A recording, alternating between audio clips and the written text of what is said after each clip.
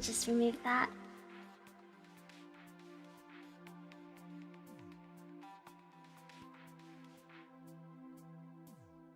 Good morning, Chips. It's fishing time. I am incredibly sorry for the delay. The extra delay was because, as you saw that really ugly chat there, my normal chat software, which is you're seeing here, that just stopped working for some bizarre reason. It's never done that before, but then it decided to work again. As for the extra hour of delay, silly me forgot that I had a meet and greet today at AniFest. Went very well, thank you. No one asked, but thank you. What do you mean Yoe time? It's me time! Yoe's gonna come. Okay, if you guys are here for Yoe, Yoe's gonna join in about an hour's time. So, if you want to disappear, I guess you can go. Yes, I've got glasses today. I'm in my intelligent mood. I'm intelligent fish right now. I'm being smart today, so I have to wear my smart glasses. You guys like my glasses? Look, it's pink. Yoshi, thank you so much for the super chat! So Yoshi will keep you safe from any sabotage. Thank you, I hope so. I'm going to use it like an amulet. Time for prescribed yap. Actually, there's no time to yap today. There's no time. We've actually got a lot of stuff to cover. There's actually lots to talk about today. So, no 1 hour, 2 hour prescribed yap before the main content. We've already lost our 1 hour. So the prescribed content starts as soon as possible. An hour? I have to go when you arrive. Wait, where are you going? Oh, you have to leave? It's gonna be VOD watching for you, Prinny. Me told me that was nice seeing you at MomoCon too. Very cute. Pink gives you +10 intelligence. Thought, you know, it would bring out the color of my cheeks. Anyway, yes, so there is a lot to cover today. I know that I must have pushed a lot of buttons with my tweet I made. So if anyone didn't see my tweet, I made a tweet. I can actually read the tweet to you because I don't know. I think it garnered a lot of attention, and I didn't actually expect that. Let me read the tweet to you guys. Okay, I kind of worded it to kind of be like snappy, and like, because, you know, I'm kind of like a reporter at heart. So I said, corpus closing, predatory contracts, VTubers getting scammed. It's no wonder the community, both fans and VTubers, have lost faith in agencies. Indies are second-guessing their applications or whether to bother applying at all. Do you guys think I'm so cool? However, on Saturday at 4 PM EDT, 5 PM EDT, I will explain how VTuber agencies work, including the different business models, the pros, the cons, the good, the bad, the ugly. I want indie VTubers to make informed choices, and I want the fans to understand behind the scenes. I have also invited a special guest, Yoe, CEO of Aegis-Link, yippee, to answer some of your burning questions about running a VTuber agency. Leave your questions below in the comments, and he'll choose some to answer on stream. So, that's what's gonna happen today. But yes, Yoe will be coming in about an hour's time. My dream job is a VTuber agency, so I need to listen. Oh my god, is it Yoe? Yoshi, sorry. Oh my god. Thank you for the super chat, Yoshi. Master of hit tweets. I don't know. That was like, my hit tweets are usually like photos of myself. You pushed my buttons with the tweet with the socks. Okay, listen. I didn't make that tweet. My account was hacked, okay? My account was hacked and someone else posted that. Big scoop. No, it's not going to be like a drama. If you're here for drama, just click off. You're not going to hear any drama here. But I will be explaining things that might be interesting for you to hear. Because I think there's a lot of uncertainty, you know, behind what's going on. And then other content creators can't exactly explain certain things either. However, I think I can give you some basic views on certain things to help you understand a bit more. Sock meta is primo. What the fish? Oh my god, hello Bonnie! So actually, Bonnie was actually one of the reasons I decided to do this stream. She doesn't know that though, but I am obviously friends with lots of VTubers, and some VTubers have gone through not very nice things. And you know what? A lot of it, I mean, it's not even their fault. Like, in terms with some of the VTubers, right? They joined agencies and they weren't given what they were promised.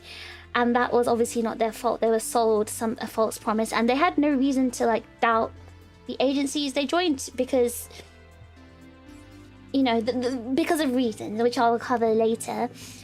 And there's a lot of like, you know, situations where indies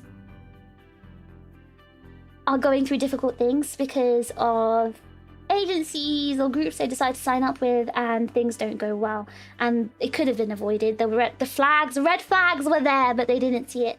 So I thought today what I'm going to do is cover some red flags and like what to look out for, questions to ask yourself, and also explain business practices behind certain business models when it comes to VTuber agencies, so also you guys can understand how it works.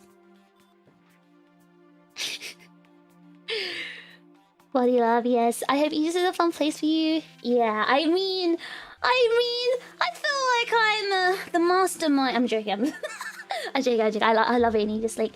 I totally do not control the entire operations, and you know, I'm not inside Yoe's head. Like, you know, oh my god, in Ratatouille, the rat pulling the hair. That's not me. That's not me on top of Yoe's head. I swear, I'm not doing that.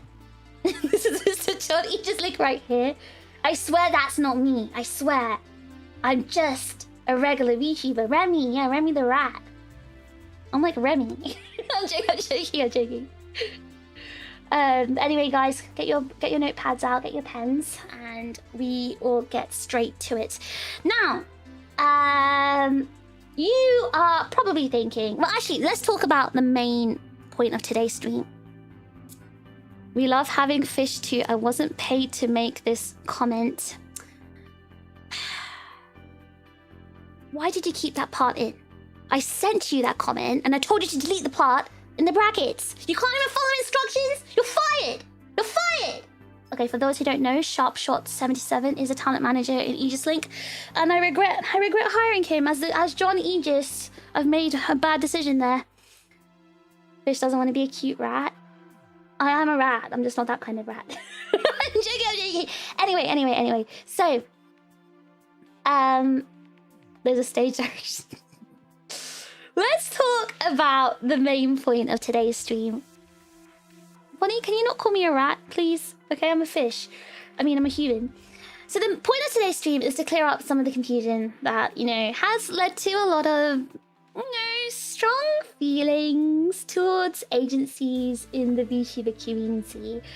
And especially lately, right, there's been a lot of, like, controversies, shutdowns, and that's kind of, I feel the general negative feelings towards agencies. And I feel like the default reaction is always like, you know, oh, corporate's all bad, being indie's good. But that's not a very helpful reaction, I feel, because the reality is actually not that black and white. But you, as a viewer, can't see that because you are not in the content creator point of view. So yes, there's been a lot of agency shutdowns, company controversies, but that doesn't mean like the entire, like, you know, VTuber agency model itself is bad.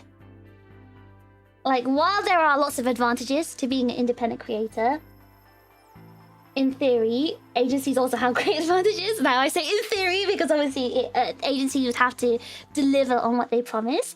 But agencies also have great advantages, as well as, you know, being independent. It all really depends on what type of creator you are and your overall plan.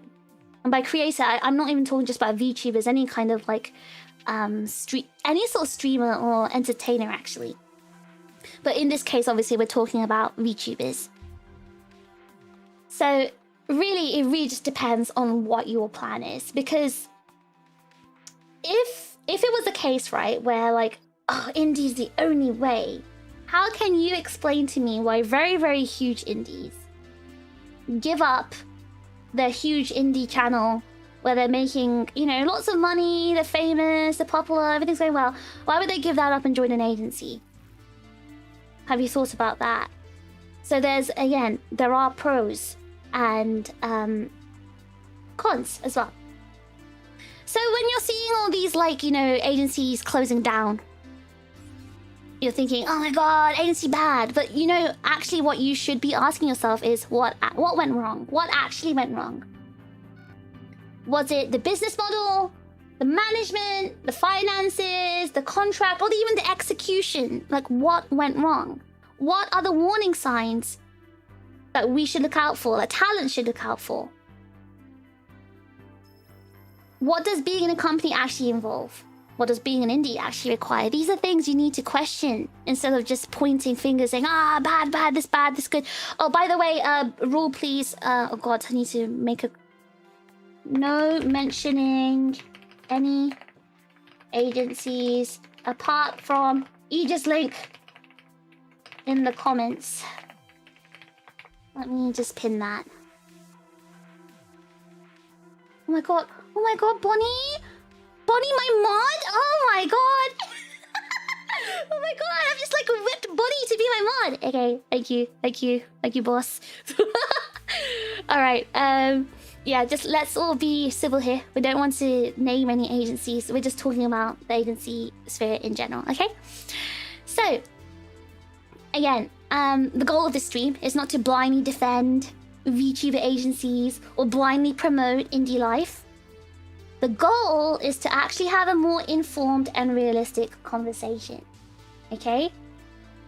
Are we all on the same page? Okay, the next thing you're probably thinking is, why the hell should I listen to you? And I get it. I'm a very small VTuber. I've only been streaming for 1.5 years. I'm part of a brand new agency, and it's a US one. You're probably thinking, what the hell does this girl know? She's a nobody. How could she be teaching us about this? Okay, so let me tell you why you can gain some sort of information from me. Now, I'm not claiming to know everything, but I do have relevant experience and perspective in this. So while, you know, Aegis-Link is a US-based agency, I used to live in Japan for about 6.5 years, and I have extensive experience working in Japanese companies. Therefore, I am extremely familiar with how Japanese companies run, as well as US ones, because I've also worked in US companies and I've worked in British companies. So I know Miss Worldwide here. Yeah, I'm kind of tucked head behind it. I'm kind of Miss Worldwide right now, but I've got experience working in different types of companies, especially Japanese. So I'm very, very familiar with Japanese companies. And I can tell you for a fact, Japanese companies are incredibly different. The way they run is very different and very strict compared to my experience working in American and British companies. So again, I think that experience is quite vital because, yes, as Buddy said, there's a big difference in business culture between JP and the West. And unless you've experienced it, you won't really understand it. It is difficult, especially if you're foreign, right? There's no walk in the park. And I've been working in, let's say, a Japanese style business for a very long time. And another thing that I've not really mentioned before, but maybe it's something people were able to infer from things I've said, I do have experience in the entertainment industry. That's all I will say. And it's to the point where I was actually, before I joined Aegis-Link, I did turn down 2 very big VTuber agencies. I'm not going to explain why I did that. And, you know, anything beyond that, but that should tell you that I am a little bit experienced. I do know a little bit of what I'm talking about. And I've also, in general, right, I've been involved in the general corporate world for about 10 years. You know, you guys call me a hag. Yeah. I've been in the corporate world for about 10 years. I've worked before. I know my stuff. I've been a hacker for a long time. And that includes me. I've actually managed 2 startups. And I worked in 2 tech startups, actually, as well. Not only that, my parents have been running businesses since before I was born. So I kind of grew up in that environment anyway. I was always growing up around like business operations, and I was slightly involved. I got myself involved from a very young age. I've done like unofficial paralegal style work. I've looked at contracts and legal documents from a very young age. And I think that helped me sort of advocate for myself and also know my way around contracts and the corporate world. And of course, again, I do think, even though I've been an agency VTuber for 1.5 years, again, I do think that's better than, you know, nothing, right? So I want you to know that my perspective is coming from a mix of like lived experience, business experience, entertainment adjacent experience, and of course my current VTubing experience. So that's why I think you could possibly gain some information here. Any questions? I feel like a teacher. Oh my god, anyone have any questions? Any questions from the class?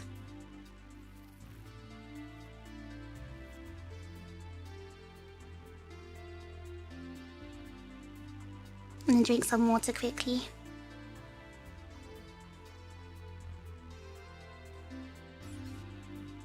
Can I go to the toilet, please? Actually, the question is, may I go to the bathroom, please? May. You may, yes. Go to take a quick water break.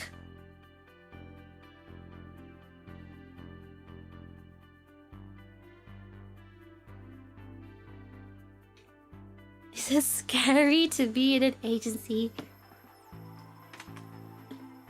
I think the question you're asking is it scary?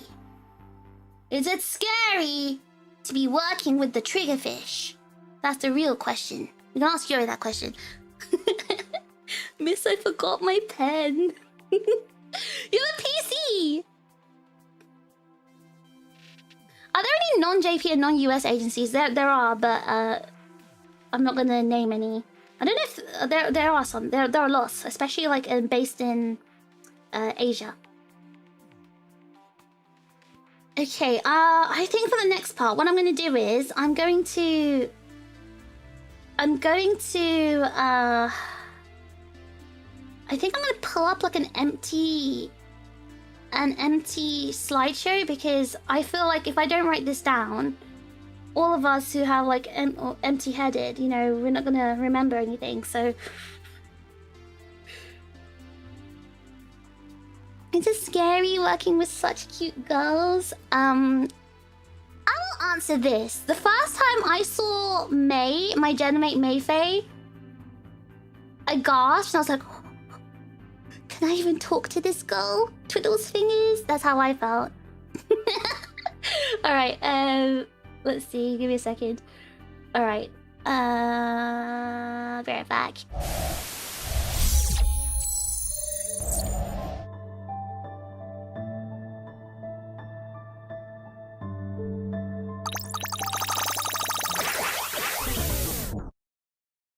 Oh god. See, you see this? This ugly chat that I had to put because software stopped working!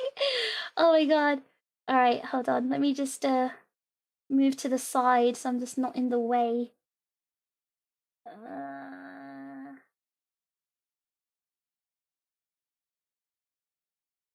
I in the way if I'm here? Is it okay if I cover you guys up a bit?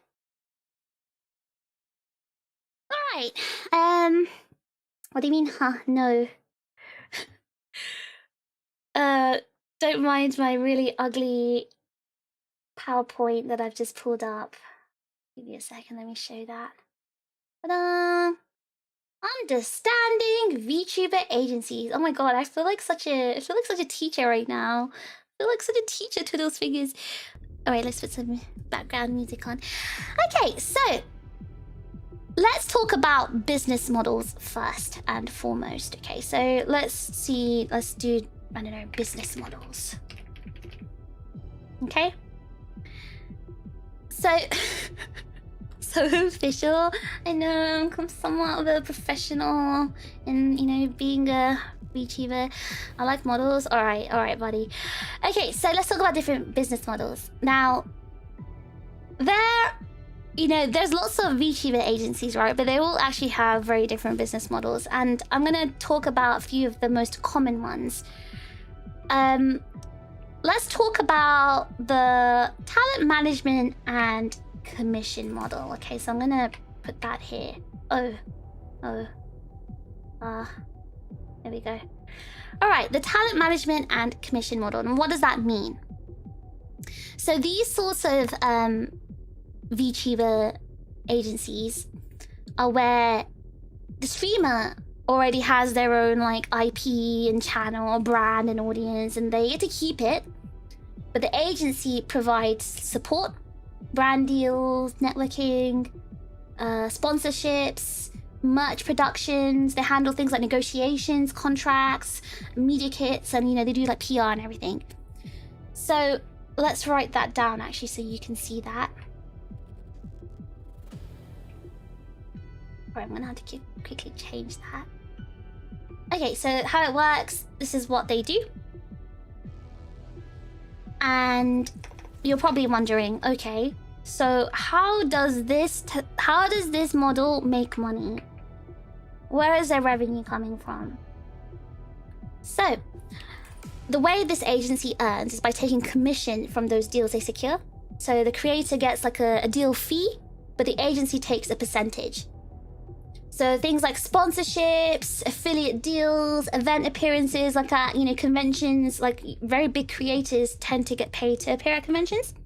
The agency takes a commission or a split. And if that agency produces merch, they take a very high percentage of that merch. That's actually how they make their revenue. Let me write that down for you. There we go. So basically acting as a middleman between talent and everyone else. Yeah, so there's a lot of advantages to this, right? Because it means that the talent doesn't need to do everything by themselves. And usually, they can keep their earnings as well from their channels. It really depends on the agency itself and the contract, but in most cases, they also get to keep their... And in some cases, I'd say, they keep all channel revenue. Now, there have been a couple of business models like this that I'm sure you know. We're not going to name names though. And their, you know, agency closed down. And a lot of people said, well, the problem was the business model here. The business model here was the issue because they weren't earning enough money. Merch production is actually commerce. You make a lot of money through that. Rather than merch production or getting these fees, these commissions or splits not being enough, it could be due to, a whole plethora of issues. It could also be mismanagement of funds. It could be too much investment and not enough returns. Wrong decisions in, marketing. There's a whole array of things that could be an issue. The model itself is not a problem, but whether it can be executed properly is the question. So you're probably wondering, okay, so why would a VTuber join this kind of agency model? Let's talk about the pros and the cons. Okay, so the pros. Well, obviously, they get to keep their... Hold on, let me write this down. The pros. The pros, they get to keep the Google Slides. See, shut up! I just randomly had this idea 10 minutes before the stream, okay? So the pros are, obviously, they get to keep their IP. They get to have a lot of freedom. They have sponsorship access, or better sponsorship access, rather. They get professional support. someone to handle all their legal stuff, their contracts, and professional support in general. Now, the cons for a VTuber to join this agency type is that if they're small, the company might not prioritize them because, you know, they're not going to make them enough money. There's also possible exclusivity restrictions. For example, if you're working with our company, you can't work with XYZ company because they're a competitor company.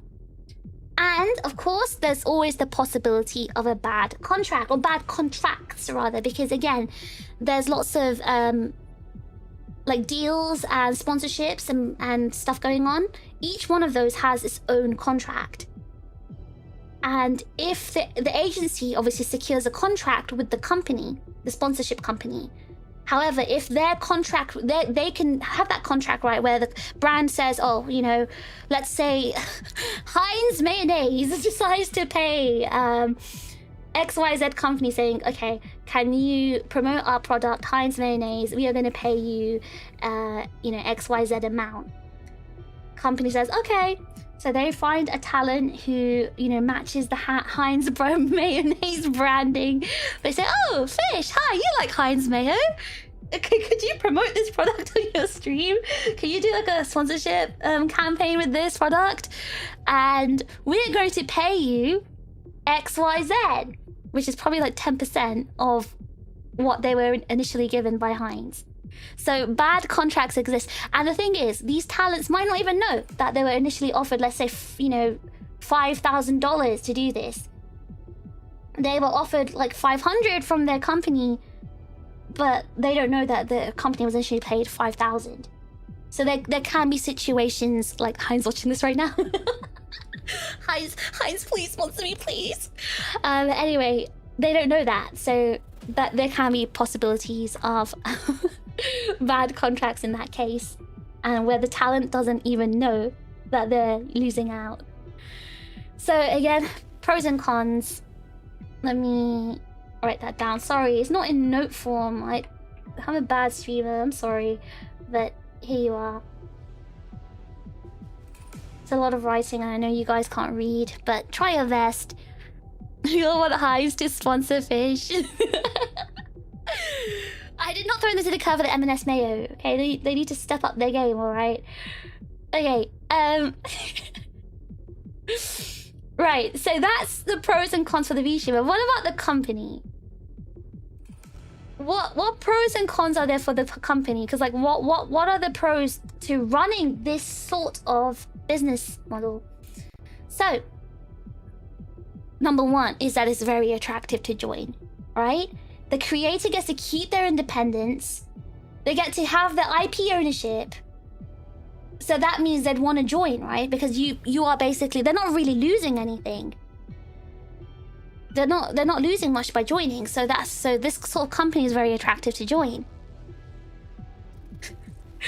And also there's very low agency overhead costs. And it's also a very flexible type of agency to run. Now, the cons of running this sort of business model is that agency obviously has less control over the talent. Yeah, the agency has less control over the talent. There's also little upside involved in this sort of structure. So I think that's something that could, you know, obviously when it depends on the person who's running the company, right? If they are really focused on making massive, huge profits, that's something that could hold them back.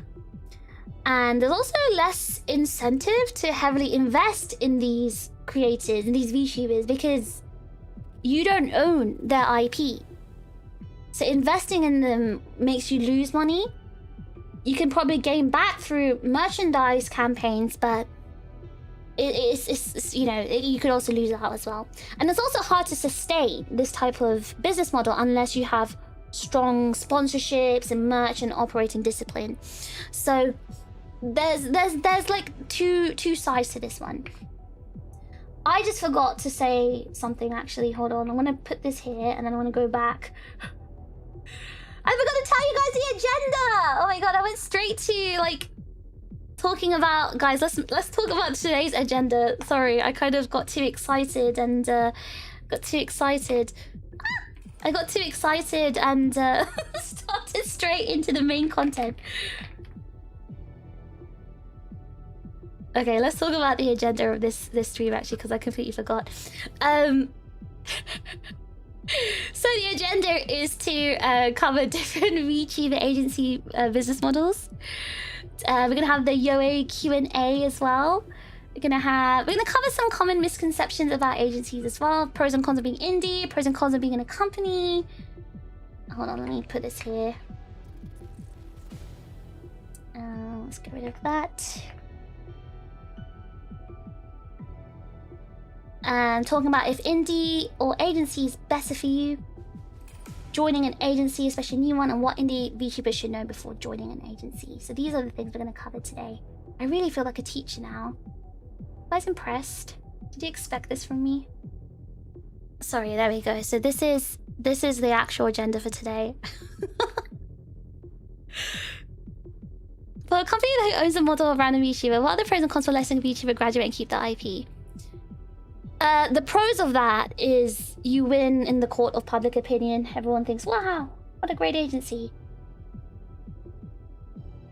But we can talk about that more in details. But, you know, if you feel so teached right now... Okay, alright. But yeah, this is the agenda for today. And we are currently on this one. Well, we need to wrap this up pretty quickly because Joey is going to make his stream debut soon.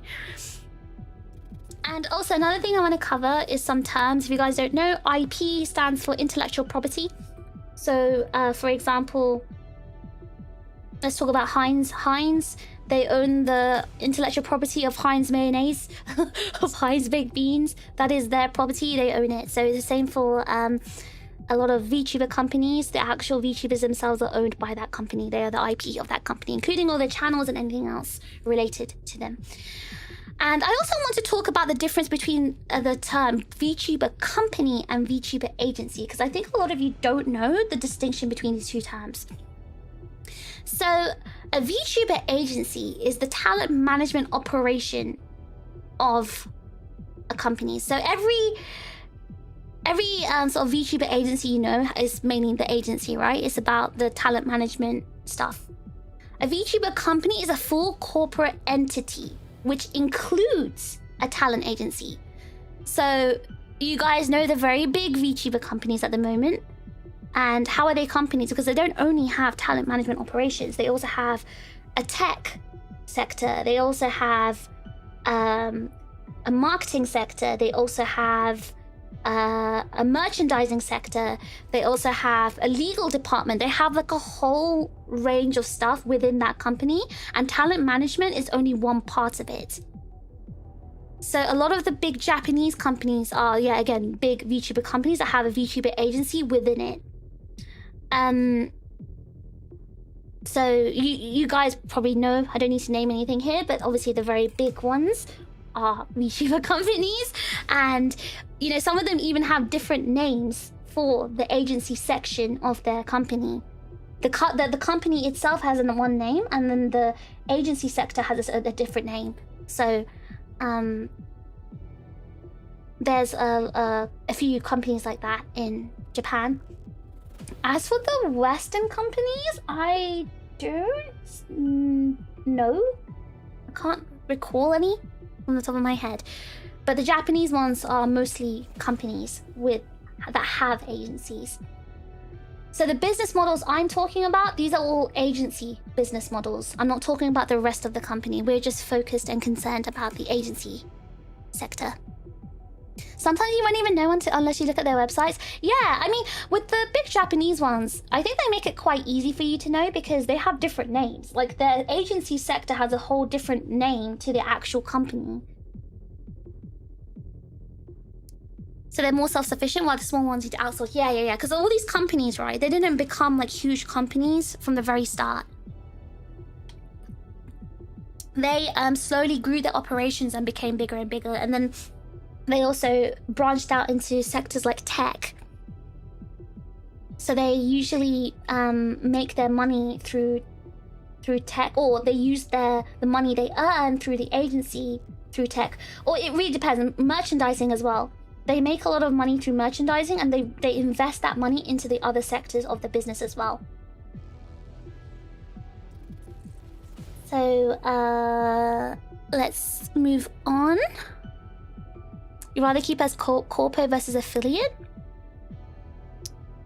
But what does affiliate mean? I think that's even harder. See, corpo means corporate, right? If you just say something is corpo, it doesn't really have a very it has slightly negative connotation to it as well, I feel. So the main topic here is agency. Is Aegis-Link a company because the entire purpose of Aegis-Link operates as an agency. The main operations is an agency. So anyway, this is the current model we're talking about, the talent management commission model. So agencies might also take, these sort of agencies, these business models might also take like a lower commission or split, because they're trying to attract like established huge VTubers who don't want to, you know, be under corporate control. So there are obviously, maybe you can think of some agencies who do that as well. Like they want really big creators, because the way they can benefit from that is by selling merch or something, and then that's how they can make their money, through basically the branding of that big creator. And there are also some models that charge a monthly fee instead of taking a split or a commission. But I think that sort of model has died out, at least in the VTuber industry. That model still exists in the like the monthly fee one. It exists in like general content creation, but I think in VTubing one, from what I know, Kawa was the only agency who used to do that, because Kawa, the merch company, they used to be a VTubing agency too in the past, and that's the kind of model they had. But then they stopped it. And I'll talk about Kawa in a little bit. And me mentioning Kawa, by the way, I do have a full permission from Moo, and everything I mention, most of the things I'll mention is publicly available information. And she has given me her full permission to talk about it. And I'll cover Kawa's in a bit, because Kawa is very interesting and relevant to this conversation. But yeah, obviously a big con of this model is it can be very financially difficult for the company. If like the agency is giving a lot of expensive support to its creators, but it doesn't make enough revenue to cover the costs. And that's usually how this sort of business model closes down. It's sad, but it happens a lot because, again, there's a lot of things involved in making the revenue from this type of model. All right, any quick questions? Actually, no, there's no time for questions. Oh my god. I'm gonna have to delay you over about maybe 15 minutes. Now let's talk about the big one. The big one. Actually, should I talk about the smaller ones first? No, I'm gonna talk about the actual main one. I wanna talk about this. This is what I'm gonna talk about. Ta-da! The revenue share agency model. This one is maybe one that you guys are more familiar with.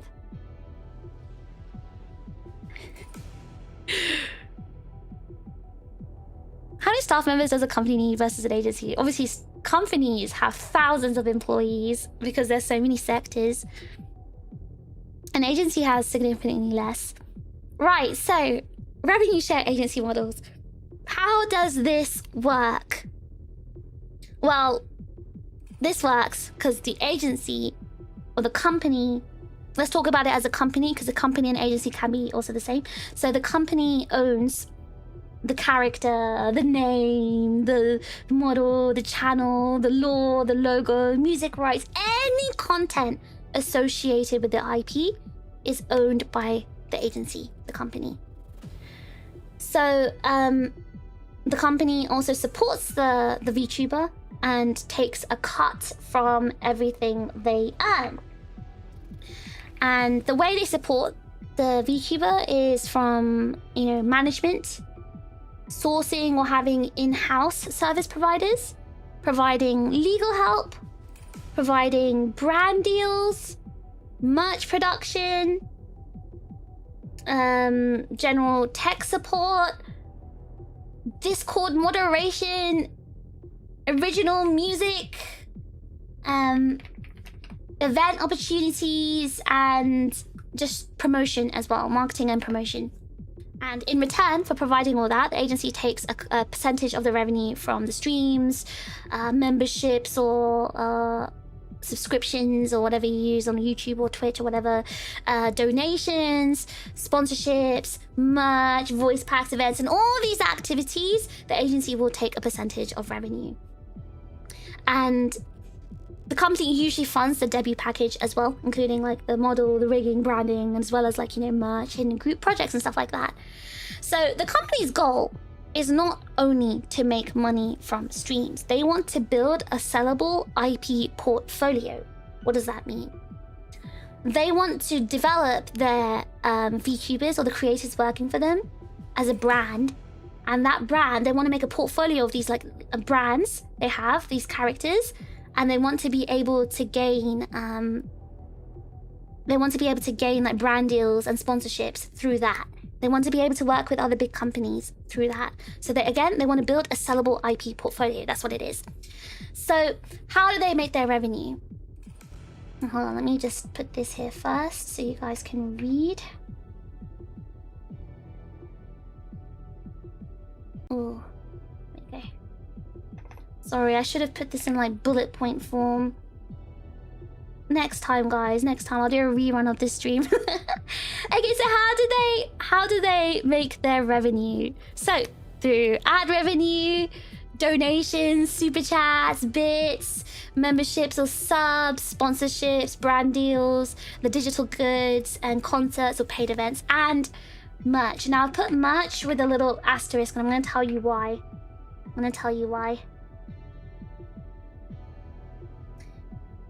So when it comes to merch, it's pretty interesting because not all agencies have, or not all companies have a merch sector, especially agencies. So again, agencies only handle the talent management aspect. So they don't have the actual merch sector, because handling merch isn't just like, you know, oh, I'm going to have a website and sell this product. You have to handle inventory and shipping and whole customer service and a whole load of other stuff, which has incredibly high overhead costs. So what a lot of agencies who run the revenue share agency model do is that they outsource their merchandises to companies like Kawa. Now, Kawa is what's called a merch first or a commerce model, business type model. So they outsource their merch to the commerce models. And again, Kawa is a very big example of a merch model. So revenue is actually very little if it's an agency who outsources their merch, because they're not making money from that merch. The merch is basically for you guys or the fans to enjoy. So merch, the only people who actually very like get very big benefits from this are the companies, the VTuber companies. This is actually a lot of their bread and butter is through the merch. So what are the pros and cons for a VTuber to join a revenue share agency model? Does the class want to guess while I have a little water break? Who wants to guess? Why would a VTuber want to join? Why would a VTuber want to join this one? This is the most common one, the one that you guys are most familiar with. So why would you think a VTuber wants to join?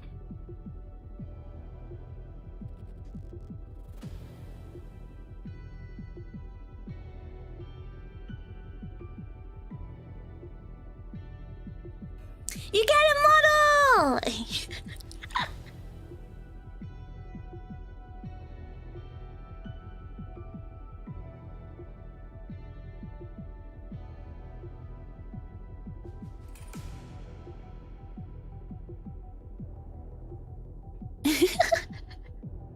No cost to build your IP? Do I get a gold star, miss?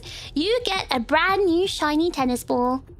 Company shoulders all the risk. Oh, see, pretty, that's a good one. Good one.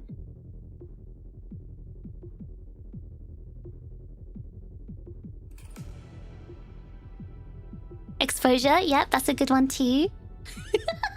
Easy handling of the merch, finance and marketing. Okay, good job, guys. So yes, usually a VTuber wants to... one of the biggest things for a VTuber to want to join this type of agency is that, yes, they usually, in most cases, get a free debut package. I want to say usually... Okay, hold on. Let me write this down. Not all. Unfortunately, not all companies offer this anymore, but... at least in the past they did more. But anyway, yes. Usually, you do get a free debut package. What does a free debut package mean? It means the company shoulders all those costs. You get everything provided to you and they cover the cost. They usually have a budget and you need to work within that budget. However, I think it's more... nowadays, it's more agencies that are providing this. I think a lot of big companies now, because they've built their brand so big, they don't tend to provide this anymore because their what's the word?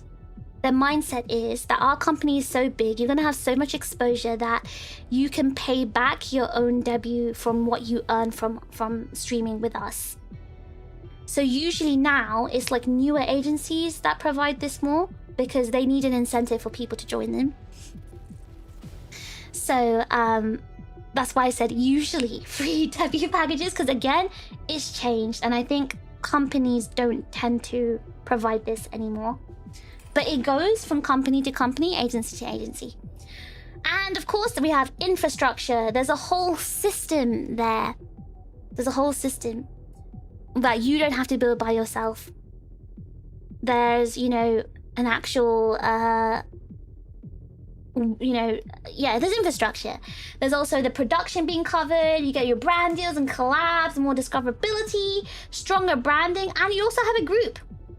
And there's also little risk involved for yourself by joining a company or agency. So this part is actually very important. And actually, this is a big reason a lot of like large indies give up their entire like indie, you know, IP to join from scratch, join an agency from scratch, because you guys don't understand what girls want.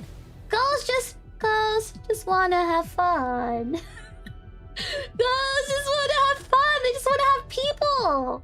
And a lot of these girls give that up because they just want gen mates. They just want people to, you know, be idols with. Oh my god, hi Yomi. Oh my god, Yomi, I didn't give you the... It's not a spanner anymore, is it? The shield.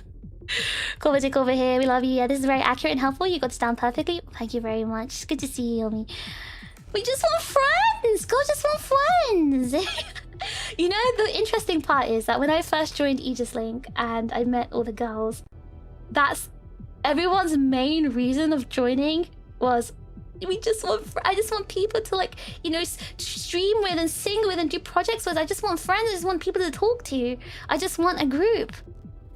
The female urge to earn besties. Teacher aside friend group.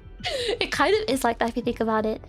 Having a community is a big plus. It really is. Like, I don't think you guys shouldn't underestimate the power of having a community. And I mean internal community as well as, you know, you guys. Can't you get the same effect with a VTuber group as a union equivalent to a corporate? Yes, but you don't have these other benefits, right? So a lot of people do join VTuber groups for the friend thing, but they don't really get the other stuff here that I'm highlighting. Imagine you can build your own. It's easy to have it done for you. Exactly. It's just like, you know, I can make a sandwich just by myself, right? But I could also buy a sandwich from Tesco. And it's made for me and it's delicious. VTubing can surprisingly be a lonely world. Exactly. So girls just, you know, want to have friends. They want to have fun with their friends. And they want to meet like-minded people. Also, you define those friends yourself. They're not assigned. Exactly. There's laziness here. And also shyness. May, do you mind if I bring you up here?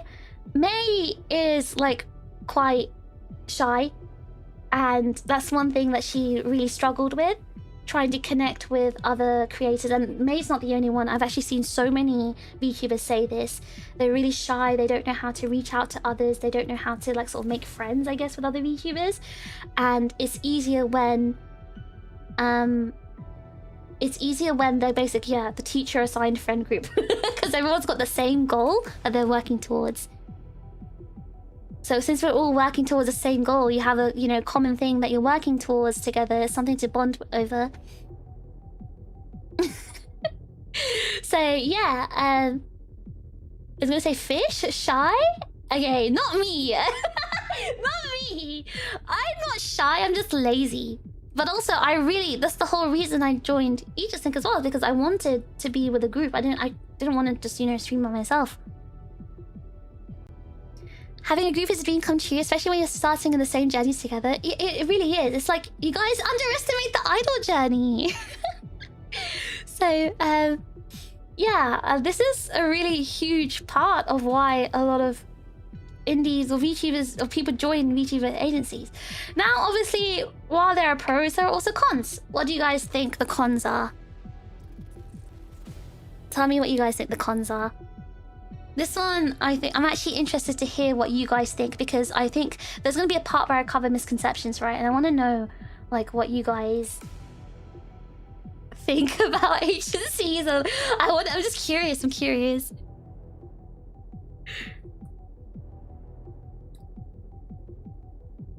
Bigger cut of the revenue stream goes to the agency. Okay. Deadlines. Don't own your IP. Okay. No IP if things go south. Okay. Company owns everything you create. Okay. Censorship, quotas, restricted collaborations, renewing perms. Okay. If you're dissatisfied, decide to leave. You own nothing. I feel like I'm being biased. Okay, shh, Bonnie. No talking, Bonnie. You're not allowed. Oh, hi, Eve. I would say the lack of creative freedom sometimes. Oh, yeah, that's definitely a big one. Misalignment between the core friend and VTuber's goals and comfort zones. Having to spend so much time bullying managers. Guys, ignore Dan.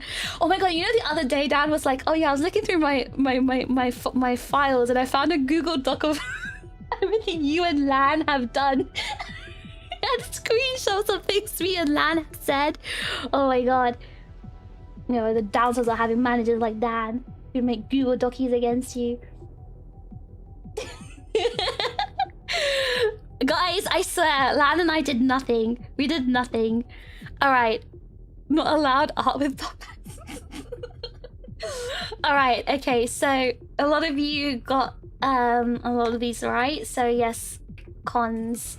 Let's talk about the downsides. And honestly, I think downsides are very... Oh god, what have I done? I think downsides are... what's the word? Subjective. Because you have to also understand like why these rules exist, right? So, yes. Downsides are... I think the biggest downsides, right?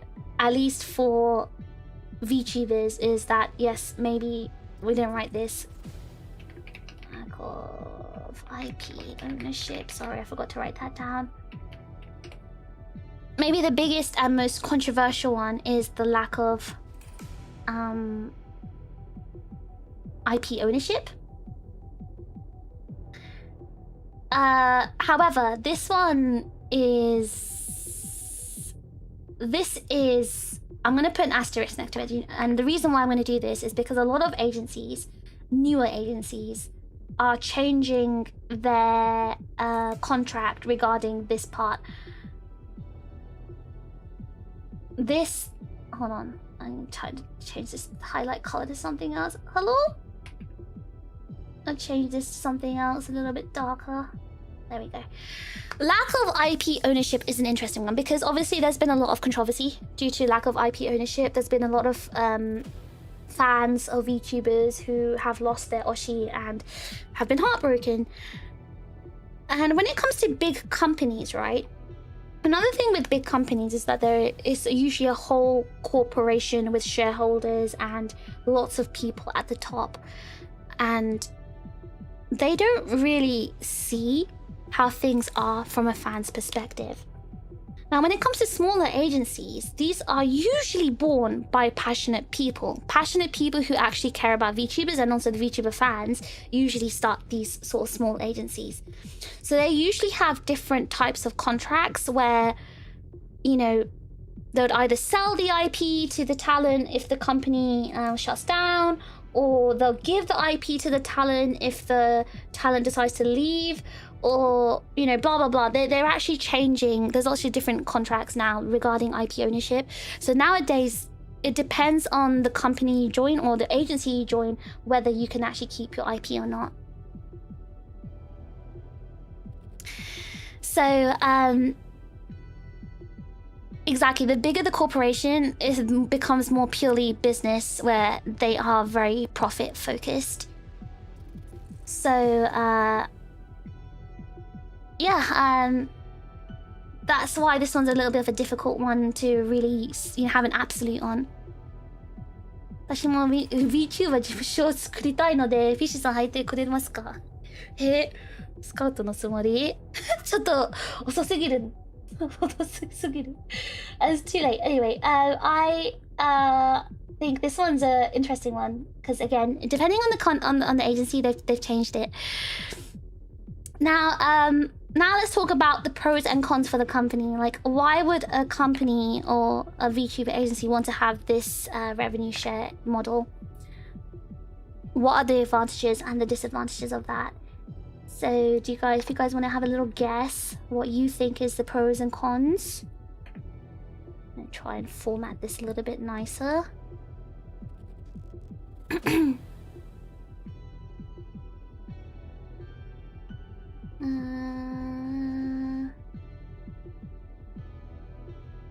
So why would an agency want to have this model?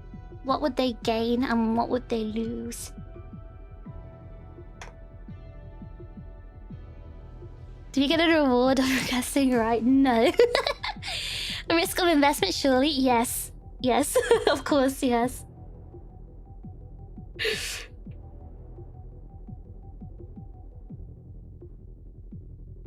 Anything else?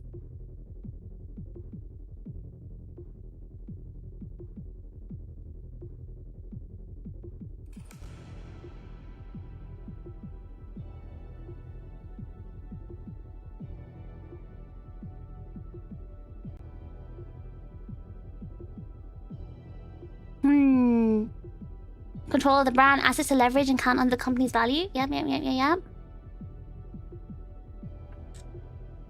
More predictable revenues, increase control. Brand image. Okay, brand image is a very, very good one. Yeah.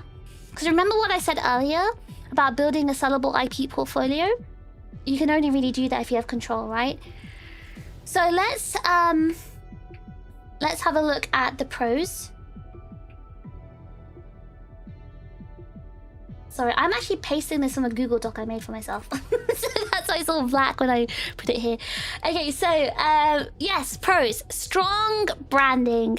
Now that is actually one of the biggest things because, again, to build a sellable IP portfolio, right, you need strong branding because you are essentially like a product, right? So if you have strong branding, it's easier to sell merch, it's easier to get sponsorships, it's easier to get brand deals.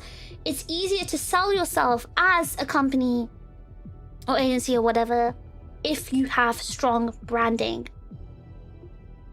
Like, I don't think you understand. Without strong branding, your company will not do well.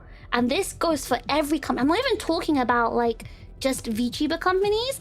This goes for every business, right? Without a business that doesn't have a strong branding or a strong product like marketing, and if you don't easily understand what that product is, you won't buy it and it won't do well because people don't understand it. For example, let's go for Heinz Mayo again. Heinz Mayo, they keep their bottle transparent so you can see the mayonnaise inside. They have a massive label saying Heinz Mayo. It's very obvious they are mayonnaise, okay? So you gotta have that strong branding if you want to sell. And also, of course, there's the recurring income every month because you're taking a percentage of revenue, right? You're taking a percentage of revenue, which means every month you will have recurring income.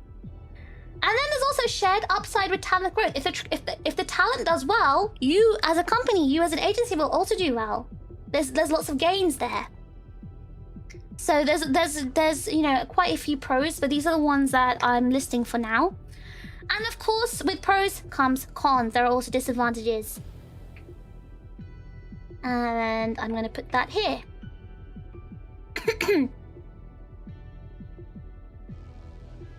How is Baked Beasley is a VTuber? Oh my god, it should be me.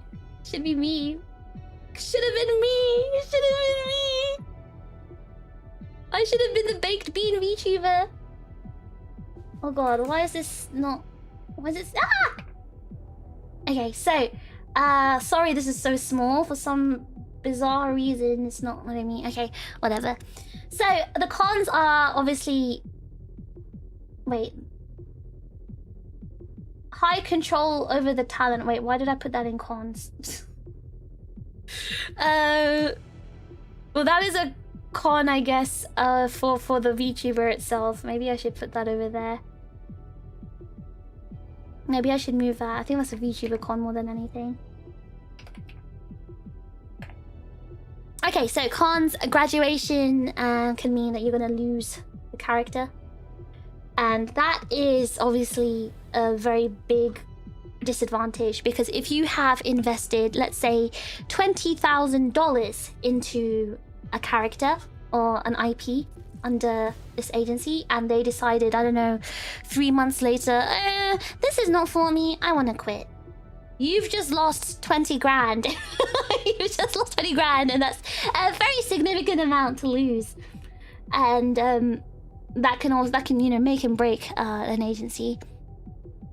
So yeah, graduation I think is a very big one. If they have not kind of even paid back their debut costs, I suppose, in terms of their earnings, this could really affect an agency. Also, this one. This is a really, really huge one. Fans might become hostile if they think the company is exploiting the talent. Now, this one is a very, very tricky one, right? Because it's always the case of he said, she said, right? And obviously, from the outside point of view, we don't know what's going on. We can only choose to believe one side or choose to believe somewhere in the middle. And it's a very sensitive topic. And this is, again, there's been so many controversies in this scene.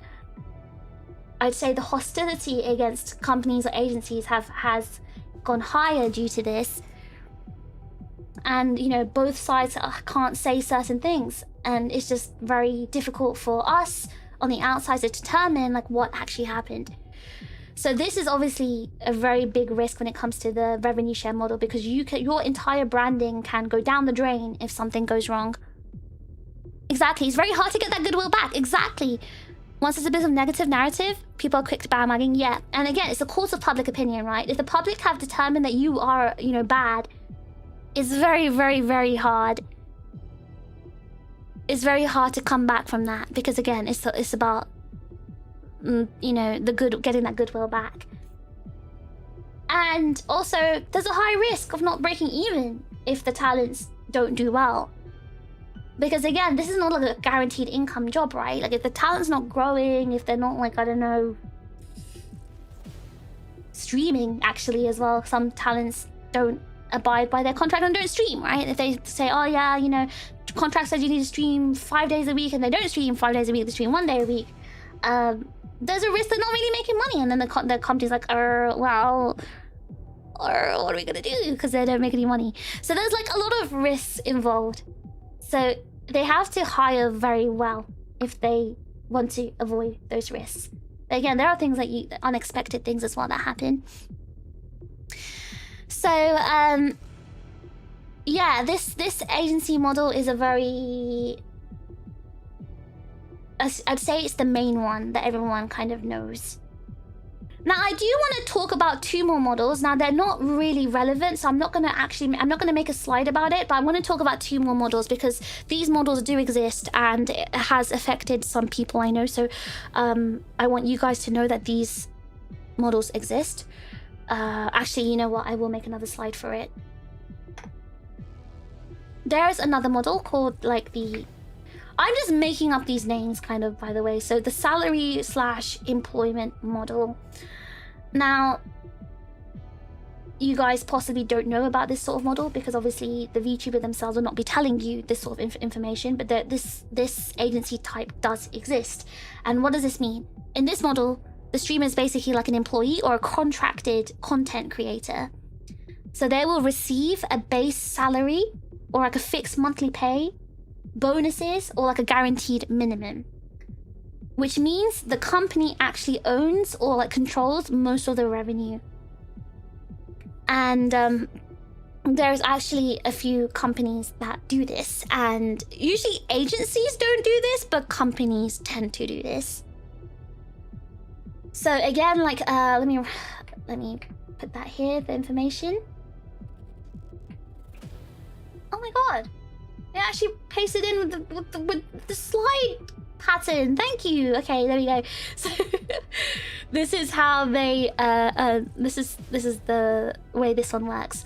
So how does this model earn their revenue? Okay, all right, so this one turns out black. Okay, so they earn their revenue through ad revenue, donations, basically all the same things that the revenue share model earns, but they also earn the same thing. However, they don't split it. They give you a salary instead.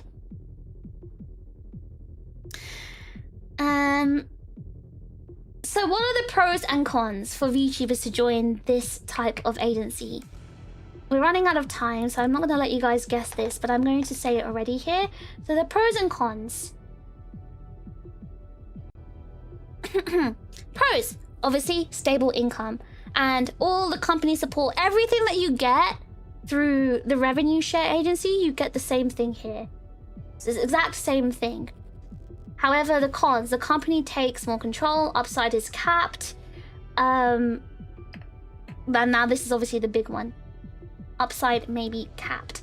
So because they're earning a fixed like base salary, right? The potential income they can get from this can be very small.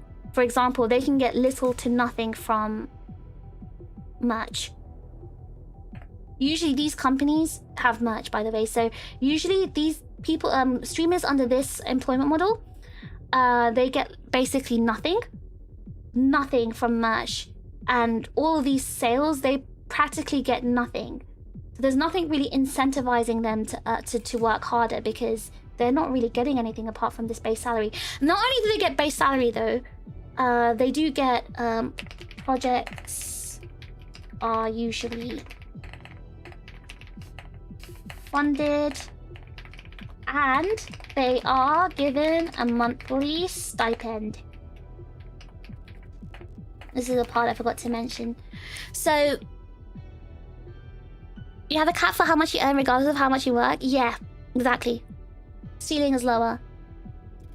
So yes, they get the stable income, they get the company support. They're usually getting their projects funded and usually giving them monthly stipend. So all their stream activities, usually they don't ever have to pay out of pocket. So they kind of get to develop their channel and their streaming career, and they also get an income on top of it as well. But there's no incentive for them to work harder because they can't really increase that cap. Less incentive to interact with the fans and community than strictly necessary. Well, actually, no. Incentive to interact with fans and community is okay. There are lots of people who do that just for money, but when it comes to people who work in this agency, right, this sort of style, this employment model, right, they usually have extremely strict control over their branding and their talents, which means sometimes they'll not even let you have interaction with the community other than outside, only in your streams. For example, this model, they might not even have a Discord. They might not have like other ways to like, you know, communicate with their talents because it's very, very strict and controlled. So this one has way more control compared to this one. Would this model be for VTubers who are more of an existing brand's face? No. So this type of company, interestingly enough, usually hires people who don't have any experience or very little experience. Sounds a bit sad. Yeah, I mean, again, I've only really seen Japanese companies who do this type of model. And I would say this is a very Japanese style of running a company. Hold on.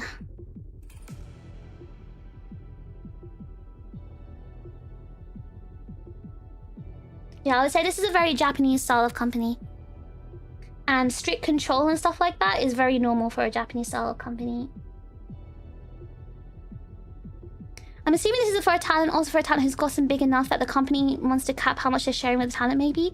Well, yes and no. So there is actually like a big company who does this style, yes. But there's also small companies who have done this and they've gone in the red because obviously their talent wasn't making enough to make up for the base salary that the talent was getting paid. So it goes two ways. It goes two ways. I know both types of I know companies have done like with both situations. But again, it's mainly Japanese. I don't know any Western company who does this model. It's all Japanese companies I know that do this model. Now, I'm going to talk about one more type of agency model. This one, I'm only talking about this because you guys might be curious about how these sort of agencies work, because you might have seen agencies like this. But it's actually not relevant to anything I'm talking about today, because I don't think any indie really, unless they're really huge, I don't think, or like maybe Twitch focused, they don't tend to join this type of agency. But I still want to cover it because I think it's interesting. So the other type of agency I'm going to cover is the streamer network, or the MCN model. For those who don't know what MCN is, it means multi-channel network. So in the like creator world, it refers to like, you know, a third-party service provider that is affiliated with loads of like social media channels, and usually helps with like, you know, your content and getting like brand partnerships and stuff like that. So this actually kind of exists for VTubers too, and I've mainly seen it on Twitch. I haven't seen it on YouTube, so I could be, you know, it could be existing on YouTube. I just don't know about it. So to quickly explain what it does, what this type does. Is the company basically packages like many creators together for campaigns, and again it is more common for like Twitch. I guess for YouTube it's more common for like IRL creators rather than VTubers, TikTok, gaming creators, and VTubers as well. So brands basically reach out to the MCN, and you know, a content creator is assigned to this brand campaign, and the MCN takes a cut or a percentage from that deal. So the only revenue they earn is through brand deals and sponsorships. That's how they earn their money. Some of them also charge a monthly fee as well.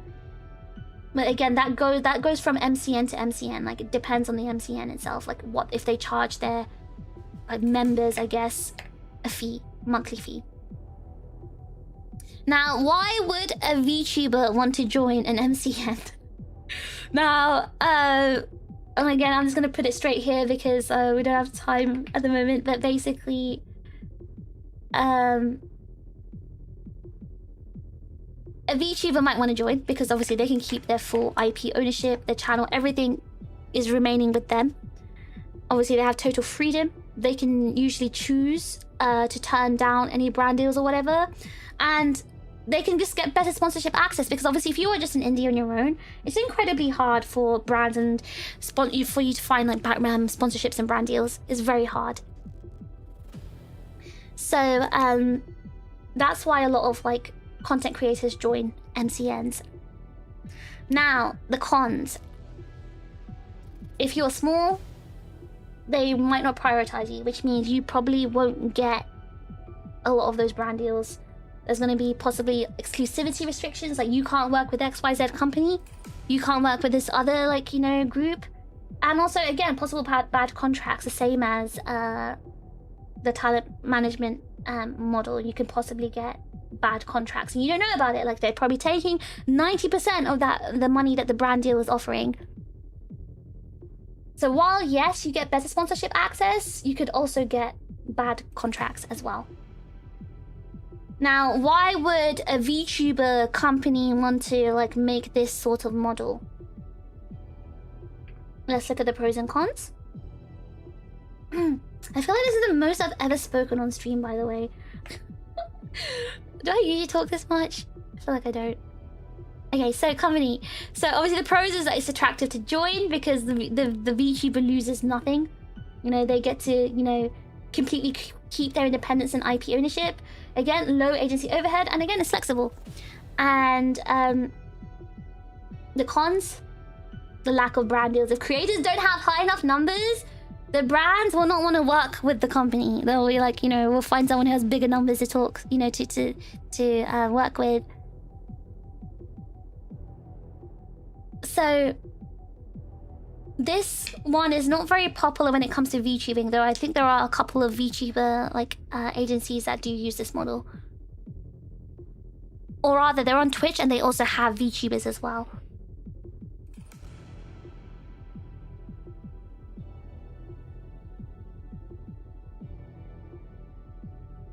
Okay, so any questions? Because now we're going to be moving on to the next part, which is Yoe's Q&A. Are you guys ready?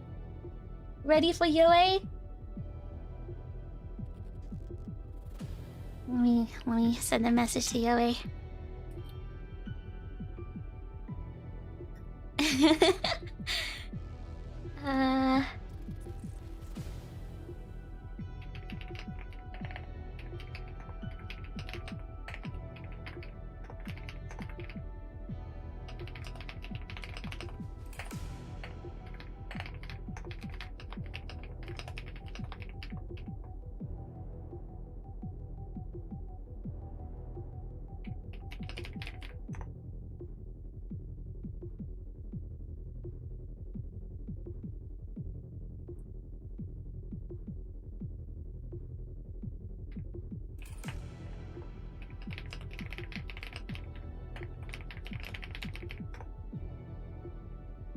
Ready for the boss?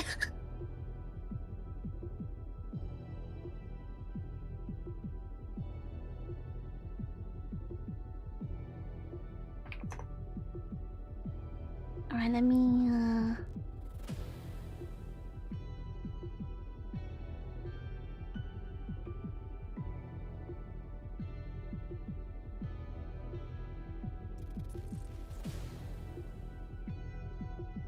I'm just getting it ready.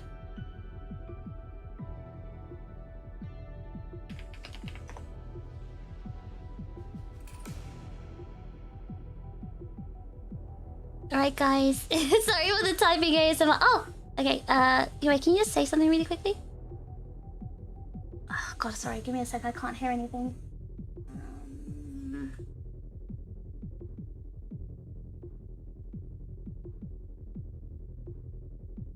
Oh dear. Sorry, Yoey, can you say something again? Oh my god. Oh, there it is. Okay. Okay. Yeah, it's my fault. It's fine. Okay. I'm gonna just pop you up on the stream and then. Okay. Oh. No, Woody. Okay. Why should I put you here? How is the session going? Oh, they can hear you, boss. Oh. You can say hello to everyone. Do you want to introduce yourself? Oh, hello everybody. I'm Yoe. I am the managing director here, CEO at Aegis-Link. It's a pleasure to. Well, I think some of the chatters I've already had the pleasure of meeting at different conventions, but for those who I'm speaking to for the very first time, it's a pleasure to meet everybody. Okay. All right. If you just give me a second, I'm just gonna pull up the questions in the order that you showed me. Give me a second. Alright, everyone, say hi to Yoe. Say hi to Yoe and don't be weird. Please don't be weird. Don't say anything weird, please. Boss, if they say anything weird, just don't look at the YouTube chat, okay? Oh, okay. Just don't look at the YouTube chat. Sometimes they say weird things. Oh, I see. Well, so I know that we already had some questions prepared, but I'm definitely more than happy to address any questions that are mentioned on chat too. Okay. Let's go for the ones. Go ahead and. Let's go for the ones that you didn't document first, and then you can do the other ones. Okay, yeah, sounds good. Okay, do you want to go for the first one? So should we just go ahead and get started? Mm. Okay. Well, all right. So, yeah. So basically, I guess just to give a quick rundown to everybody here, Fish kindly sourced a few questions on Twitter and uh, Mashimaro to ask any questions to me. So I'm happy to address them and kind of give some insight as to kind of what goes on behind the scenes, but also clear up any misconceptions or if you have any questions on how these things are run. That's kind of the point of this. This is actually I'm really excited to be able to participate in this because it's something I've always wanted to do. It's Really? we as a company, Aegis-Link, yeah. So actually, the people who have been here from a very long time ago actually might recall this, but I used to share some like the developmental progress of Aegis-Link back online. And I've unfortunately been a little bit too busy to maintain and keep those updated. But I do kind of like providing insight because one of the things with Aegis-Link is we do kind of value transparency so that our community knows kind of like what goes on to the extent that it's reasonable. And so, just giving more information on this is always, I think, very helpful. All right, so going on, so Jamie Asian 99 Kasser asked, how hard is it for agencies to turn a profit without branching out into selling stuff like tea, coffee, with the VTuber brands on them? Because merch, concerts, birthdays, etc., are all seasonal, but VTuber branded drinks or food, I'd imagine fans would buy over and over. So I think that's first of all, that's a really great question. And I think the brutally honest truth is that it is very, very, very hard for a VTuber agency to turn a profit, right? That's when you are making more money than you are actually expending. It does depend sort of on the business model and the developmental stage of the agency. And so for us, Aegis-Link, as we're still very much in the startup phase, we have only been profitable when you're looking at it from a month-by-month basis. So like how much money we spent that month versus how much money we made. We have only been profitable 2 months. And if you look at it on a quarter basis, right, that's 3-month intervals, we have never been profitable. And I think that's just kind of the, that is fully expected, though. I think that one of the things that, as being a startup agency is that, you should go into this fully expecting to not see a single cent in your wallets when it comes to the revenue or the profits. And any profits that you do make generally should be spent towards further developing the company. Now, sorry, I'm not sure if it's Jamie Asian 99 or Kasu, but they asked basically, they brought up also a few initial points like selling stuff, and it's the seasonal goods versus evergreen content, and merchandise. Merchandise, first of all, doesn't really have to be seasonal. It's something that you can make evergreen. Our partners kindly at Kawa, for example, are setting up things for us with respect to evergreen merch. So it is something that we could kind of sell over and over. But that being said, Kasu is correct, right? Concerts and birthdays are all seasonal, and those are kind of high volume, opportunities to generate high levels of revenue. So that is something that is kind of seen as the sweet spot for most companies. I think a milestone that any VTuber agency is trying to kind of reach is the point where you can have enough of these opportunities, of these seasonal opportunities, to kind of make them more of a consistent thing. So, every single month, maybe you're doing some kind of event that is bringing these quote unquote seasonal levels of revenue. I think another part is that with respect to merch, right, that is also something, I mentioned earlier about the development of the developmental stage of the company. And, once you get further to a point where you can kind of rely on these merches to bring in a consistent stream of revenue, then the company is definitely on the right track when it comes to operating profits. Anything else? Oh yeah, and then I think Kasu also brought up a really good point here, right? When he says with the VTuber brands on them. I do think basically one of the ultimate goals of almost any VTubing agency, because the product that you have here is sort of the IPs of the models, and so you want to be able to license those IPs out into fruitful business opportunities, whether it be branding deals, licenseships for products. Those kinds of things are also, I think, kind of like the end game when it comes to the goals that VTuber agencies should have when it comes to generating a profit. So I think that is my initial response to that question. Should I move on to the next, or do people have questions on that point? I want to actually also like chip in with something as well. So Yeah. you already mentioned, yeah, like how we don't like when it comes to like having this sort of agency, right? It's quite hard to turn a profit, especially like in the first like few years. I want to say that's actually very normal, and the companies that make profit, right? Again, remember I told you about the distinction between agency and company. They're usually making money from the other sectors of the company. The agency sector is usually operating at a loss or they're breaking even. So again, they're usually making money through their merch sector or something like that.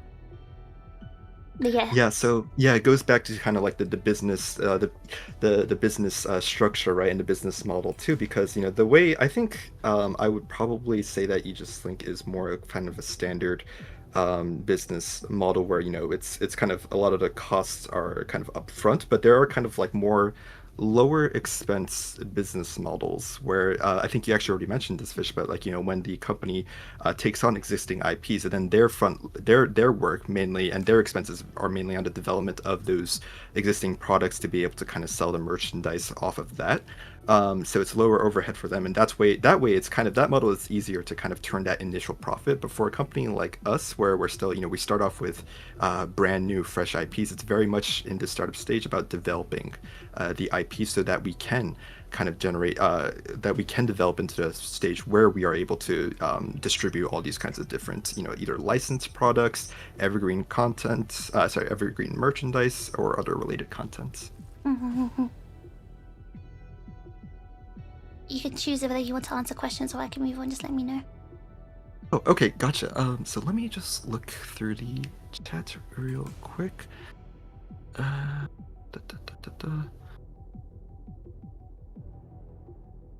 see Generic 2 said, a wildly popular trading card game is the dream. I would, that would definitely be I think that's accurate.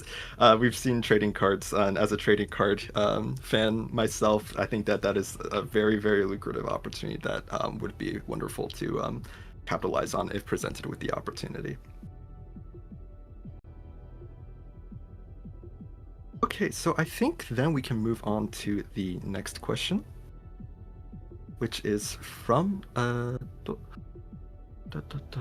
Evil Gremlin, who's asked a hard question for CEO.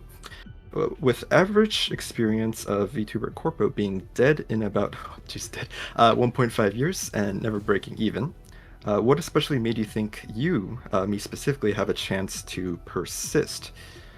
So I think that's a very, very fair question. And I actually kind of like the point that Evil Gremlin mentioned here, a chance to persist, because I do think that this isn't specifically related to VTuber startups, but just in any startups in general, I think that a business leader who does lack the self-awareness of, the realities of the risks of starting a company, if you are not aware of that, that's already kind of a dangerous recipe when you're looking at things at the long term. So I do like the term that Evil Gremlin, how he phrased this question.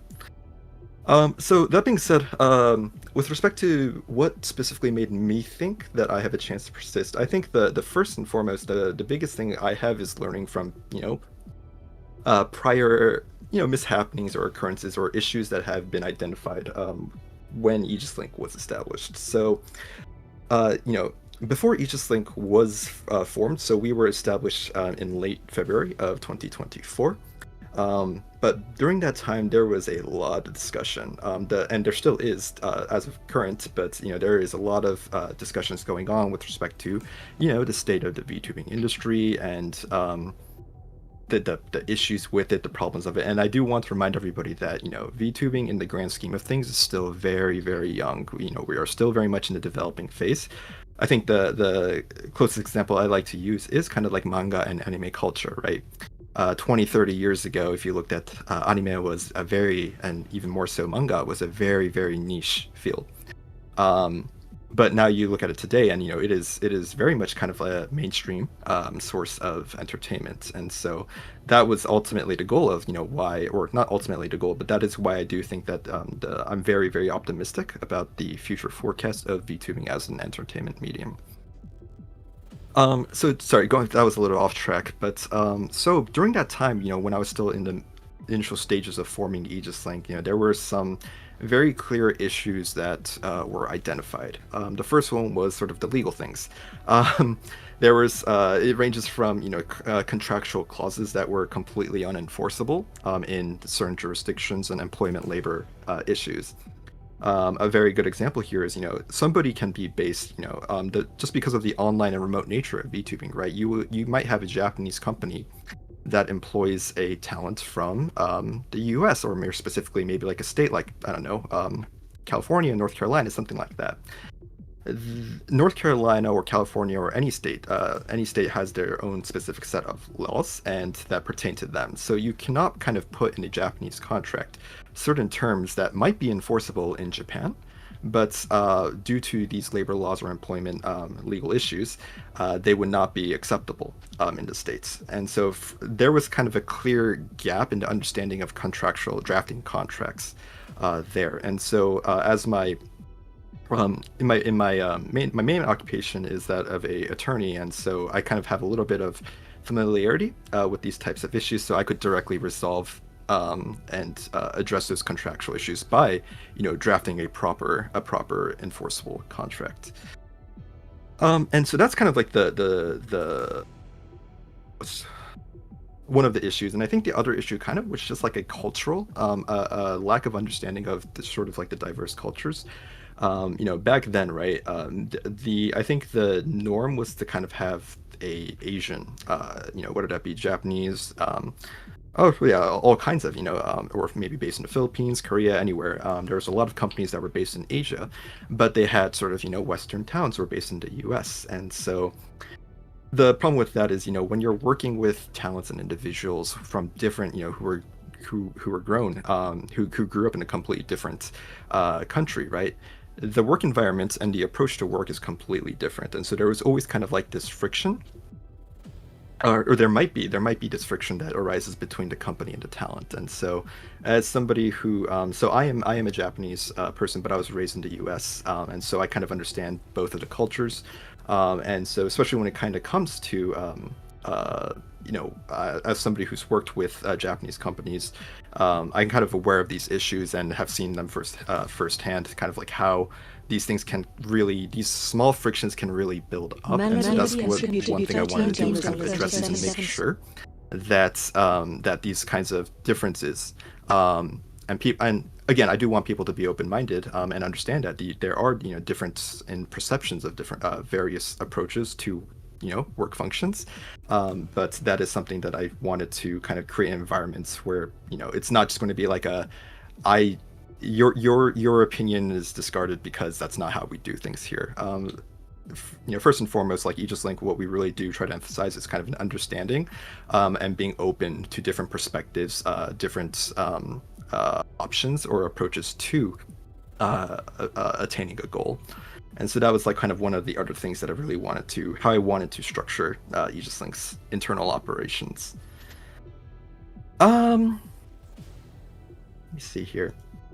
This one's also another personal kind of thing of mine is, so when it comes to companies, when it comes to big VTuber, or not big VTuber, any company, any corporation, especially if you're publicly owned and you have shareholders, staff and directors of these companies have something called a fiduciary duty. That's the duty to, those are kind of duties that the business leaders owe to shareholders, people who own equity into your company, people who partly own your company. And the way I perceive this was kind of like, well, that inherently kind of creates a conflict of interest in some sense where, with the very core kind of concept of a VTuber company, right, is a talent agency. And the agency needs its talents to kind of succeed. That should be kind of the first and foremost priority. It's not raising corporate profits or anything like that. It's you need to think, especially if you're thinking a long term, right? Because again, as we discussed, the long term goal here is to establish the IPs and be able to kind of market that and develop business opportunities there.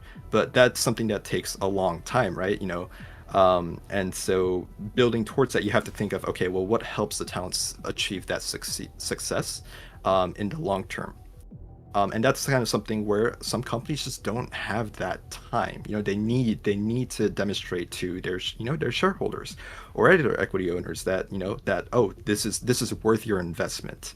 And so by kind of getting rid of those restrictions too, we can kind of focus on what the core priority should be, which is our 3 guiding principles of talent confidence, community trust, and industry unity.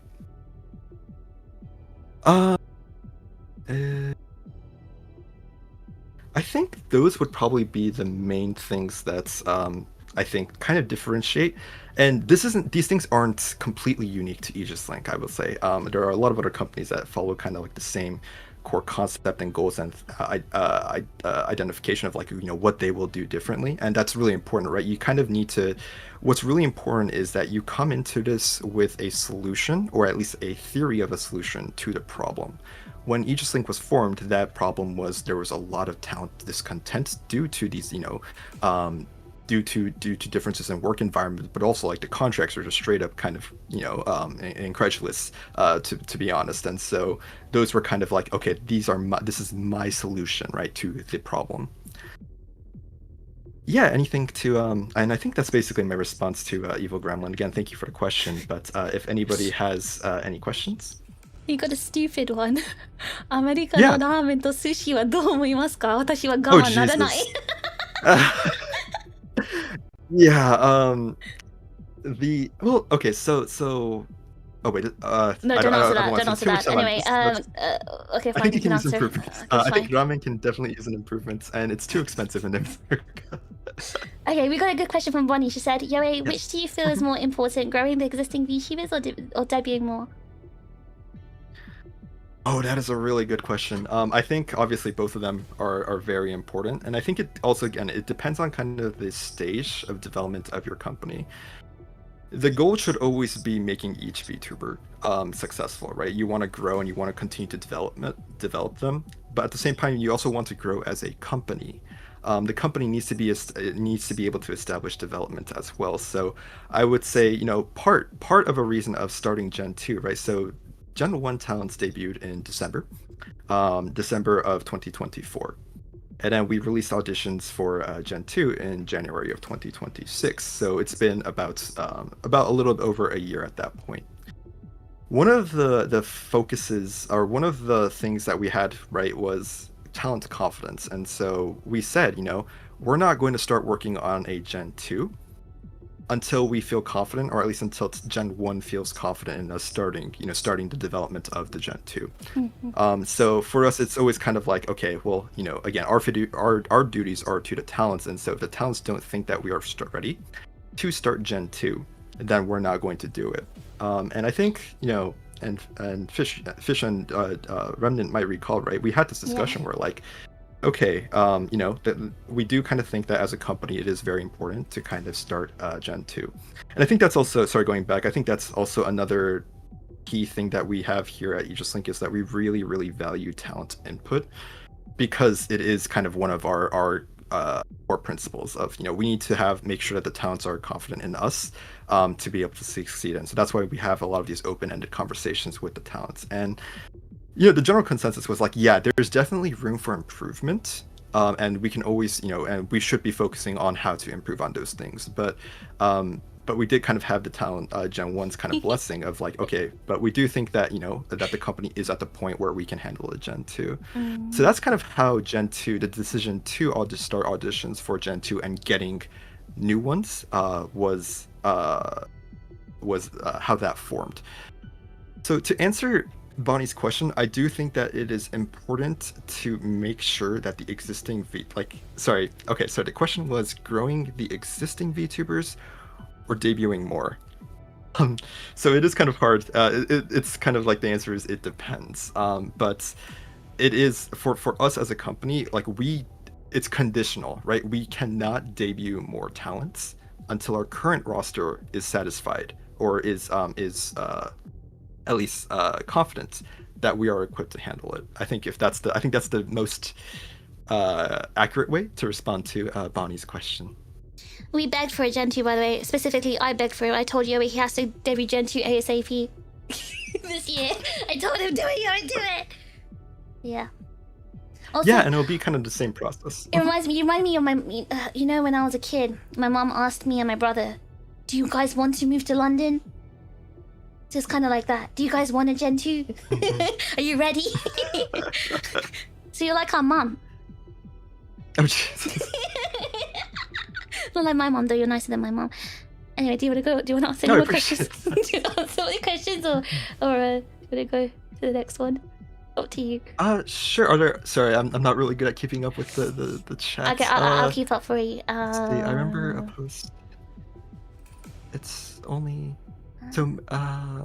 so Matt says it's only just become explosively popular for the last 5 to 10 years, and I'm pretty sure this is referring back to the VTubing industry, and yes, that's correct. You know, VTubing really did explode during the COVID era. That's, you know, the 2020 to 2022. That's kind of like the main explosive area. But then you did have, you know, there were very big VTubers like, you know, Kizuna Ai, sorry, I think it's called like Mirai Akari Project, I think, and those were kind of like the, I think, 2016-ish. So yeah, Matt's pretty spot on that timeline.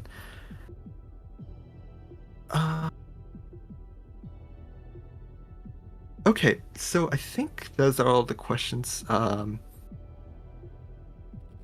I think we can move on to the next question, which was asked by Matt. Matt, you. Sorry, you've met Matt, I think. Yes. So Matt asked, with AL over the year, with AL over the year mark and the second gen coming, congrats, thank you. Have you had to alter AL's overall game plan? Have you had to adjust AL's core ethos? And if so, how much of that has been external versus internal factors? Are there values you still refuse to compromise on? Okay, so that's a really good question.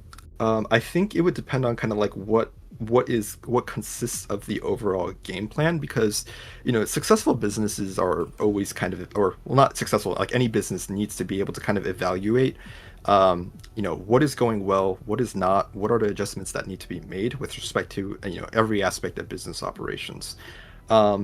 But, you know, we do make a lot of, you know, micro changes, you know, such as like, okay, well, this is the project that we were going to be doing. Is it worth the spending this amount of money on it? Do we have the time to, you know, what is the current workload like? Do we need to push it back? Those are kind of things that we're always evaluating. And some of these things can be like, you know, very last minute. You know, for example, like, you know, convention appearances, you know, because we are a smaller team, you know, doing conventions is kind of like a big deal.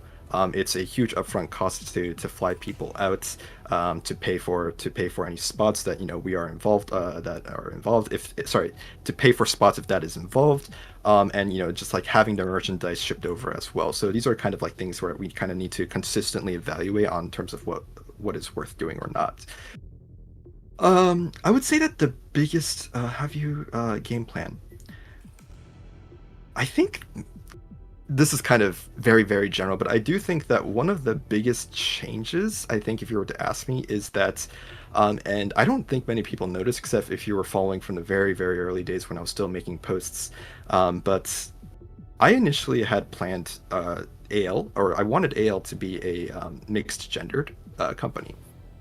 But I did quickly realize that after working with, you know, Gen 1 and also speaking with a lot of people, I did kind of realize that, like, well, it is really hard to carve out that kind of market niche in the West, and also it became very clear that the management requirements and necessities and skill set that the current Aegis-Link staff have, we didn't really have the capabilities to manage markets and help male talent succeed. I remember telling you that too. And so, yeah, and, you know, to be honest, it was a lot of people. And it's like, it made me kind of think, okay, well, what's the game plan here? Again, right? You always have to evaluate what is necessary. Actually, no, Fish, I remember, right? Like in the audition process, I think that was like one of the questions I asked you. I was like, so what's your plan? How are you gonna market the male one? Yeah, yeah, and I was like, oh yeah, and so it was definitely kind of something that a directional pivot that we made very early on, but I do think that it is probably one of the most significant ones. On the question of have you had to adjust AL's core ethos, I think if you were to ask me what AL's core ethos is, right, it is being a talent first but a community oriented company. One thing that really got me into VTubing was, and I had followed VTubers online for a while, but when I went to Anime New York City, it was the first time I went to Anime New York City. I think it was either 2022, I think. It was the first year, I believe, Hololive exhibited there.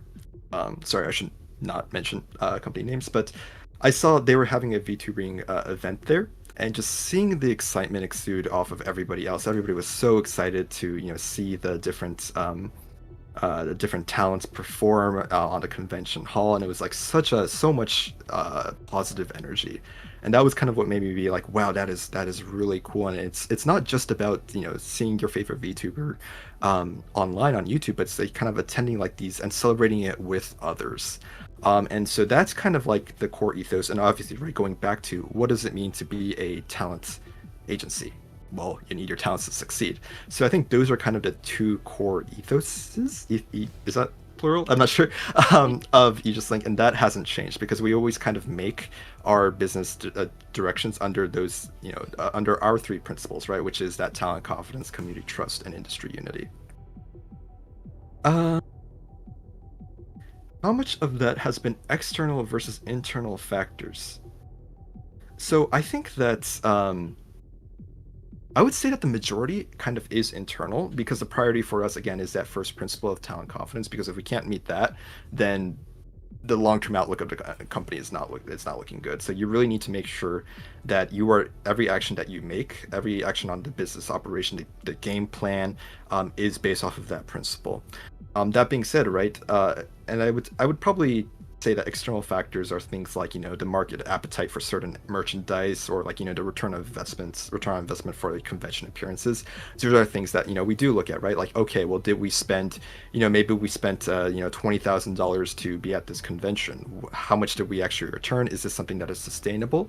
Those are kind of things that we do evaluate. But because Aegis-Link kind of is still in that startup phase, that being said, right, like if you were to ask me the same question next year, then my answer would probably be slightly different. But the first 2 years of talent activities is really focused on kind of nailing down the fundamental system and structure of what it means to be that talent first, community oriented company. I understand that the term talent first has been thrown around by in this industry, and it's kind of lost its meaning, but it is kind of that's kind of the requirement, right? That's like the basic components to have a successful in order for your company to be successful. So that's kind of why that term is used and is kind of necessary as kind of that core ethos. Leslie, are there values you still refuse to compromise on? And yeah, so that kind of goes back to the core ethos. That is something that's you can ask any Aegis-Link staff, and those are kind of like our guiding principles. Okay, so anything you want to add, Fish, or we can address maybe the chat questions? Okay, so I think the point about the whole like male talent thing. I want to just quickly, because we were talking about market, right, earlier when I was talking about different models. So it's important to also understand, right, that the VTuber niche is received differently in both the East and the West, and the market is also different in both the East and the West, right? And when it comes to other companies and agencies, you can actually learn from past ones, because you can actually learn a lot about the market from them, right? And when it comes to, let's say, male VTubers, their market is completely different. And if you want to, I guess, if for them to be successful in an agency, they have to meet, or I guess, cater towards a certain niche. And that does basically need a certain style of management. And yeah, that's what Yoya meant by we don't have the experience and the sort of like, yeah, we don't have the experience to manage, or they don't have the experience to manage male talents. It's not that you like, you know, male talents are unmanageable and whatever. It's just to be successful for them, because obviously they're going to be sad if they're not successful as well. So there's no point of just like promising them, you know, success, and then they're going to be sad because they're not successful. So I just want people to understand that it's like, I've got, you know, I didn't ask because I've got anything against them or whatever. It's just you do have to. No, definitely not, because right. So I think definitely, because with any kind of, you know, with a company where the business model is built on trust, right?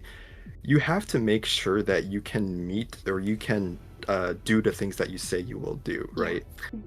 And for us, right, so that's why we never, you know, for Aegis-Link, like we will never say that, you know, this is like really important, but it's important for us to say to our talents, like, we can't guarantee you success. But here are the things that we know we can do. You know, for example, we can get you guys into conventions.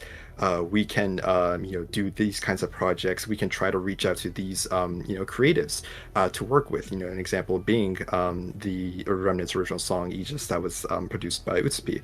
We said, you know, yeah, like we know you guys want to work with him, and so we can reach out to him and see if we can make it into a make an Ori song with him. And so like those are the things that, you know, whenever we say that we'll like commit to something, it has to be objective. And so when it comes to, you know, and when it comes to different kinds of like market sectors and niches, it really is like, okay, well, do we have, you know, are we confident that we can do things that we can, you know, that being with us under Aegis-Link would help you? If we don't have the answer to that, then we can't really do it, right? And so that's kind of the overall guiding principles again on like business directions and business operation decisions. And guys, that's the mark of a good CEO. I need you guys to know that if someone is promising you something and they don't have like proof that they can deliver it to you, that's a red flag, okay? So, and that's the good thing about Yoe, like he won't like sell you a dream. If he genuinely feels he can't help you, then, you know, he'll tell you. So that's it, and that's a good thing. It's a good thing because it means. Yeah. Do you want to answer the next question, or do you want to look at the chat? Yeah, I think there was an interesting question that Matt followed up with, which was, so they asked, does being a smaller team also mean it's easier for you to pivot? Yes. Since there's not that many people, does it make it easier to change things? And yes, that's absolutely true. And it does make it so much easier compared to other companies where there is a very, very long chain of command. This is kind of like one of the frustrating things working in a larger company, is that you need to report. If you are unsatisfied with something, you need to report to, you know, either your senior manager or something like that. And the senior manager then needs to report to their superior, and then the superior needs to report to, you know, maybe like an executive officer. You know, basically the line of command is so much like, you know, layered and you know, numerous that it's frustrating. It takes forever to reach a decision on things. And so that's, I think, one of the fortes for Aegis-Link too is, you know, well, we have talents can just, you know, go to their managers, or they can go straight to me, or any other director in AL. And if something is an issue or if something needs to be changed, then yeah, we can make those decisions to pivot immediately. You know, that could be like merch release schedules, project release schedules, those kinds of aspects. So that is definitely, I think, one thing that I think is a positive working with a smaller company. I want to follow up on that as well. There's so many companies I know, in fact, I think almost everyone, where they can't talk to their CEO directly, that they're literally not allowed to talk to their CEO directly. And from day one, Yoa has always said, if you have any issues, you can talk to me. And, you know, you can't get help from any other staff, you can talk to me directly, or there's anything you need to tell me. And that sort of open door policy, I think, is one of the biggest advantages about Aegis-Link, personally, for me, like being here. Yeah, I'm happy to hear that. Thank you, Fish. Bonnie, no, I'm sorry, Bonnie. It's not painful. I'm sorry. Pat's Bonnie's head. Give Bonnie a head pat. Oh. Sorry. But yeah, no, honestly, like, if any, like, indie is watching this and you're thinking about joining an agency, please, like, in the interview process, just check, like, what the policy is like when it comes to, like, being able to talk to anyone higher up, because again, the whole chain of command thing can really make or break your experience.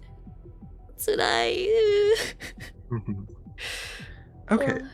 So before we move on, I think Enev asked a quick clarification question. So, Enev asked. Oh wait, did it? Sorry, I'm really bad at this. Oh, is that 2 years per generation? So let me clarify. In the terms of time to take for the new gen to become profitable. When I mentioned the 2 years from the date of establishment, that was basically the December 2024 to 2 years from that mark. So December 2026 is kind of like where you want to kind of see like, okay, are we going towards a positive direction in terms of the, expense cost sustainability? I think is basically the answer to that. So, and talents, the revenue that each talent generates is very, very different. There's just too many factors. That's what is so difficult about content creation. I'm not sure if it's the best idea to kind of approach this as a wait 2 years, see how it goes, and make a decision. It's kind of like you're always trying to build during those 2 years so that you can kind of meet that goal of eventually becoming sustainable. I think that's where those first 2 years should be spent. Okay, so moving on then. So the next question is also asked by Enev. So Enev asks, a question I have: why would you ever need a manager as a small view streamer? Okay, so you can go ahead and answer this one. That's an interesting question. I think that's. I guess the first question is. Sorry, the first thought I have here is that, well, managers do a lot of different things besides that aren't related directly to the streaming experience, including like the viewers, right? So they will do, a lot of the managers at AL, a lot of like their big primary job function is kind of keeping talent on track of things, reminding them of their deliverables, but also coordinating with all the different service providers or partners that we have.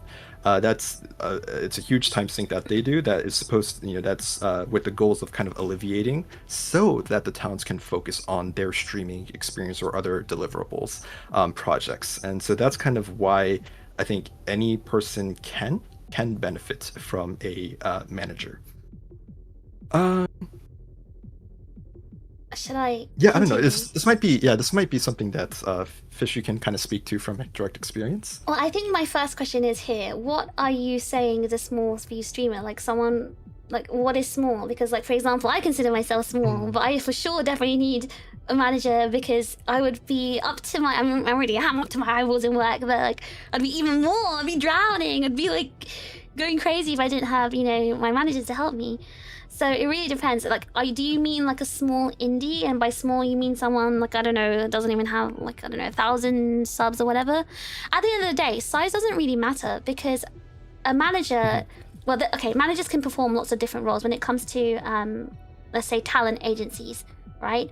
And I think it's important to understand, like, what do you mean by manager? Because there's different types of management, right? There's a content strategist, there's this, an admin, there's personal assistants, and often talent manager and idol agencies or even like VTubing agencies, they play all the roles. Okay, so this person is basically the person who is keeping the VTubers' schedule and day-to-day work moving.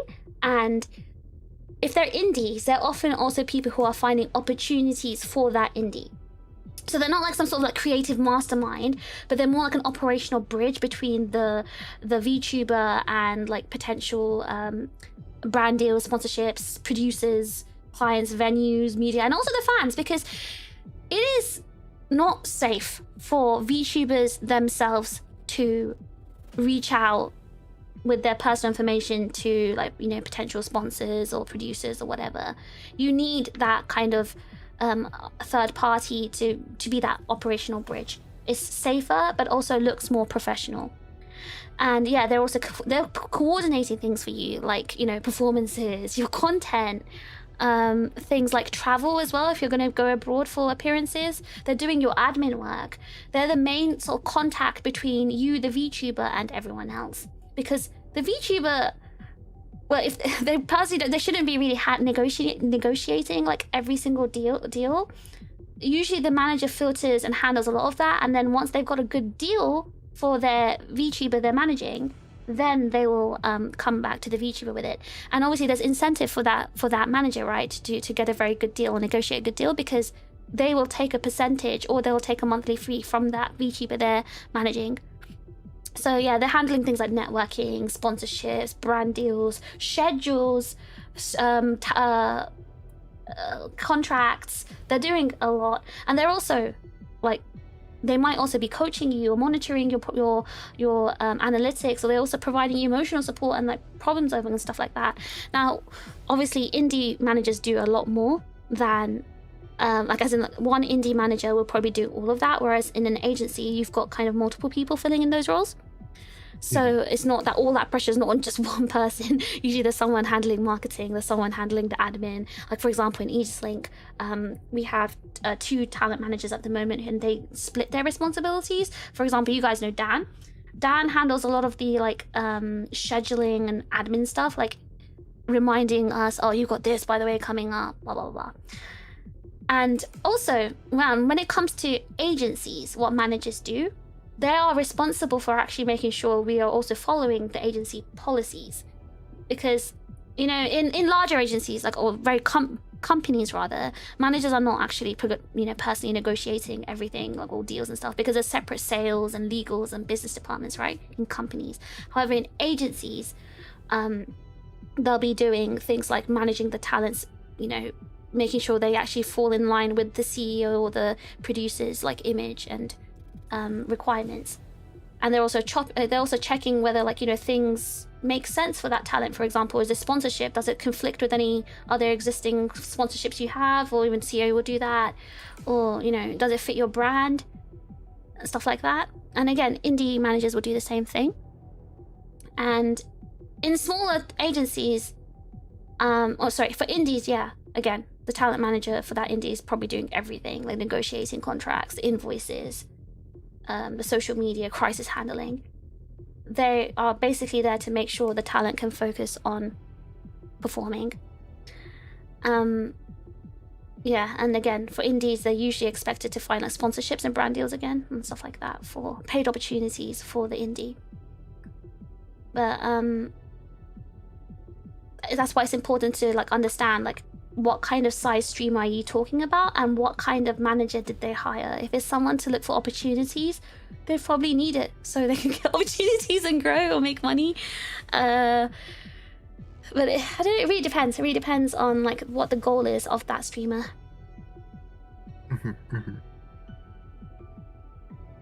Why do you use manager and assistant interchangeably? Manager implies some form of control. There is control. I just said there was control, didn't I? They have to fit and conform with the agency's policies. That is a form of control, and that's not a bad thing. The VTuber's job essentially is to output their content, and the manager is controlling their schedule. The manager is controlling like certain things, and they've signed up to have that control. They are managing schedules. They are managing a lot of things. That's why they're a manager. And it's the same term they use in Japanese talent agencies too. Japanese idol agencies, talent agencies. It's the same thing that's being done. And also there's lots of agencies in the West that do the same thing. For example, esport agencies do the same thing. Acting and modeling agencies do the same thing.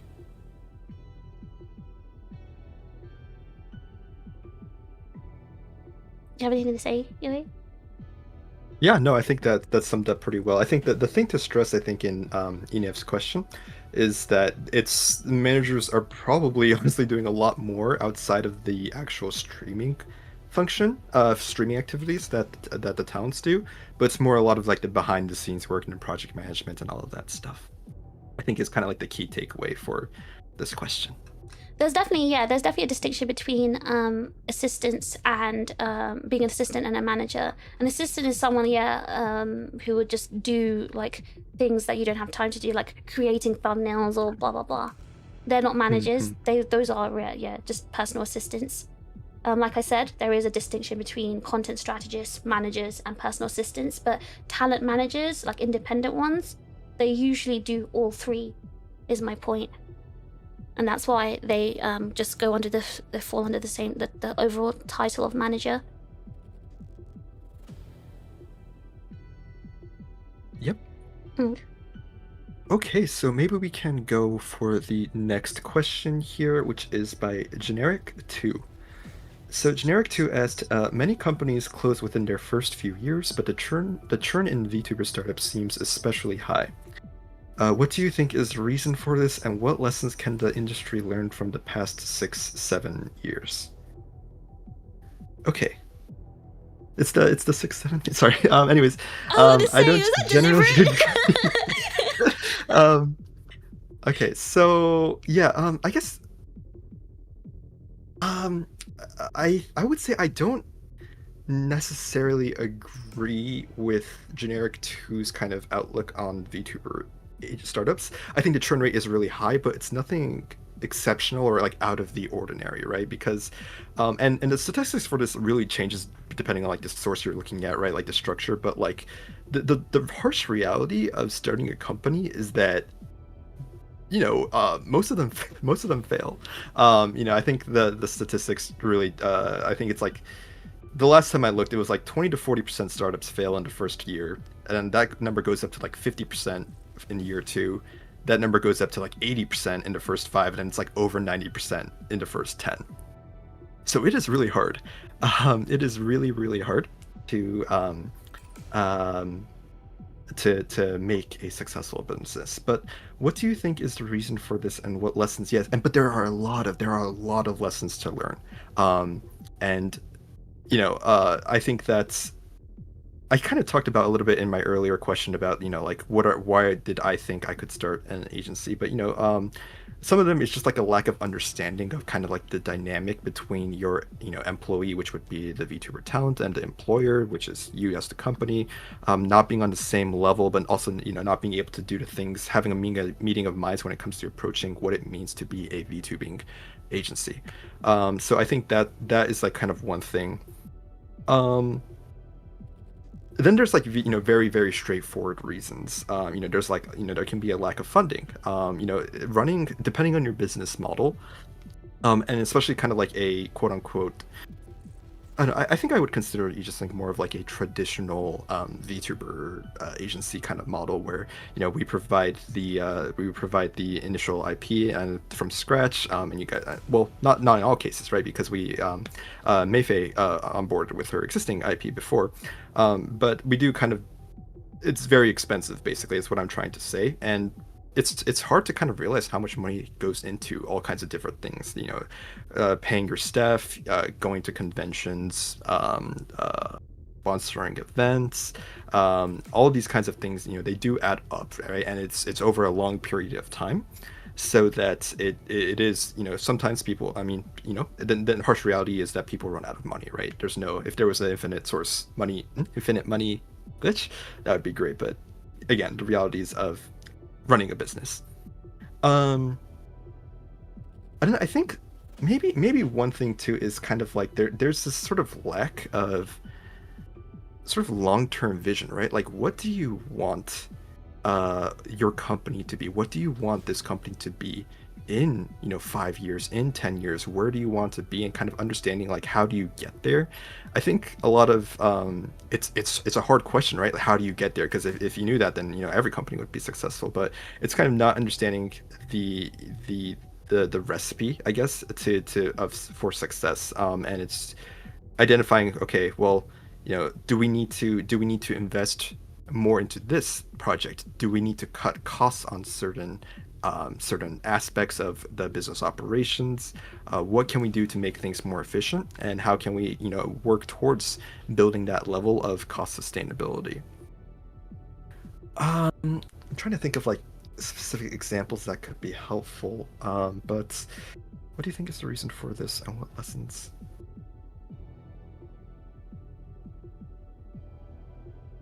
I think another example here is also just kind of like it is really, really important that you have a team of dedicated people. That includes not just the talents. I mean, if the talents aren't dedicated, then yeah, it's going to be really tough. But you also need to have all of your staff um, be passionate and be dedicated. I think one of the things that sets Aegis-Link apart is just how dedicated all of our staff members are towards this cause. Every staff member works tirelessly.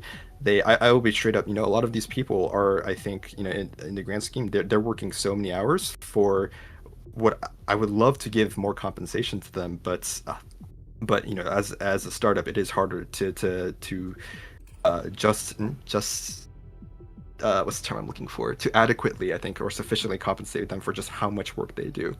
And so our staff understand that. And one thing I do is, you know, I do offer kind of like equity, basically, right? So that they kind of have that, it goes back to kind of like that fiduciary duty.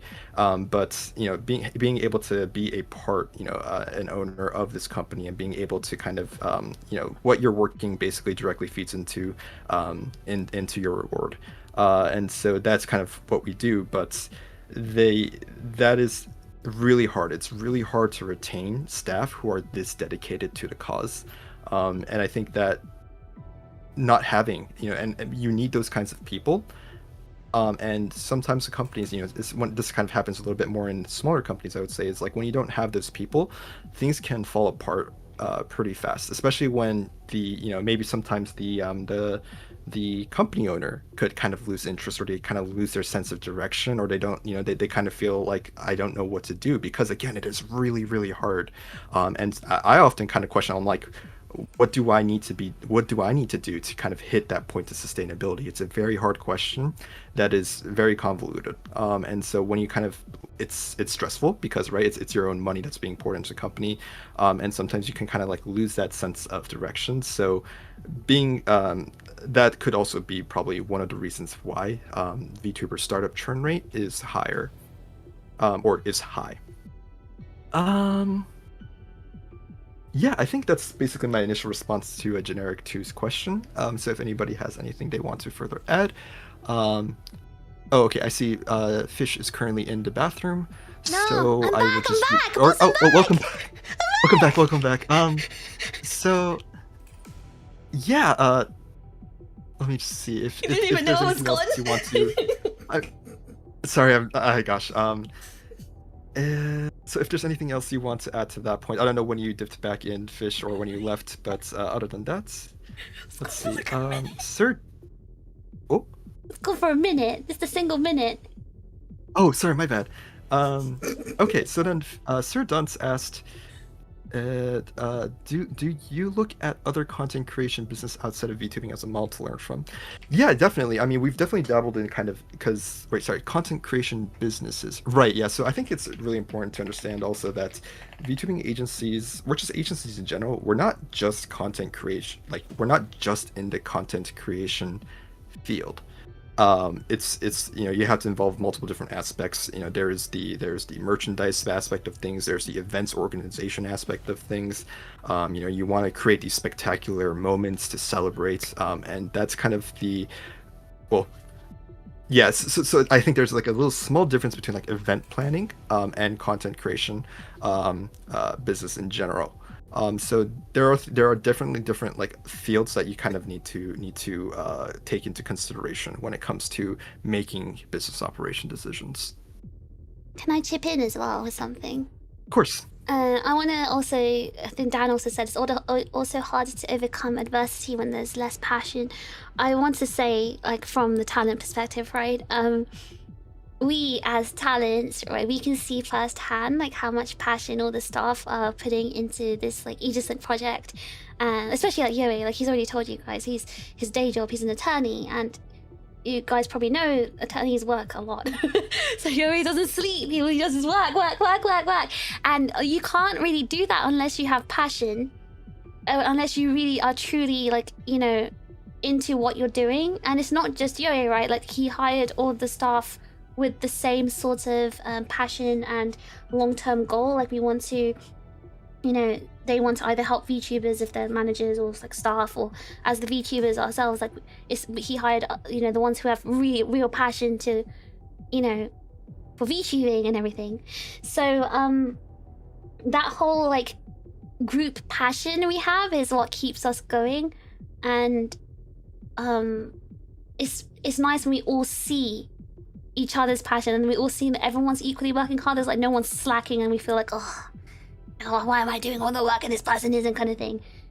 And you know, when it's about leading by example as well. Like we can see that Yo is not some sort of like hands-off CEO who's like, yes, money, money, money, rubs hands together and like, you know, just like does nothing and like works people.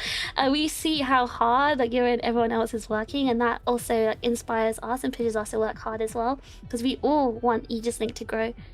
We all want the company, the agency to be successful, and you know, we want everyone's like dreams and passions to come true. And I like that whole sort of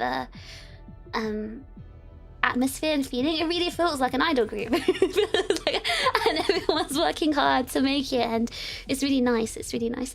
Another thing I do want to address is the whole like startup thing, right? A lot of you guys spoke about startups shutting down.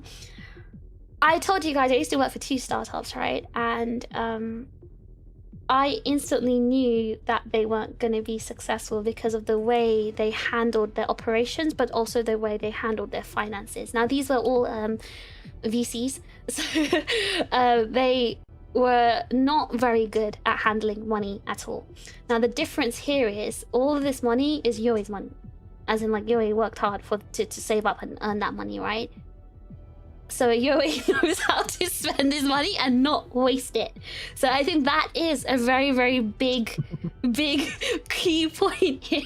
That is the financial responsibility and also the understanding of finances too. So that's a very big point that you guys need to think about as well. We are not externally funded. Yoi funds everything himself, and Yoi is not taking like investors because you don't want to have to answer shareholders, right? You're positive. So, exactly. So, you're always not going to buy you a pony, Bonnie. You're a dog. A pony? Like a horse? They are horses, right? Ponies are like types of horses. Wait, I'm sorry. Why are we buying a horse? Oh, Bonnie said, "Yoi, I want to buy a pony." I see. I don't know if you would cover that. If May asked you if to buy her a pony, would you? Because May wanted a goat once. She actually like put it. She was almost about to put it on throne, like a whole goat. I had to stop her, Yo. I had to stop her.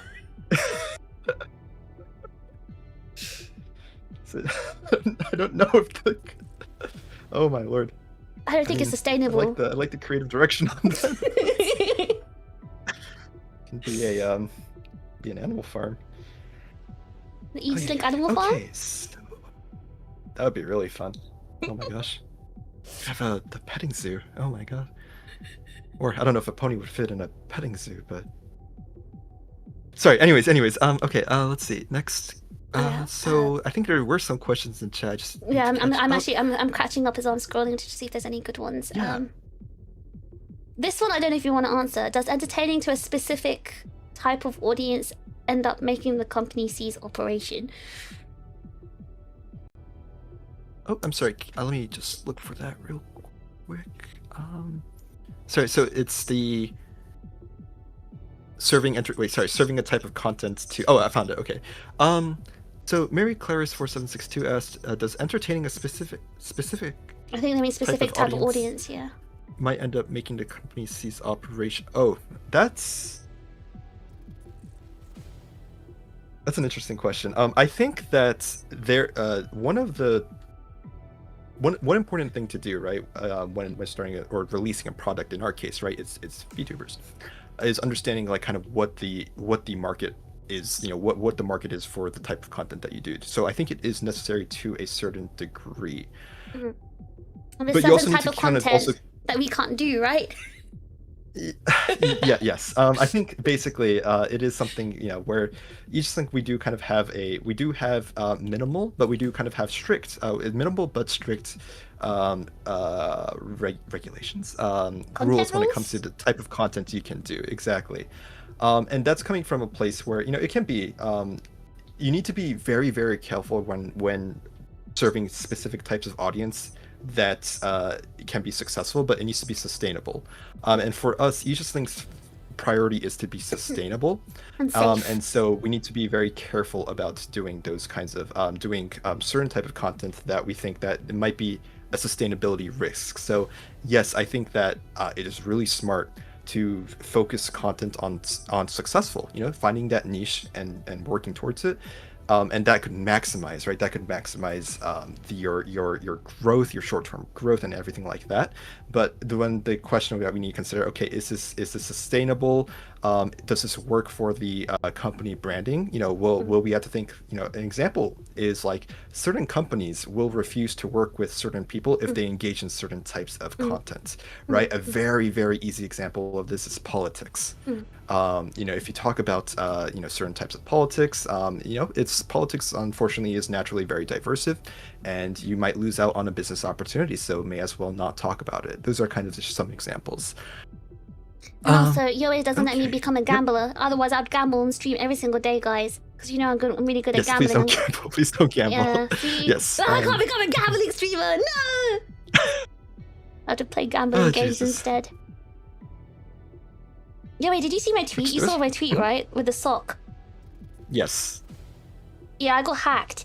I don't know if I wanted to see that, but you were hacked? Yeah, I got punished because I was doing too well in the gambling game, so they hacked my account and then posted that as a punishment. I see. Because I'm really good at gambling. Why is it still up? That's a good question, actually. That's a good question. Do you want to go to the next question? Yes, let's do so. Okay, so the next question is asked by Mag. So Mag asked, what's the day-to-day like working with / running an agency? I imagine it varies a lot depending on what projects are in the pipeline.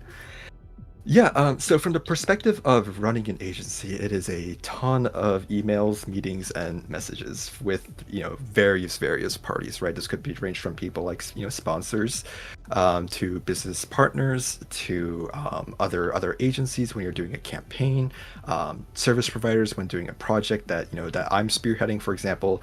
Because I'm Japanese, I usually take the reign when working with Japanese service providers, and so I'll be kind of taking the communications on that.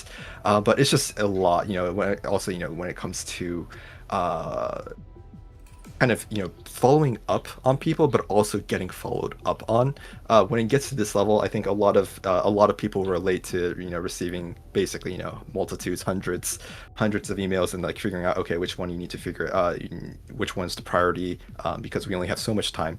But then not forgetting the ones that you didn't answer, and so making sure that you're aware, and I definitely need to. I also think I need to improve on this, but being aware of basically all functions, all aspects of company operations is because the ultimate responsibility is on the CEO, which would be me in this case. So that is one of the big things, but also it's also kind of just like making sure that when you're a smaller company like Aegis-Link, you're doing various aspects of things. Maybe you're not doing things what typical CEOs do, but you'll be kind of like managing, doing project management on certain specific events. You'll also be kind of doing the initial marketing markup of different promotional campaigns or things like that. And so those are kinds of things that I also work on. Another thing is, because how Aegis-Link run is that we have different directors. Basically, we kind of work on a collective basis. So we have different directors for like talent management or for community, and so we'll have frequent meetings basically going over all aspects of the company, and so it's my job to kind of be aware of everything that's been going on, following up on certain aspects or things that need attention on different areas of the company, and making business decisions on them. For example, like let's say that there is a community report on like a rules violation that we haven't really considered before. Jack, who is the community director, will kind of bring this to my attention, and we'll kind of figure out, okay, what needs to be done here. A talent manager might come up to me and be like, okay, well, there's this project, and the work scope is this, requires this kind of specification. Is that something that we can do? That'll be something that we further discuss as well. Other things is a lot of the money. I'm the money person, so it's like, okay, do we have the budget, making these financial decisions, and that kind of requires a lot of time too. It's like, okay, well, if we spend X amount of money here, then well, what's the opportunity cost of that money? Could we have spent it on something else? Do we have the time to do this? Is this a priority for us? Making those, because I'm the ultimate decision maker on those aspects of things, that is something that requires a lot of my attention as well. Can we get a company Lambo? It'd be a good investment. Trust me. Everyone's gonna think you're so cool when you're driving in the Lambo. Pretty happy with my 2009 Toyota Prius. 2009! Yes, it's a good car. It's a really good car. Oh. Anyways, I think Mag is spot on with it depends on like what projects are in the pipeline. I think that, you know, it's always ever changing, right? The things that need to be prioritized, the thing that needs to be get done. So example, like right now, we are really busy with Gen 2 preparations, right? Oh, sorry, I shouldn't spoil when they're coming out, but like, you know, there's a lot of things, you know, ranging from the advertisement campaign to the different assets that are being made for that. That those are kind of like the priorities. So like right now we're really focused in on, okay, have the payments been made? Is project management going well on that? So like that is like what we're really focused on compared to other things right now. Okay, any questions on with respect to that? There was one question. It's a good question. Yes. Do you think it's more beneficial for the CEO to have a say on talent recruiting? From Mary Clarice. Do you think it is a beneficial for like so like who we decide to recruit? You know, you have a say on the talent recruiting. So just to answer that as well, you're always literally there from the start to the beginning of the recruitment process. Is it beneficial for the CEO to have a say on talent? I think so. I can't speak for other companies and their kind of recruitment process, but and you know, Gen 1 was a little bit different from Gen 2. Gen 1, I mean, so when we made Gen 1, I think there was the very start of Gen 1 planning, we only had 2 people. And so so naturally, right, I would take a bigger role in that.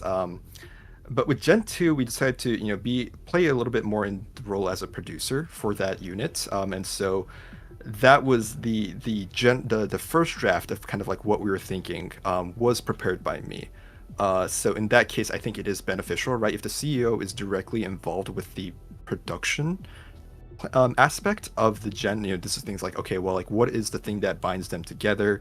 What is the like, how do you build group cohesion? What are like the different elements of each talent? If the CEO is involved with that process, then I do think that it is a very good idea to have them. It is beneficial to have them participate in that aspect of recruitment. That being said, right, I think it is very dangerous if one person has kind of like complete authority.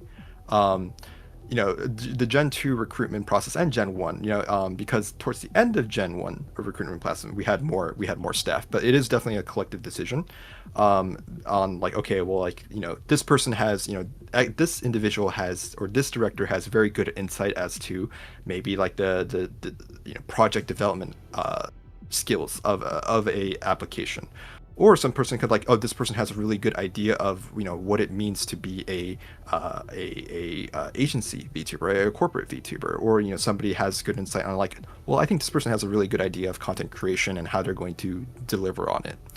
That is something that not one person will have the full scope of. So I think it is important to have as many people, as many qualified people involved in the decision-making process. I hope that answers that question. It should be me.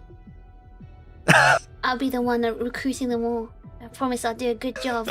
I could do a really good job. I'm sure you would, yeah. Yeah, I would. I wouldn't choose, you know, certain... No, I wouldn't be corrupt or anything. Ever. I'm not that kind of person. If you had the choice between a company Lambo and choosing the next gen, what would it be? Company Lambo, obviously. Obviously, okay. So I'm telling you, make me a CEO. I haven't been Remy enough. I haven't been pulling Joey's hair enough as a secret right on top of his head. There's more questions, by the way. I think they're around the bottom of the chat. Okay. Yes. So.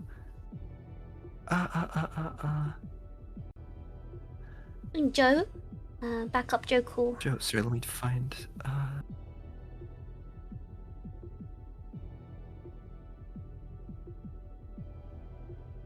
Did you not crash the last Lambo? This depends. Like crashing a Lambo is very subjective, and it's it's an opinion. It's like, what do you think is a crash, or what do you think is a cosmetic upgrade? You know?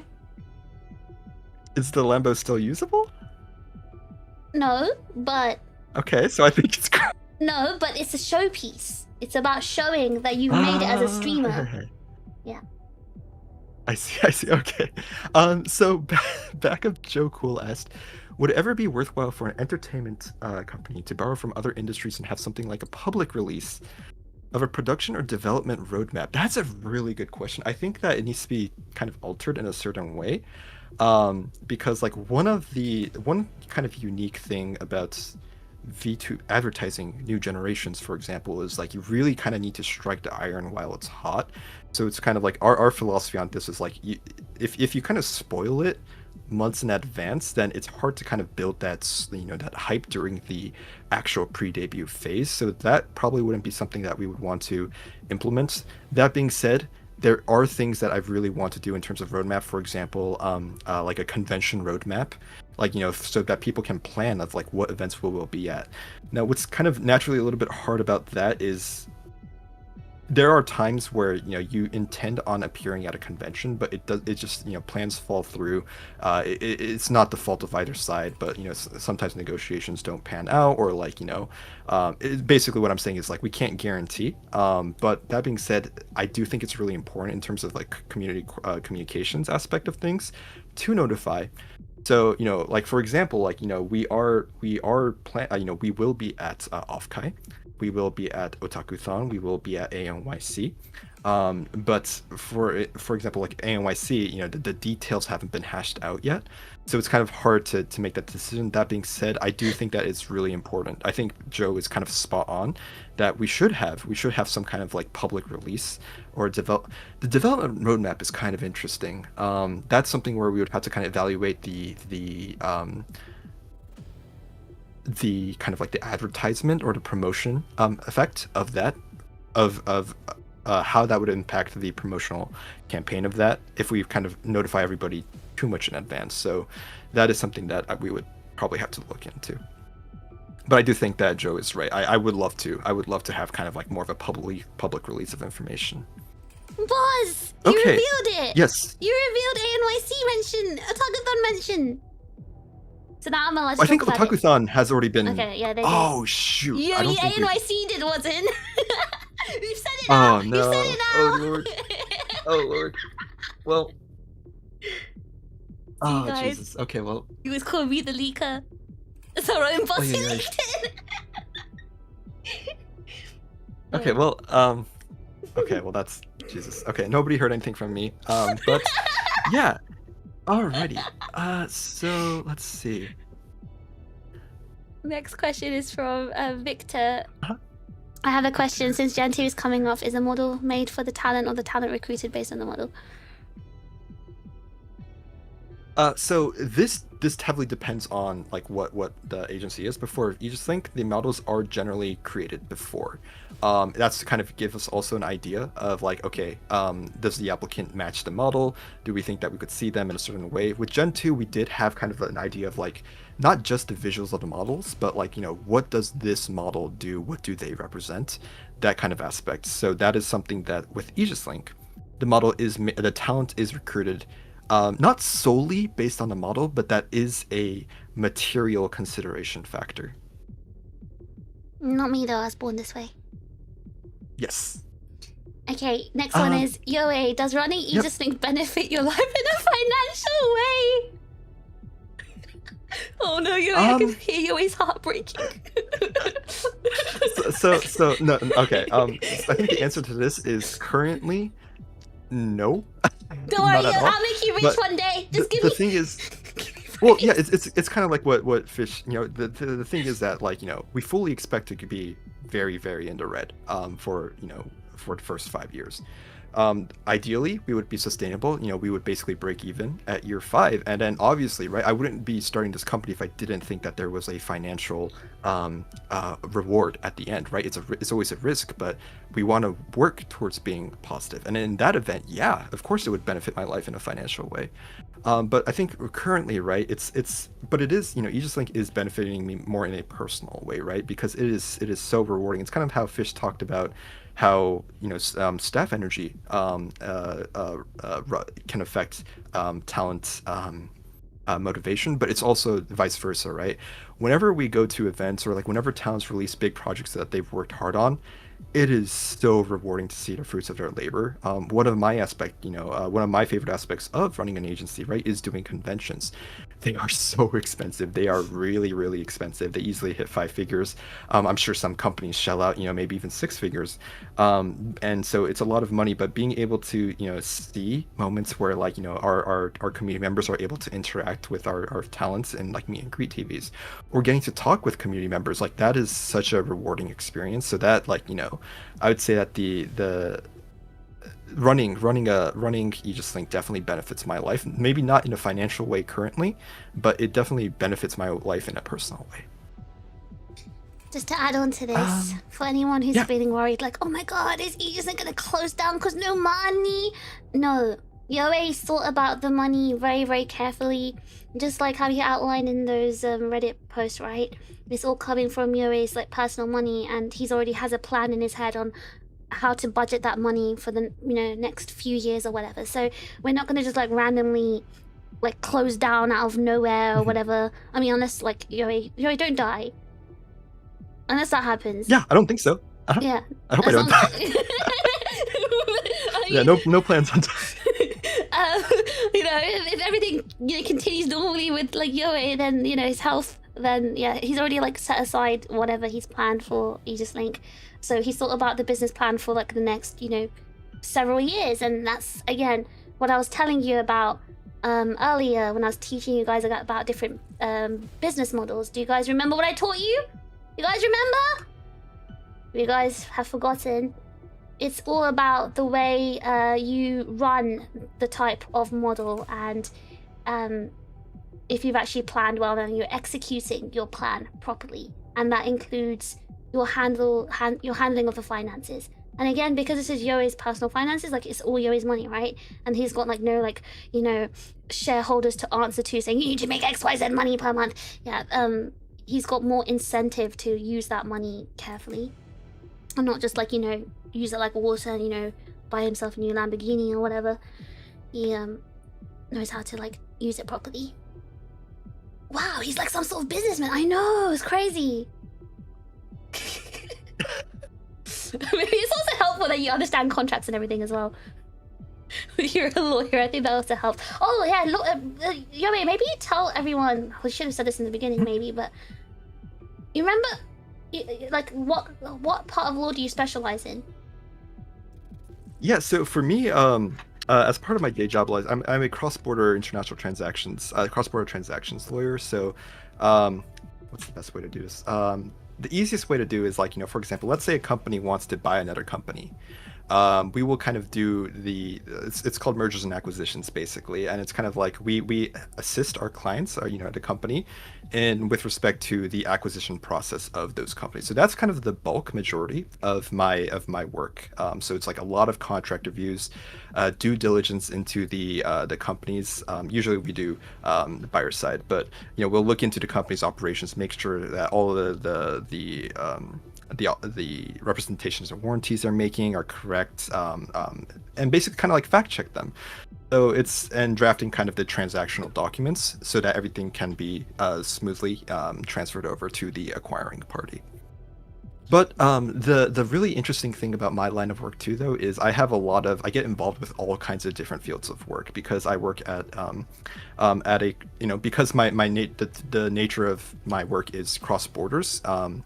it's, you know, we'll look into things like, you know, it could be kind of like employment disputes. One really fun thing is like we'll see that a company has like a dispute with its U.S. subsidiary. I mean, this could be like a company in Thailand, and then they have a U.S. subsidiary where they don't have tight controls, and we can see like, okay, well then why is this problem happening? Or let's say a Japanese company has, you know, for example, you know, in Japan, the labor laws permit companies basically to have forced retirement ages, mandatory retirement ages, teinen taishoku.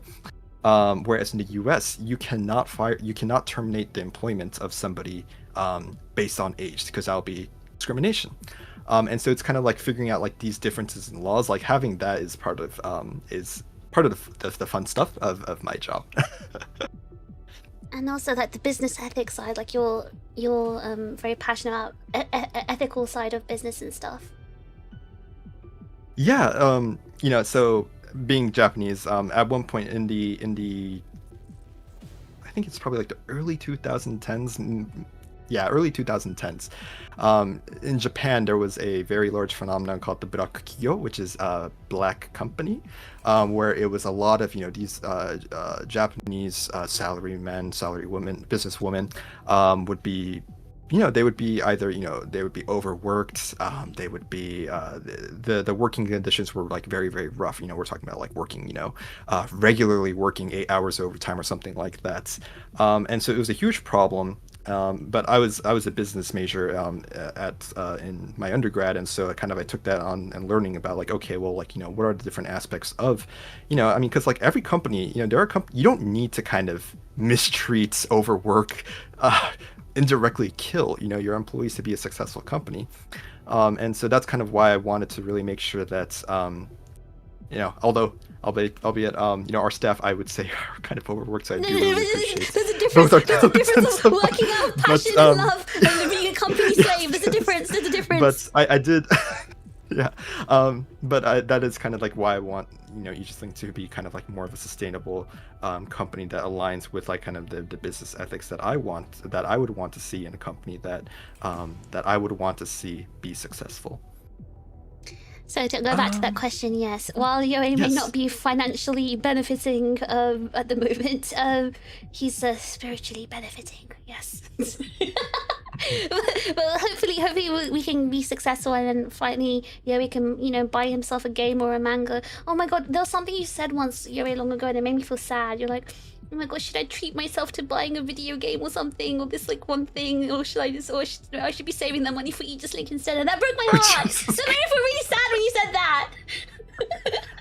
Yeah. Oh gosh. Because that was like mostly because like I haven't seen, but it's also kind of it's not mostly like a monetary thing. It's mostly like a time thing too, because I am. It's really dangerous for me to play games. At this point, it's like, you know, because time is so valuable, where it's like, well, things that aren't spent on Aegis-Link stuff is really taking away, and that's kind of where, so please don't worry about the monetary implications, the financial implications. I think there was actually, oh sorry, you should open a throne. Jesus, because I think there was a question about like if I played gacha games or something like that, and I used to play a game called Final Fantasy Final Fantasy Brave Exvius War of the Visions, which is like a Final Fantasy gacha game. I used to play that a lot, and I would spend a moderate amount of money, but definitely cannot do that. Definitely shouldn't be doing that, because that would definitely be material funds that could be going to Aegis-Link. Okay. You're always too nice. I think there's one more question I think we should just answer, but I can answer this one. He said, do you advise your talent before signing an agreement to read the contract with the lawyer present? I can tell you this from personal experience. Yoei always said this. When I signed the contract and all the other talents, he said, make sure you run this through a lawyer. I'm like, oh, but it's a great contract. I can read this one. No, make sure you run this through a lawyer. I was like, but. And he said, if you're not going to do this, then me as a lawyer, I'll help you read it, but you know there's going to be conflict of interest here. I was like, it's fine, it's okay. So yes, answer is yes. If you want to I think to add on to that, right, it's you know, most applicants, for a VTuber agency, they are young. They haven't really dealt with employment contracts, service agreements, or anything like of that sort, Are right? you calling me old? No, no, no, no, no, no, no, no, no. I'm saying no. That's not what I'm saying. I'm just saying that, like, a lot of, for many people, for many first time applicants, that will be kind of like their background. And so that's why it's really important to make sure that they understand that, legal, like, that you will have a legal professional relationship between yourself and the company. So that's why it's really important, and with that carries a lot of responsibilities, and so that's why it is so important to have somebody, and as I try to draft the contracts, and they are reviewed, so that it doesn't have too much legal jargon or legalese or anything like that, but still there's a lot of confusing terms. That's why it's really important to have somebody who does understand, who can explain to you, read it. That being said, right, I mean, it can be expensive. It can be expensive retaining a lawyer. And so that's kind of why I understand that, and that's why I do offer to kind of review the contracts with each applicant who receives an agreement. Thank you for the raid, by the way. And yes, I just Thank you want for the raid. Yeah. Oh my god. Yeah, thanks for the raid, says the CEO. Yes, there are lots of unfair contracts, but I can confirm that the Aegis-Link contract is like extremely fair. I have not seen a single VTuber contract that nice and kind, so I was telling you that personally. As I said before, I did turn down 2 VTuber agencies, and the contracts weren't bad. They're very, typically Japanese, but the Aegis-Link one fit me very well, and it was very nice contract. It's very well written contract. Yeah, you're always a pretty good lawyer. It's not too bad. Thank you. Yeah, okay, so I think we're caught up on the questions. Okay, do you want to go to the next one? Okay, got it. So then we will go to the next question that was asked by Skit. Question for so Skit asks, question for the VTuber Corpo Q&A. How do companies tend to handle issues between talents? Do they try and let the talents sort it out, or do they step in and mediate? So that's a good question. I think that one of the reasons why Aegis-Link is so successful is because we have incredible talents. When we part of the recruiting criteria that we look for is like how group oriented are you? Do you have a lot of teamwork experience? That is kind of a question that we do ask. It's like, okay, well, like, tell me about a time you worked in a team, good times, bad times, how do you solve it, all those kinds of things. So to that extent, we have amazing talents who get along, not only professionally but personally. I think that they get along really well, and they really do see each other as teammates that they want to help elevate. It's not competition, it's they want to work together so that they can succeed as a unit under Aegis-Link. Now, that being said, right, if talents do have concerns basically with other members, then the protocol is to notify management of such issues so that we're at least aware of it and we can assist where necessary. Then we will ask as management, well, how do you want to resolve this issue? Do you want us to step in? Do you want to try to resolve the issue on your own first? And basically, figure out, okay, what is the path? Because, some talents don't mind the initial confrontation, which can be scary. But sometimes it's important to be kind of upfront, right? And so we kind of figure out, okay, well, what is the best path forward with respect to that certain talent conflict, I would say. Yeah, again, it's really important, right? This doesn't apply just to staff being open-minded, but it also applies to talents of being, open-minded when it comes to different perspectives. You might, like, for example, like a talent might think that it's an issue that, the stream schedules overlap with each other or something like that. I don't think this hasn't really happened. But, then we can talk about, okay, well, is it feasible? Is it reasonable? What's the frequency? And we can find a solution that way. Oh my god, boss. If it ever happens, yeah. I think we should all get in a fight ring. A boxing ring, as Dan said. Don't you think we should fight it out? And then I don't know if that's the best solution. You can stream it! Oh my god, me and May first. May, I'm really strong. I could throw you easy out the ring. She thinks that tech experience is making her strong. Watch how I easily take her down. I'm just simply gonna use my henshin belt, become 7'5", throw me out of the ring. Can you do that? Can we stream it? I mean, you guys would need to have a talent conflict first, and I feel like you guys don't really have much conflict. I'll make a conflict, don't worry. May, I have an issue with you eat bugs, and I don't accept that. And I find that very conflicting. Don't you find that so creepy? Boss, I think I should beat her up. IRL Don't know if we can do that. Yeah, maybe if the community is interested in it. Yeah, they said they'll buy the tickets. Oh my god, this could be Oh lord. She just called me old. Okay, that's it. We're going in the fighting ring. We're going in the boxing ring. Boss, sell the tickets. We're gonna stream this. You're gonna make so much money. That's how we're gonna make money. Okay, if there is a demand for that, then we can consider it. Yes. Okay. Don't think there's any questions here. You can go on to the next one if you want. Understood. Okay, so this is an anonymous question, but the person asked, I have a question for the... Alright, so why do corporate VTubers tend to end up doing management roles within the company? On top of a busy life, work and streaming the most competent end... on top of a busy life, work and streaming the most...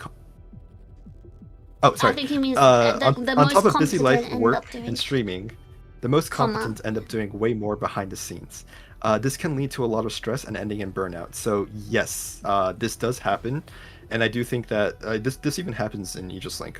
Sometimes talents will take on a little bit more of like a self-management role. It can happen for a multitude of reasons, but I think it just comes down to the perceived efficiency at the time, right? Some things can require really, really tight deadlines.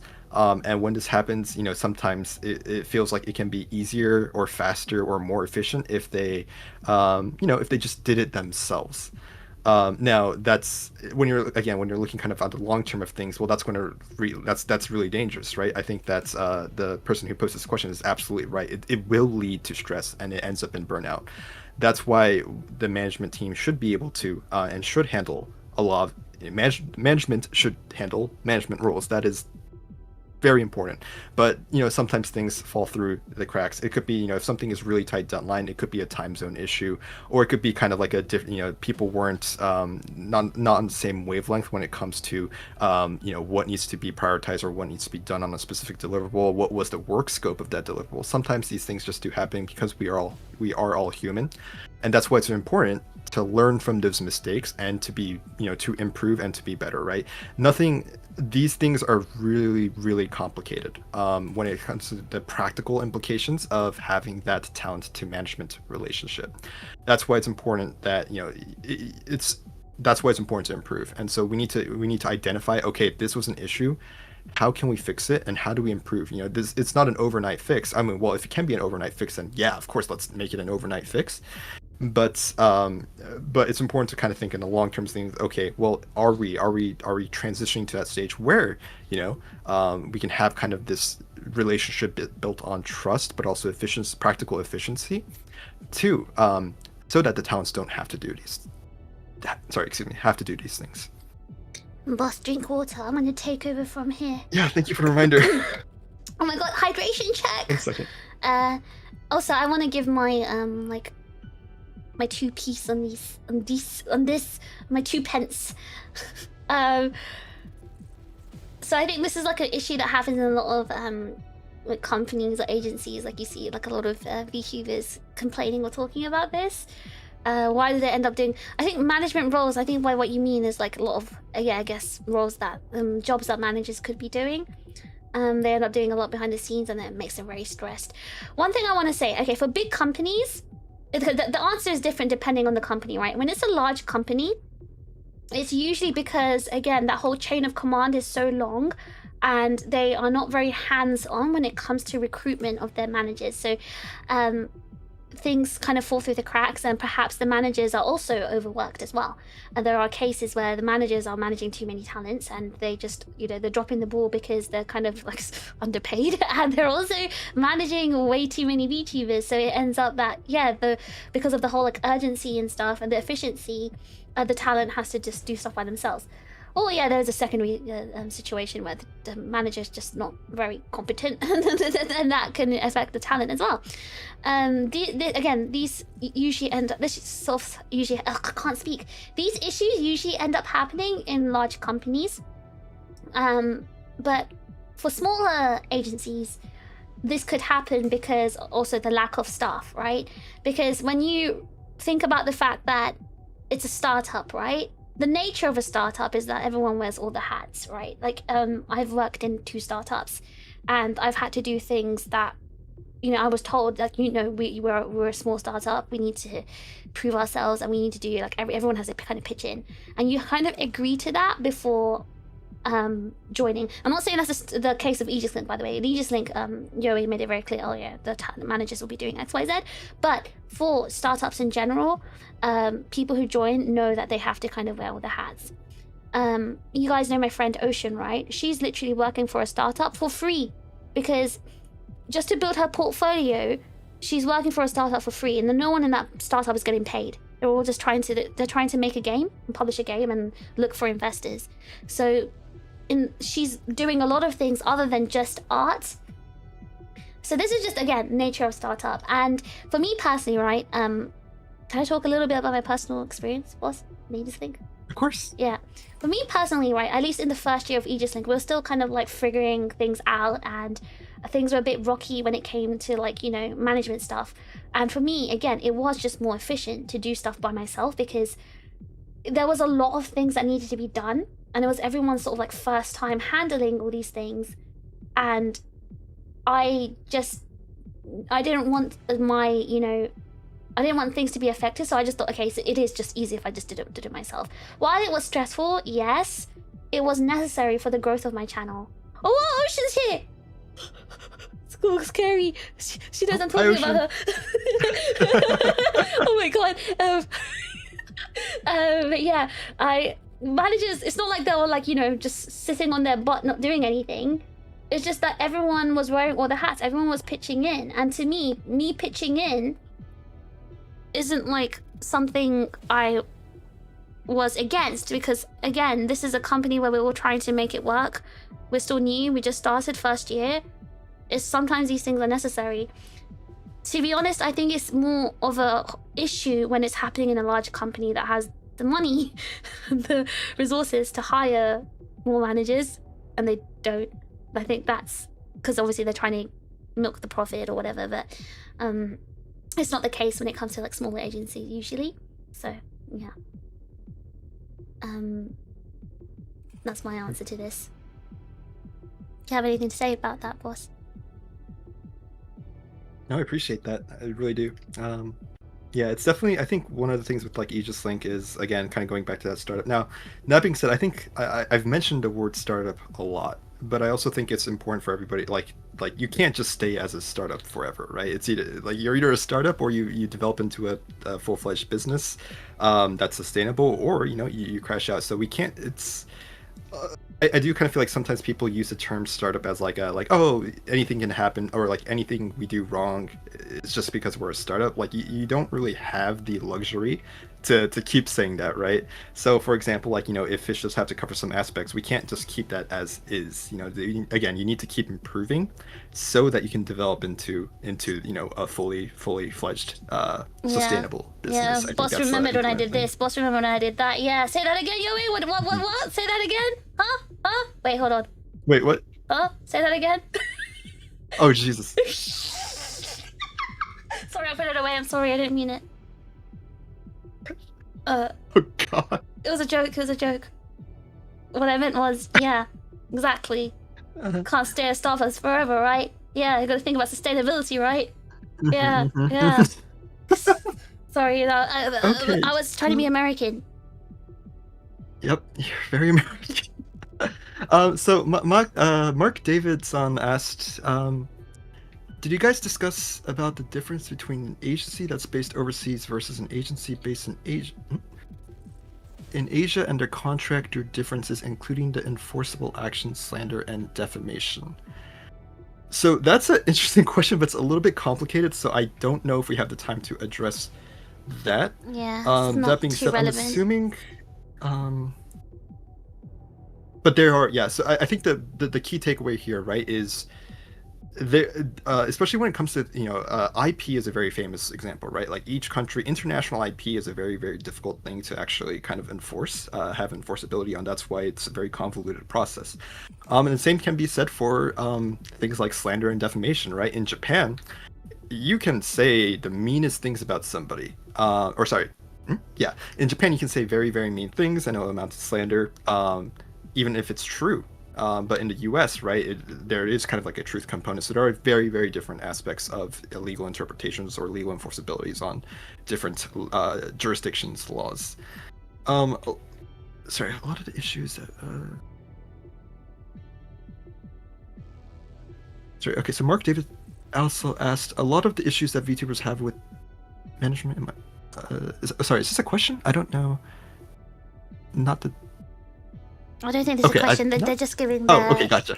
I think they said they're a manager great, in an agency, so they're just giving their opinion or feelings on it. Understood. Okay, so then I think we can move on to the next question that is asked by Michael.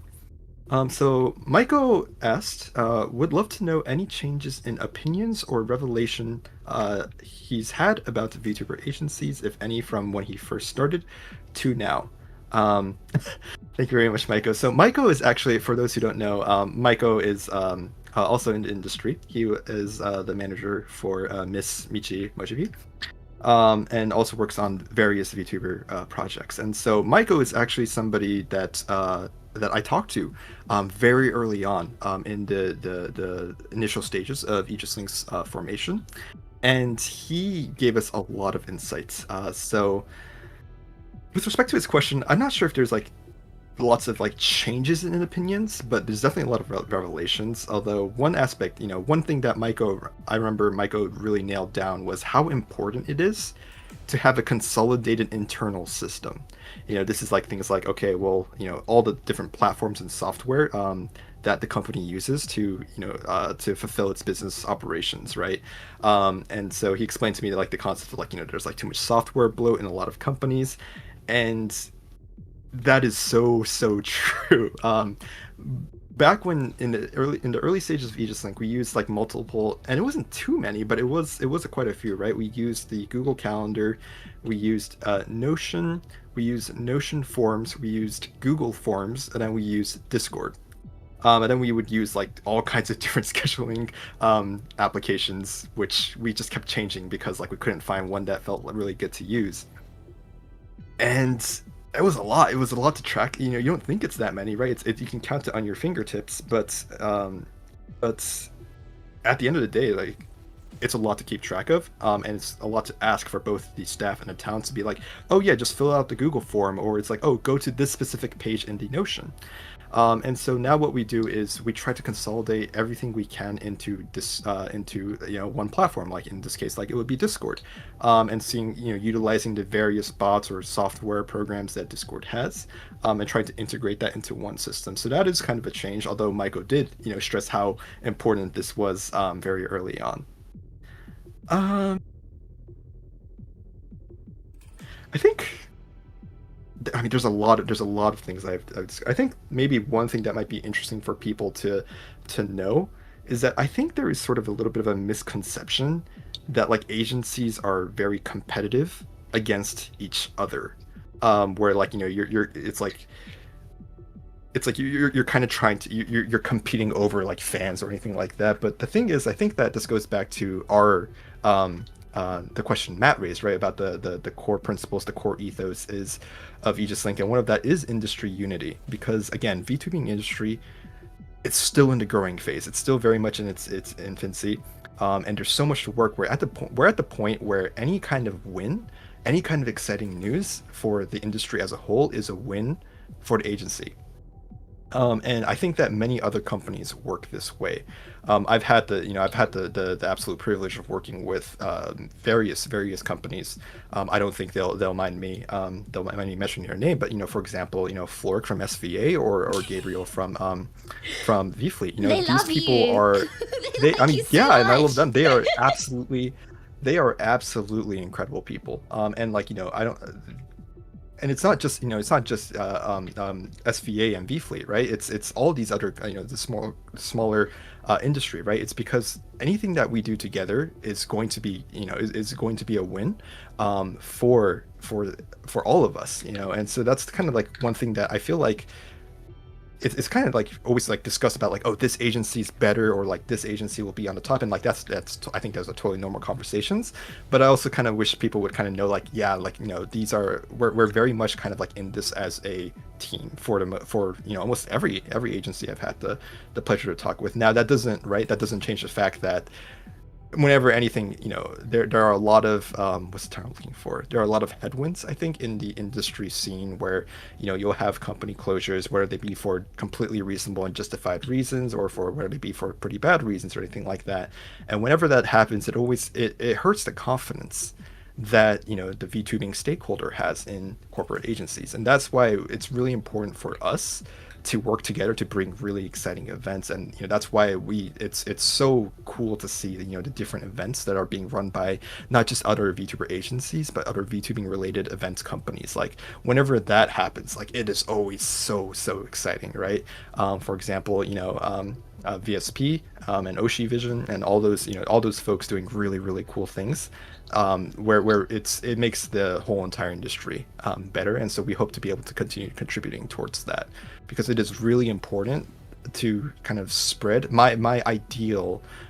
Again, right, it's unfortunate because like controversy and drama tends to what's the term, tends to kind of like take the platform things. Yeah. Overshadow, yes. But there are just like so many different cool events, and being able to fill, for example, if you're scrolling through Twitter on the is it for you page, and if you can see like all these kinds of different events, or like different like photographs from those events, like how awesome would that be? And so that's kind of like one of Aegis-Link's goals, is to be able to contribute towards that kind of environment. On my Twitter, I see red pandas. I see red pandas on my Twitter. Okay, boss, drink water. I'm gonna go to the next question. Yeah.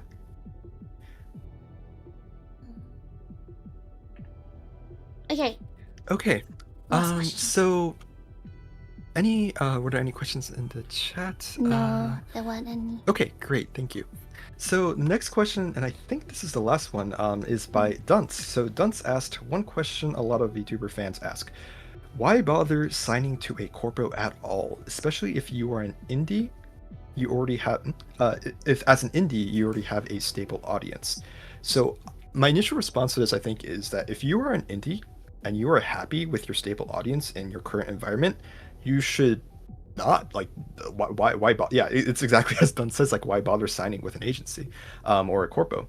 The thing is, like there are and Fish, I'm sure that you'll go into this, there are lots of pros and there are lots of cons of joining an agency, and so you need to weigh those things, right? Like for example, I think if you ask the Aegis-Link talents, like what is like one of the best things about joining Aegis-Link, is probably convention presence. That's probably one of the big things. And yeah, we can do that, right? Because we have the corporate backing and structure to be able to sign up with these events. Sign our talents up for these events. So that's like, that could be a con. That could be a pro of joining Aegis-Link. Or any, you need to ask, like, what does that agency provide for you? And so, like, if Fish asks me, like, okay, why do I want to join Aegis-Link? It could be things very, very detailed, things like, okay, well, like, what is like the revenue split, like, what is like the IP, what would be the IP transfer, like, for example, like, some companies will retain your IP no matter what, or they'll have a buyout clause. In Aegis-Link's case, we give a license, right? If you for any reason, as long as you're not breaking your contract or anything like that, but upon the contract termination, for example, that we will provide you with that license to that IP for you to use, to continue using, right? Because again, we want to establish trust with our talents, knowing that they will be in a good place even after they leave Aegis-Link, because that's what we're supposed to be doing. We need to treat our talents right if we're going to label ourselves as a talent first company. And so kind of weighing these different pros and cons, what that specific agency provides you. So that's the most important thing. Generally speaking, and corpos will handle a lot of the back end, right? And they'll kind of try to secure you business opportunities. They'll handle like the contract negotiations. They'll handle like scheduling logistics, basic communications with third-party service providers or anything like that. They help you kind of be able to focus on your core job functions, which is being a content creator. So those are kind of things that that is kind of applies generally to all corpo, but you really do need to evaluate the pros and cons of each specific agency, right? For example, like the questions you should be asking is like, okay, well, what is the stipend? Like, will I be provided a stipend? How does the company financially assist me? Does the company financially assist? And so these are like various questions that you should be asking each in determining whether you want to sign to that corpo. Yeah, anything. I think that's basically my response to Dunce's question. Again, thank you for the questions, everyone. Do you have any other follow-up question, guys?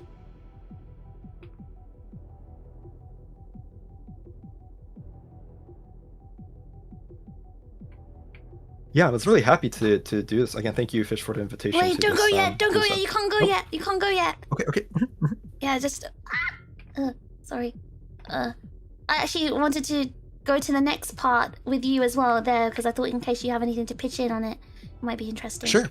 But let's see if anyone else has anything they want to say before we go on to the next part. Because the next part is actually misconceptions, is what I wanted to cover, so... it'd be nice, yeah, it'd be a nice, way to, like, add on to that. Okay, so, yeah, and thank you again, everybody, for the questions. It was really fun to, because I used to, one of the things I really want to do is, like, provide as much information on Aegis-Link as possible. Kind of going back to the core of, trying to be, I think, I remember, like, because, like, when I made Reddit posts, right, it was to have kind of, like, documented evidence of Aegis-Link's development so that, if we were successful, then people can refer to that. And if we weren't successful, then people can refer to that and learn. But I haven't been able to do that in a while. So having Fish presenting me with this opportunity was very, I do really appreciate that. Thanks for joining. Yeah, my pleasure. So Pretty asked, do you have any more leaks for us? Jesus, what leaks? I never leaked anything. Oh gosh, Pretty, please. Okay, so... Were you going to go over Deus Ria? Deus Ria asked, were you going to go over maybe some things you should watch out for in a company contract? I was. Oh, that's a really good question. Are we? Okay, gotcha. Yeah. I mean, you can stick around if you want for it, if you don't mind. Okay, gotcha. I think, quickly speaking, definitely go over exclusivity. Exclusivity is like, whether the contract prevents you from doing anything else VTubing related. Like, do they say you can't stream on a different person? Or do they have a non-compete? Do they prevent you from signing on with another agency within X amount of years? I would go over the IP. The IP ownership is really important. Usually a contract will have things like, warranties and representations, the represent and covenants and obligations. Those are things that will specifically list exactly what the company will do for you, right? You need to make sure that your expectations are listed on that contract, because that is the legally binding relationship. If it's not on there, technically you could argue that there was a verbal contract form or something like that. Contract will also kind of say that no other previous agreements apply, and that gets messy. But you really need to make sure that what the company promises you verbally is what is on the contract. Please review all the things that they say they will do, all of the restrictions on you, right? And that being said, right, some restrictions on you are necessary for, both you and the company's protection. So kind of go open to it with an open eye, but also just make sure that it's equitable, it's fair to you, and it's fair to the company. I think is what I would confirm with respect to the company contract. So Aegis-Link has a buyout clause. We do not have a buyout clause. Basically, the way that our contract is formate. Enev asked, is AL has a buyout clause? We don't have a buyout clause. Basically, what happens is that we will provide you with a license. We will provide you with a license to continue using the model for up until you for your independent VTuber activities. And that license is revocable. For example, if you breach some kind of if you breach some kind of covenant or obligation per the contract. To put that in simple terms for everyone, let's say I decide to leave Aegis-Link or whatever. I won't. But let's just say example. Then I would be able to like keep my channel and everything, blah blah blah blah. But I'll have to just follow some terms, which are really fair terms, just very under normal terms. One of them is like, don't go join another agency, like don't move your channel and go to another agency with all this. So it's like very, very fair, normal terms. So, yes, so rest assured that I will be here forever and ever and ever and ever and ever. Thank you, Fish.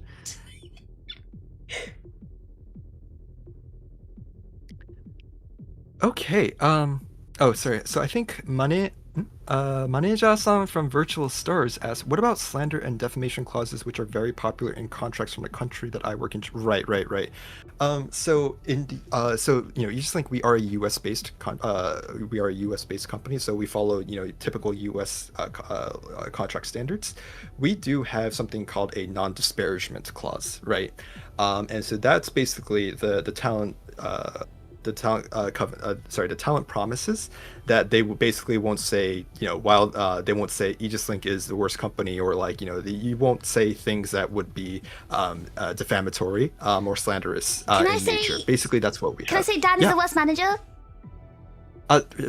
He's so mean. He calls me old. Why would you say that? And he has a Google Doc on me. He literally has a Google Doc. It has me and Lan in it, by the way.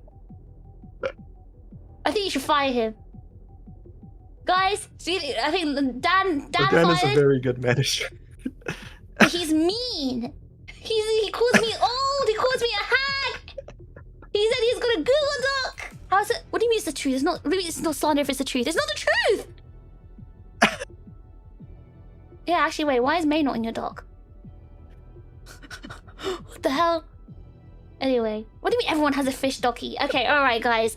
I think we should go to the next section, which is misconceptions. Okay, so this part's an interesting one.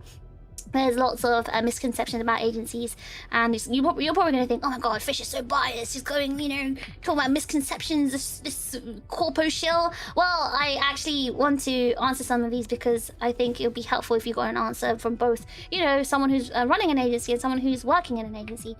So one of them is, yes, agencies are controlling and exploit talents. What do you have to say to that, boss? What do you think about that? Jesus Christ, dang, that's pretty oh, I'm sorry like people like feel that way, but like I think that's it's there needs, like, yes, agencies do control talent to a very to a degree of extent, right? That depends on what kind of content you can produce, and all that, what kind of content what things you can say. For example, Aegis-Link, again, like, our talents cannot say anything that is like very political, or they can't engage in certain content that that might what's the term I'm looking for, that might encourage sort of like what I call kind of like parasocial, hazardous parasocialism, those kinds of things. Like, we do kind of have like controls to that extent, but those are things that are kind of necessary, and talents are well aware of this well before that they sign on to the company, that they do have these restrictions. So I think it is just control. It is reasonable and fair control. Again, depends on the agency. With respect to exploiting talents as a core concept, that doesn't work.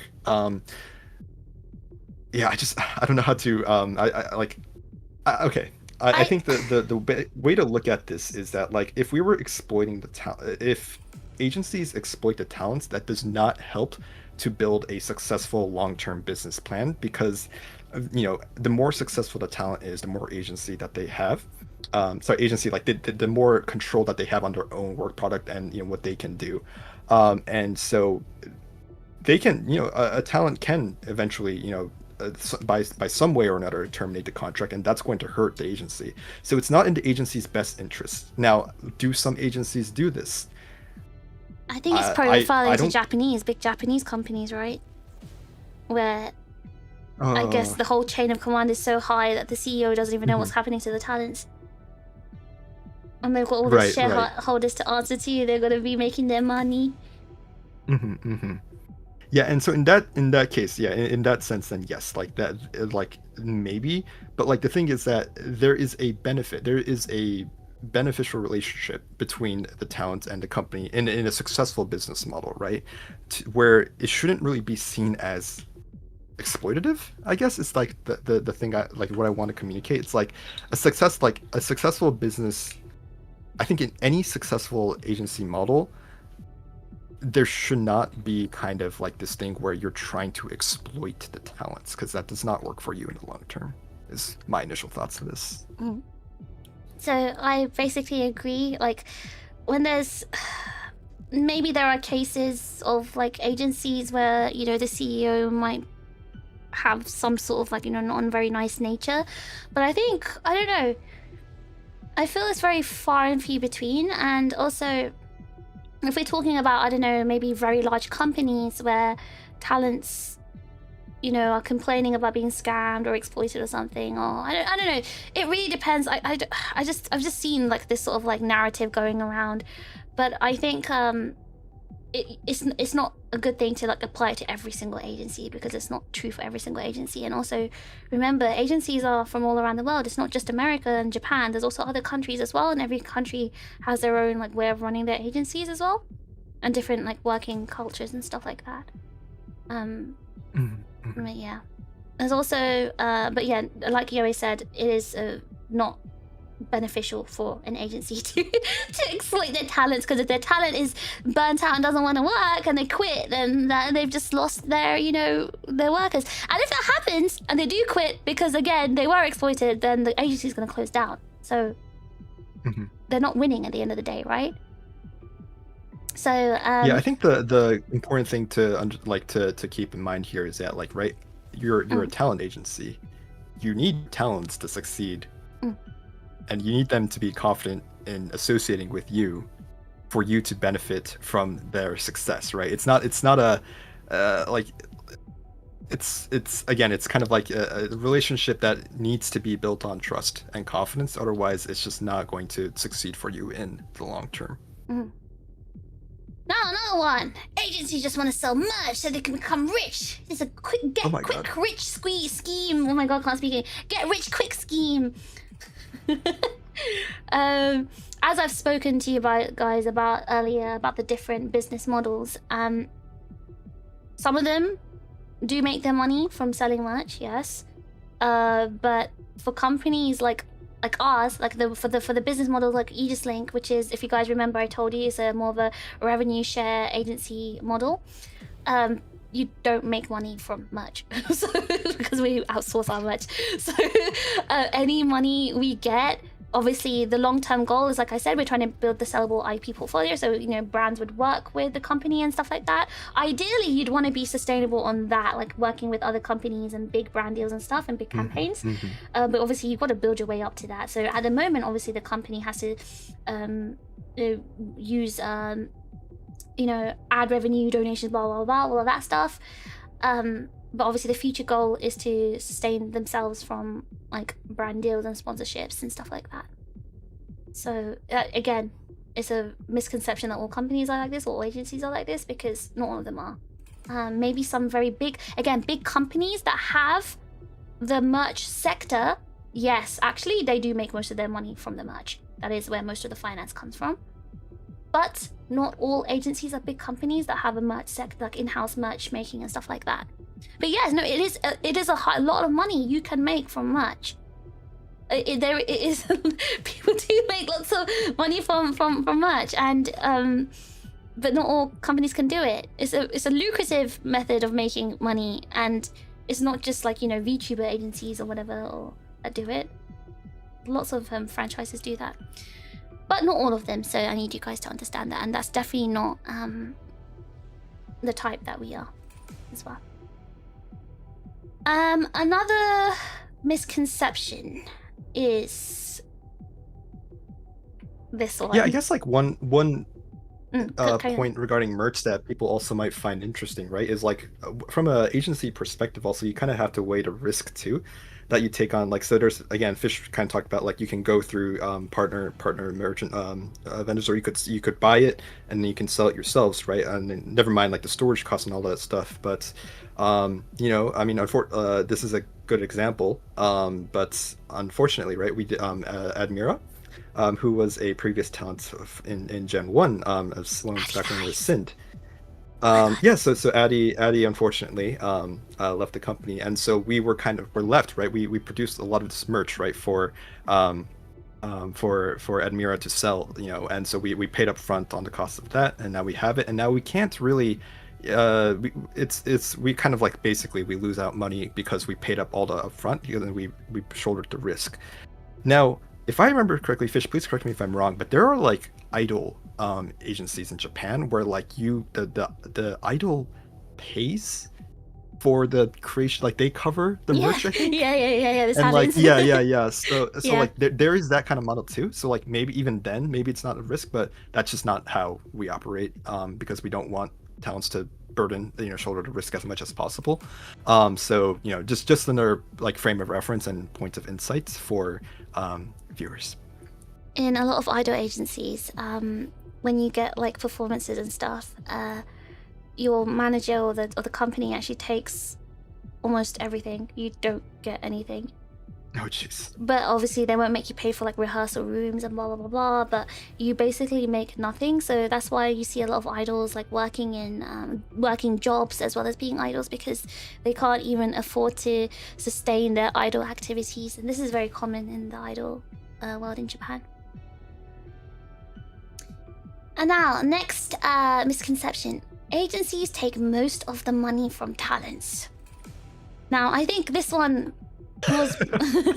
yeah, I think this one comes because obviously... yes. I think this misconception came around like a few years ago, and I think some agencies were like, well, we're going to show you how much exactly we give to our talents. We're going to show you exactly the cut that we give. And, yeah, I think... this is a misconception because maybe like talents from other agencies have complained, oh yeah, we're in debt, blah blah blah, we're not making much money. This is actually a very loaded misconception, and also it does again vary from agency to agency. Like Japanese agencies work completely, well, not completely differently, but let's just say a company, a large company may have a different percentage cut because they're so large and they feel they've got a lot to offer to their talents. They can feel that they can take a higher percentage because that talent's maybe earning a lot through, you know, being part of this very big agency or company, that this agency feels, oh yeah, well, we can take this percentage amount. But smaller agencies and also US agencies don't operate the same. If you want to like continue on that, Yohei.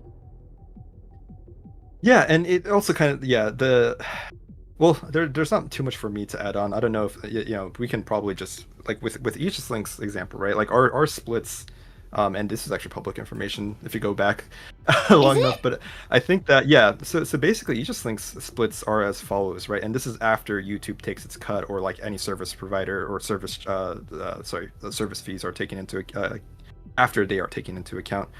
But like, I mean, Aegis-Link, so basically with our talents, right? So our talents take home as a default, right? It's 60 to the talents, 40 to the company.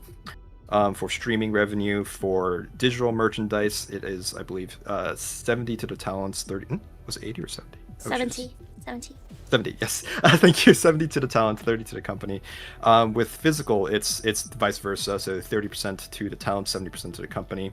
And then with sponsorship, that's where we negotiate on an individual basis, basically. But they can range anywhere from 100% to the talent to, I think the most we've done was 50%. For what? But that was it 50? For what? Was it for 50? What was it for? As in for sponsorships, are you talking about? Or Yeah, like a sponsorship results. I can't remember what that 51 was, but it was like one where Aegis-Link took a very large role basically in facilitating the opportunity. But usually it relies on because maybe. Sorry, I'll have to look back into books on that. But yeah, it does generally range. Like the average, I think, would probably be with respect to sponsorships, yeah, like 10 to 20. I think is basically where most of our stuff lies. Sorry, 10 to 20% to the company, and then 80%, 90 to 80% to the talents. And again, this heavily changes based on the agency, what they do for you, right? This is all part of the negotiation, right? The structure, right? What is the agency providing you? Does it warrant them taking that cut? You know? And so that is kind of the when you say if the conception is agencies take most of the money from the talents, it's, as Fish said, it's convoluted because like, well, if they're taking most of that money, then what are they giving to the talent? And sometimes it's a lot. They are providing massive opportunities where taking that money can be justified when you look at it from the grand scheme of things. That could be something. So that's probably my further input, or that's all I have to further input on that. There are also some agencies that don't take any money. For example, let's go back to color, right? I told you guys color. I also showed you like, certain types of models where, they keep their IP and channel revenue and everything, but they just get the sponsorship money or brand deal money split. And then there's like Color, and Color was an agency. Color actually let their talents keep everything, like 100%, but the talents had to pay a monthly fee. And I'm gonna actually expand on this a bit more when I go into Color and like what happened with Color and like, but that was their model, which didn't work out for them, and they learned from that. But that even just taking that small like monthly fee, right, actually didn't cover the costs of what Color was providing because obviously they had like management and everything that were providing to the talents, but the talents weren't also benefiting from it because they just weren't seeing the returns from it as well. So it's very, again, it's a very complicated thing, and it does vary from agency to agency. It might be true for certain agencies, I think, especially like maybe Japanese ones more. But I think for Western agencies, I don't think they do this. And again, depends on the business model of the agency as well. For example, like I told you, I think I told you guys about the salary/employment model. They take everything, but then they give you a salary in return. So it's like, it varies from agency to agency. That's why I was explaining business models to you guys before. You need that underlying understanding of business models to understand where these misconceptions come from.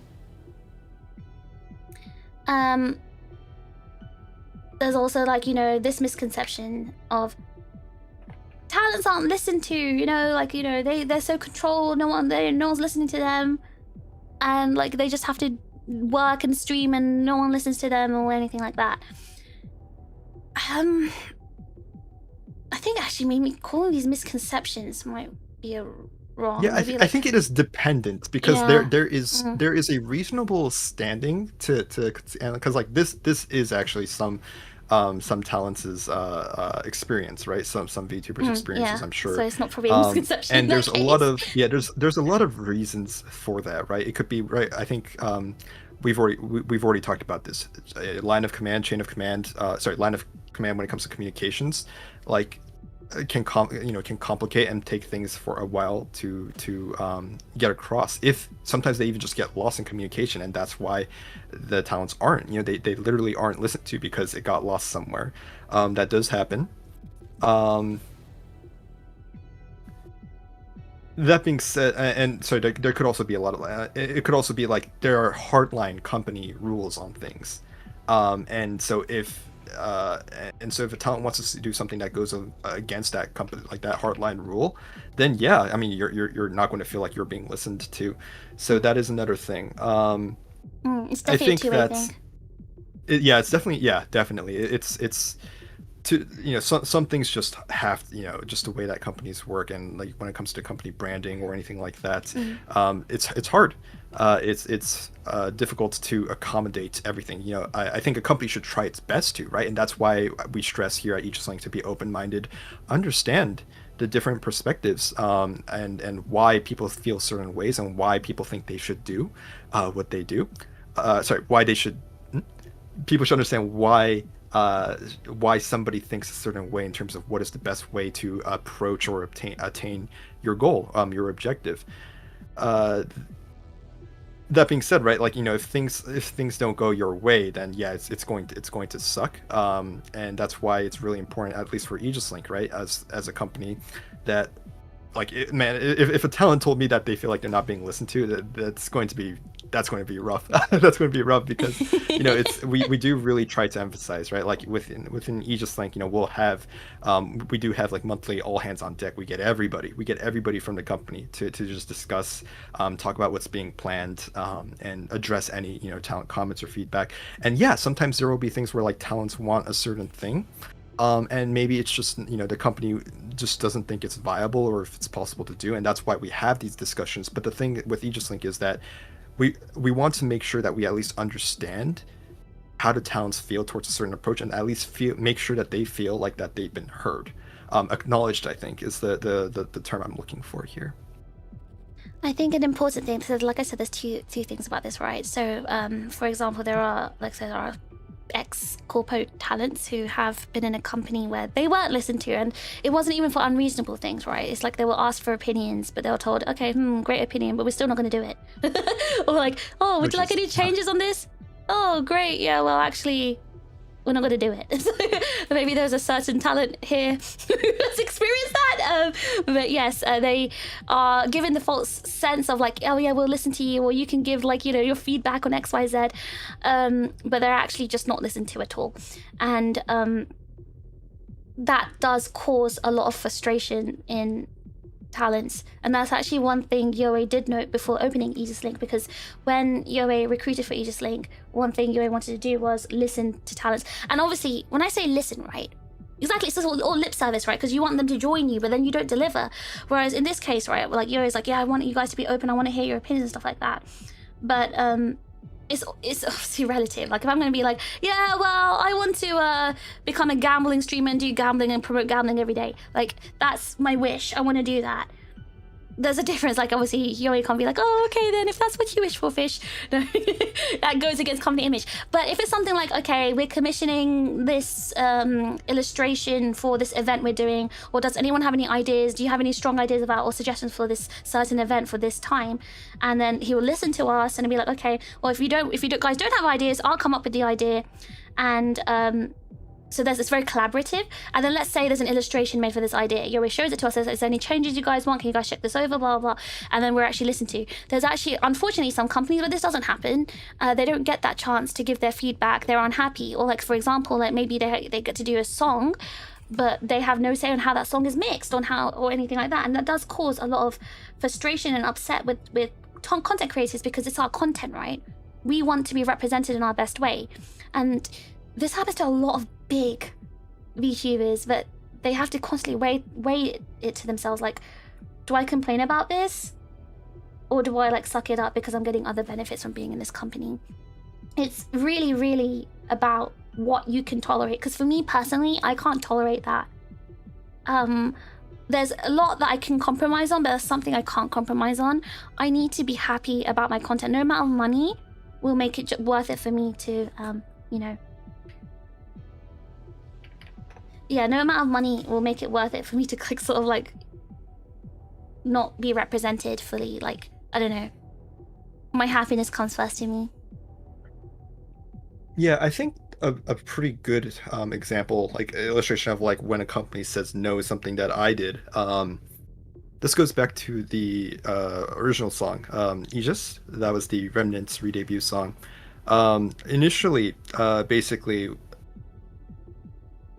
so we were working on it, and the talents were able to have, I think, pretty good input in terms of like, you know, what they wanted. But when it came down to the mix, we had a with the service provider, with the original mixer, there was basically kind of like a restraint on the revision requests for the mix, and so when we got the mix, it was you know, I mean, I'm not the most, I don't have the most well-developed ears, but you know, I think it was like, you know, okay, but you know, clearly it wasn't something that the talents were satisfied with. And so those voices were raised to me, but I was considering, okay, well, we've already sunk, we've already spent a lot of money on this. I don't think we can do, and we will be able to procure. And thinking of the timing of the release of that mix of that song, it wouldn't be feasible basically. So I told them no. Now, that being said, right, this was something that was very, very important to the talents, right? This is their art, this is their creation. And so we did have extensive conversations, and not just me, between me, but and the talents, but also the directors got involved, and we said like, okay. And so then we ultimately did decide to have a new mix prepared for that song. So I think that's kind of like an example of like it's important. Sometimes the talents will be told no, and sometimes that is just necessary. But some companies are it's at least making themselves available to change and not just hard refusing. I think it's important to be compassionate towards and pay respect towards the to the content creators basically. So I think that is one aspect of kind of the importance and the dynamics of the talent to company communication. Regarding about the shareholders control everything, well, I guess that's not really a misconception. It's kind of true. But, jeez, that's it's kind of true. So just from my background, it does it does occasionally get very frustrating, just to see like some of your favorite brands or something, right, go through the whole pipeline of and you just kind of see the heart of the company kind of leave, and it's legally mandated, right? You have a fiduciary duty to your shareholders. Now that doesn't mean you have to maximize profits, right? It doesn't, because if your shareholders are more message driven or not just purely profit oriented, right, they will see maybe there are things in like long term. But so I'm not saying that shareholder bad or anything like that, because there are different funds for that. But at the end of the day, like, it's important for a talent agency, a representative agency, to understand what is best for their talents, because the talents again are what bring your company success, which is also pros of being self-funded, I guess, right?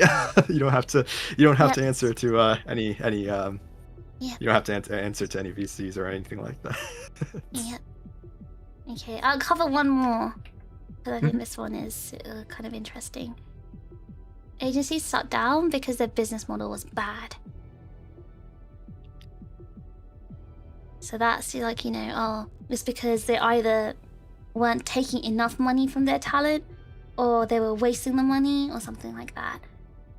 I've covered the various business models, so I think you guys, and I did say when I was covering the business models that just because like it has to be executed well to work. Sometimes the execution is the issue, and not because they didn't make enough revenue.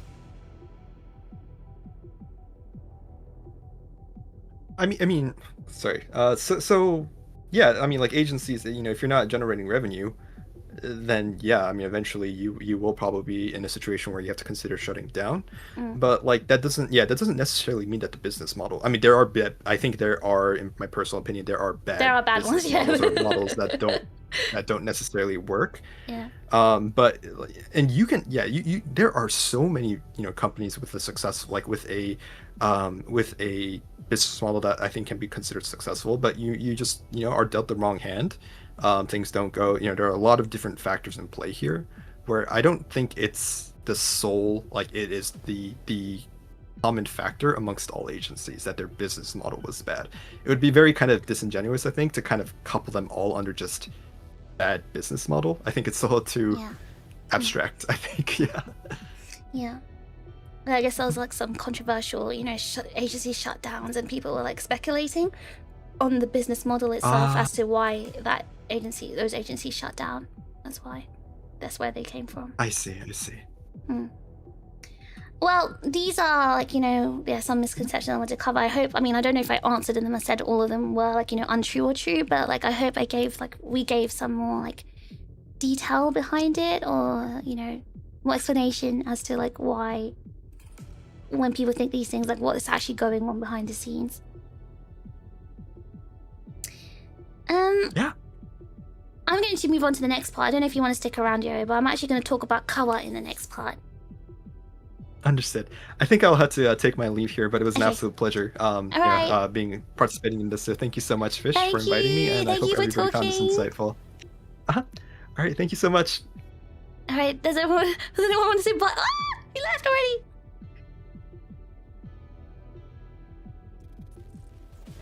Damn, he couldn't wait to get rid of you guys. Actually, you guys are well behaved while Yo is here. There's no like Yo marriage proposals or everything that you guys were saying before. Makes me feel better about being a fan. Bah, that's exactly what this is one of the main points of the stream. Thank you for saying that. Honestly, one of the reasons why we're doing this is because I want you guys as like VTuber fans to also understand what's going on and feel better and not think that, oh god, this is a very terrible, predatory environment and I feel so sorry, everyone should be indie. But I really appreciate Yoe doing this because I know, again, he is very passionate about VTubing and, you know, the VTuber community as well, because obviously Yoe was a VTuber community member. He liked listening, he liked watching VTubers and listening to V-singers and stuff, and he felt very passionate about the community. He created Aegis-Link for the community. It's why we're such a community focused agency. It's why we love chatting to you guys so much and building connections, because that is the ethos of the company, right? And we all feel passionate about that. We care about, you know, you guys. So yeah, anyway, this isn't the end. I want to talk about another business model that I didn't cover earlier because I have a lot more to say about this one. So the next business model I want to cover is the merch first, or like commerce model. Sorry, going back to business models again. You guys are probably sick of this. Like, I don't care. I didn't study business. I don't care about this. But I really want you guys to understand this, because this one especially I'm going to talk about, this one has a huge community impact that maybe a lot of you don't know. And I feel like it's my duty to help you guys know this, because it is insane. It is honestly insane. Like how much effect this company has had in the VTuber world. You guys are one of the very few community-oriented VTubing agencies I've seen. And yeah, and the thing is, maybe we won't grow huge because of that, because we're not fueling on, you know, milking the community for their money, or we're not fueling based on drama or whatever. But we know that we're ethical, that we care, and the fact that we can make people happy, that's what keeps us going. Just because I got burned doesn't mean all COVID bad. I want to believe there's good in the industry. Oh, Bonnie! I also want to give a big shout out to Bonnie. I actually really admire Bonnie a lot, because I know exactly what she went through.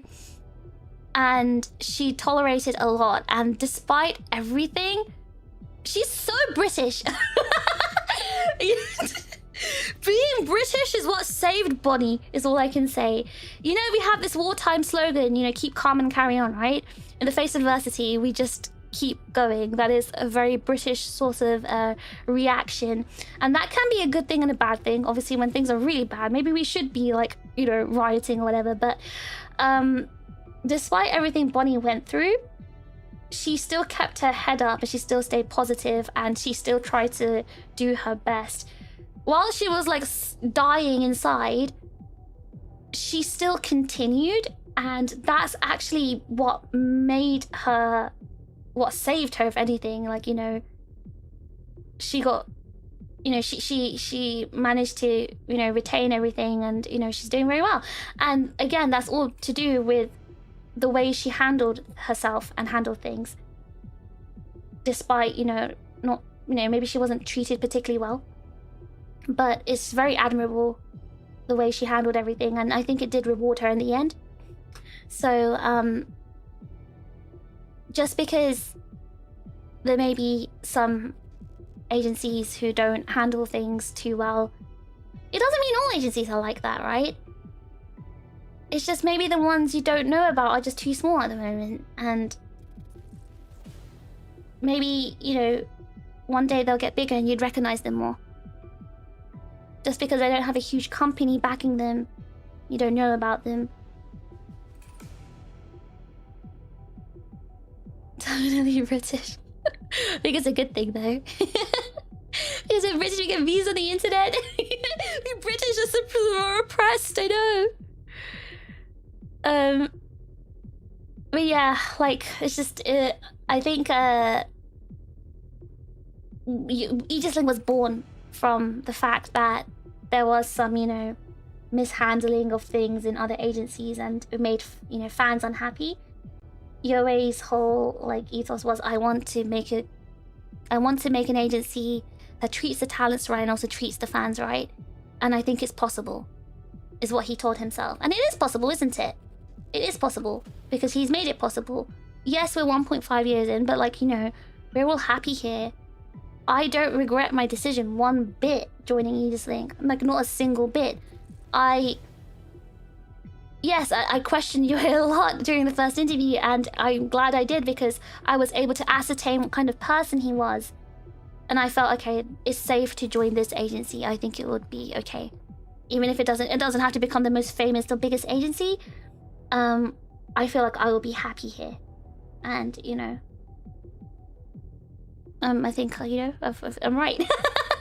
So I hope a lot of VTubers can experience that. I'm gonna be right back. I just need to pee really quickly. Be right back.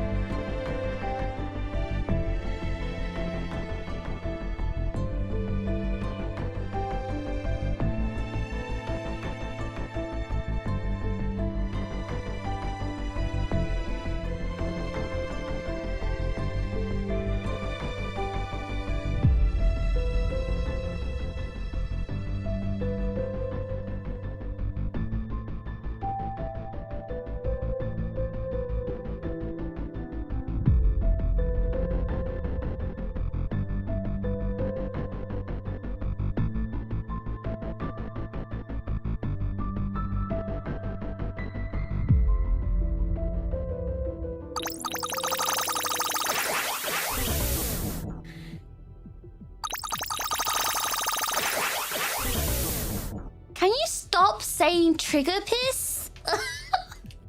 Can you not? Go to bed. Go to bed. It's 2 o'clock in the morning. Go to bed. Bad dog. Bad dog. Okay, anyway, so let's go back to talking about the merch first or commerce model of a business. I literally washed my hands. I just peed. It doesn't take that long. Oshiko break. Okay. So basically, there are some agencies that build creator-powered commerce business. What does that mean? So that means that their business comes from the popularity or the number of creators. So the streamer's audience is used to sell physical or digital products like plushies, apparel, acrylic stands, keychains, desk mats, keyboards, mouse pads, all energy drinks, all of that stuff is being sold. That's the business of this model. Let me So how do they make their revenue? There's 2 ways they make their revenue. Number 1 is through physical merch sales at events, and the second way is by the pre-order merch sales online. Now, I have permission from Moo to mention an example of this type of agency, Kawa. So Kawa Entertainment is this kind of agency. So, what are the pros of opening a company like this? Well, there's obviously a very high upside. If you have many content creators, especially one with large fan bases, you could be selling a ton of merch. Now, let's say you've got like hundreds of merch releases every month, and they're all different fan bases with fan bases that will support their creator, right? That's a lot of money you're making every single month. Okay, so let's put that down. So what do you think the cons are of this kind of business model for the company, that is? So the pros are, yeah, high upside. But what do you think the cons are? Need you guys to think, use a little single brain cell. It's good income, it really is. If you could make I can say this as someone who worked in let's say I worked in merchandising before, right? And there is a lot of income when it comes to merchandising. However, there is also upfront cost. Yes, okay. However, pre-order merch, there's no upfront cost. The upfront cost is usually borne by at least in these agencies, right? The upfront cost is borne by the talent because they have to provide the like illustration or whatever. You can literally sell nothing. Yeah, low return. It's only a low return. It's I guess if you have creators that don't really have anyone buying the merch. Okay, so some of the cons are here. Huh? Why is this not sitting nicely? Give me a second. There we go. Okay, so supply chain and logistical risk. Yes. So one of the biggest cons is inventory. Let's say industry risk. Okay, so it costs a lot to store the merch, because renting a warehouse, that will cost you like maybe $10,000 a month. It's a lot to rent the big space. Also the fulfillment, the customer service, the chargebacks, production delays, all of these things are very, very big cons, because you could lose so much money from chargeback. You could lose so much money from a faulty product being released and you got to refund them. Obviously, production delays can make your company look bad. You got to provide customer service, and this costs money as well. But unless you're using some AI customer service bot, which, you know, like companies like Color don't do that, but some of them do, obviously. But there's some significant cost involved as well, mainly for inventory. Yes, cons is a product-based business. Well, it's not a con, again, if you have creators with a large fan base. Let's say you have a VTuber who has 200,000 subscribers. She has a big community, a community of maybe like 5,000 people. And by that I mean they regularly come to her stream. She has meet and greets that sell out or whatever. When she has a merch release, she's most likely selling about 300 to 500 units or more, even thousands of units, right? The production cost of, I don't know, a sticker sheet is like 2p. They're selling it, a merch company, a merch first commerce model will be selling that sticker sheet for like £5. How much profit is that? So then you got to think about the ridiculous, they make a ridiculous amount of profit, but there's also a ridiculous amount of cost involved when it comes to the overhead costs. So are they actually making a profit, an overall profit, after costs are being paid back? Well, let's see. Before we see that, let's look at the pros and cons for VTubers to like sign up with this kind of model. Yeah, logistics is basically like the biggest pain, basically. Yeah, logistics. So let's look at VTubers. What are the pros and cons for VTubers to sign up or sign a contract with a merch first or commerce model? The pros: opportunity to have merch made for you, for your fans, with very little work involved. An opportunity appears at conventions and events. Now, this is very specifically like, there are a few companies who do this, like let you appear at events, like for example, Kawa, Mosobox.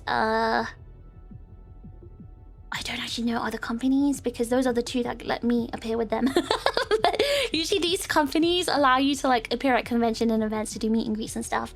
So you have like more, you have more opportunities as an indie, right, to do these sort of things.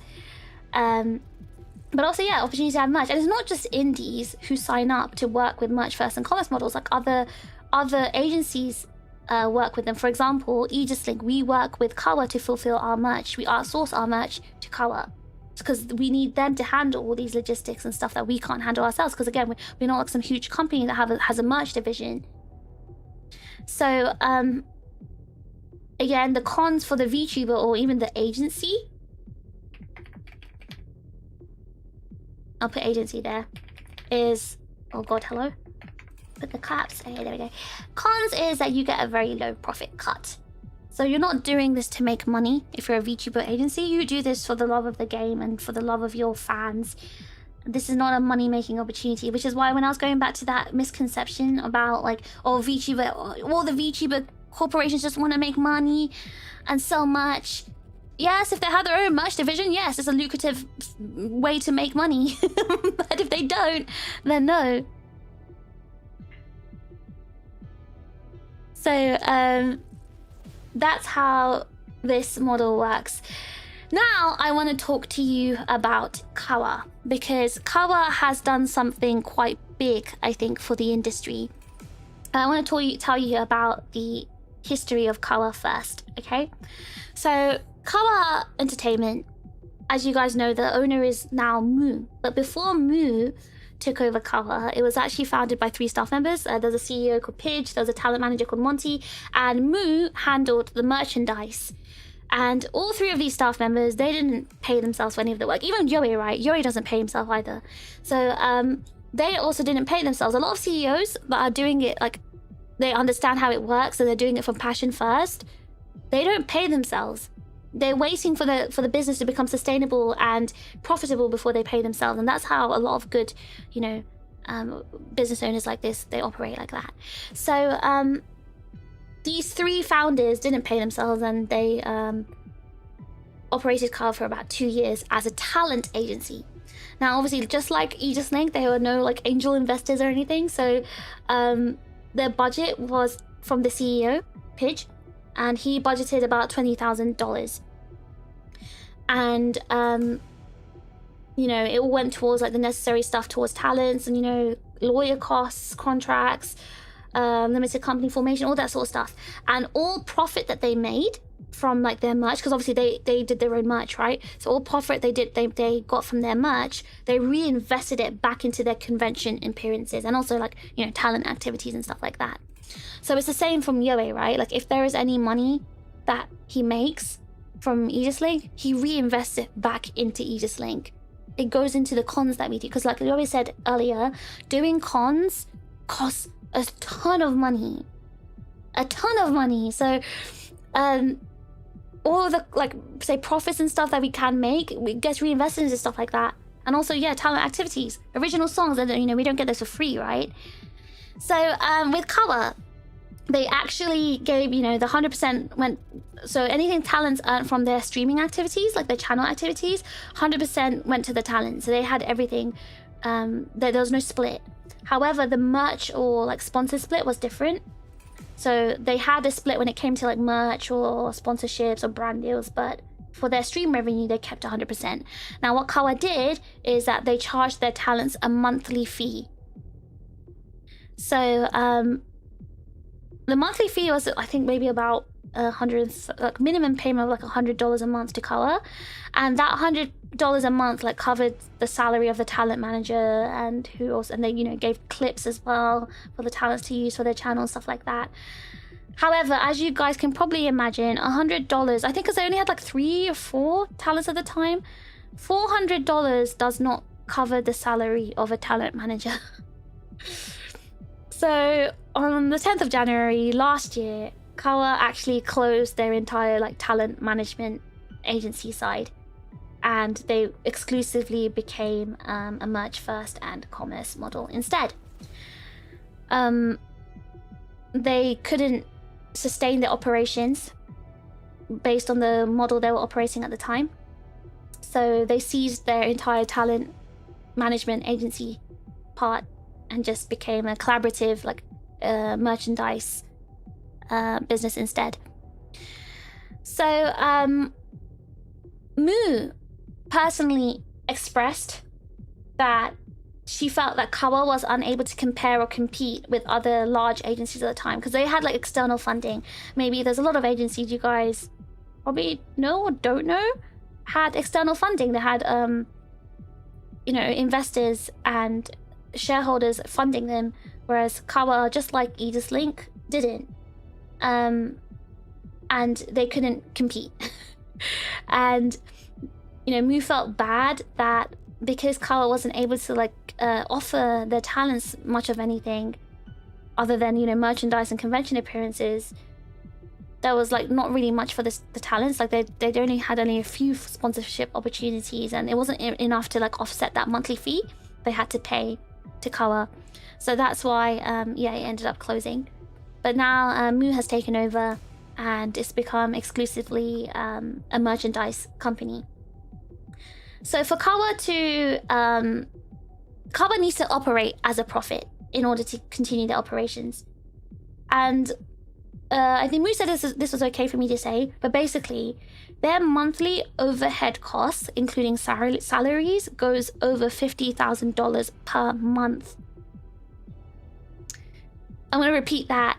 Their monthly overhead costs, including salaries, because they have a staff, 11 members of staff, goes over $50,000 per month. That is just their costs. So they have to make more than that every month, by the way, in order to like pay their, you know, warehouse costs, staff costs, merch production costs and everything. So I think the agents, I mean the warehouse rental alone is like over $10,000, because obviously to store all this merch, think about how many talents Kawa is working with. To store all that merch and do all the shipping, you need a big warehouse. Salaries and business expenses ass up fast. But yeah, with do you know Moo was a boss? Yeah, she is really nice. She's really sweet. And that's the thing about Moo, right? She's genuinely passionate about VTubers and the community. She's genuinely like wants to help VTubers and companies and wants to be like a positive impact in the scene. And she is. Do you know why? Because without Kawa, or even agencies like Kawa, because you know the whole sentiment of, you know, corpo bad, indie good, right? You're only saying that because you see that indies are getting appearances in conventions because of Kawa, right? And agencies like Kawa give the opportunity to make merch for indie talents and also have them appear at conventions. This wasn't a thing a few years ago. Indies basically had very little opportunity to appear at conventions and also have merchandise. It's only because of these models, right? Like Kawa especially, right? These merch first commerce models that, like Kawa or like Moso, that talents have an opportunity, indie talents have an opportunity to appear at conventions and have merch. Like your favorite indie that you're getting merch for and, you know, seeing at cons for meet and greets. This wouldn't happen if Kawa wasn't there at that con, or Moso, or like all the other companies that do the same thing.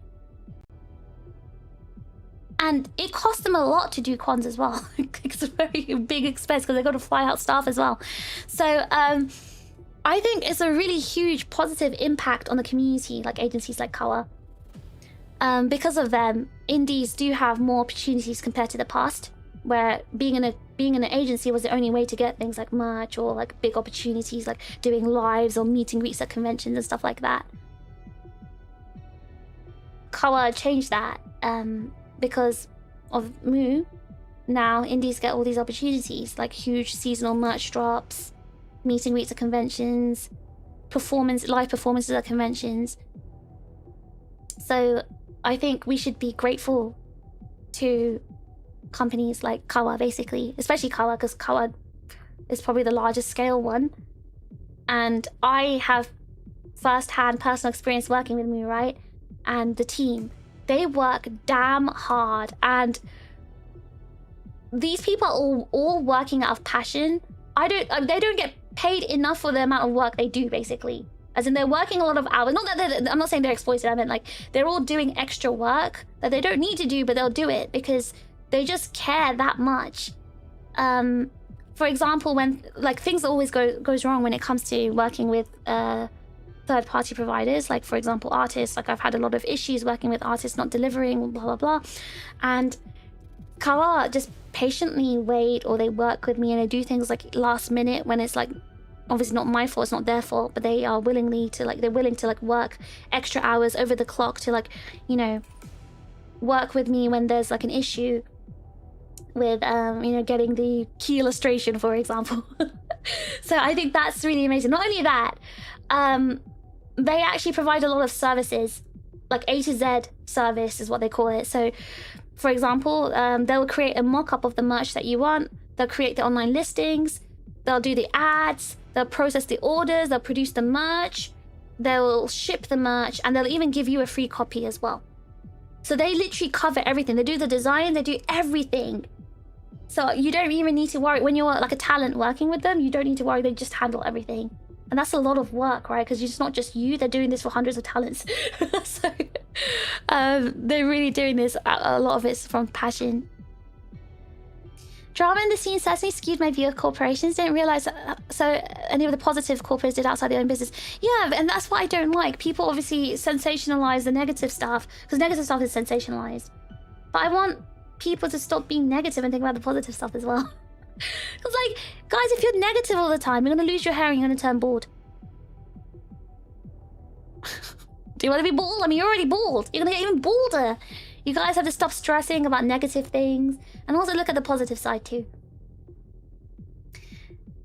Did they say Z or Z in color?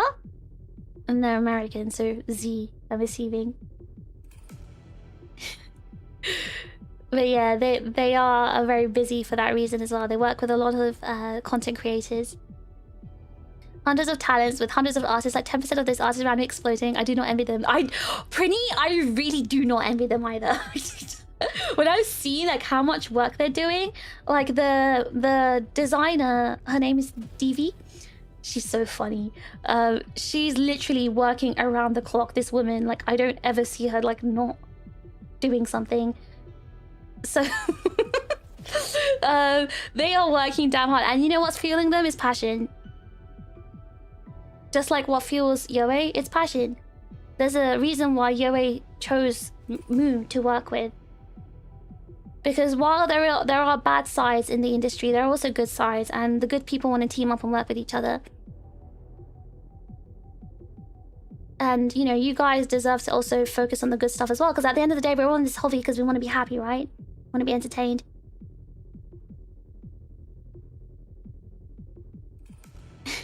People don't see all the hard work that goes on behind the scenes. It's not visible as a drama. Exactly. And I don't like that, though, because at the end of the day... Wasn't she at the CarrierCon? I think... Yeah, you did. You probably did. Carla was at CarrierCon. They produced the exclusive CarrierCon merch for Gabriel of CarrierCon. Divi is genuine. She is! I know! She's genuine. She's so funny. Oh my god, she's so funny as well.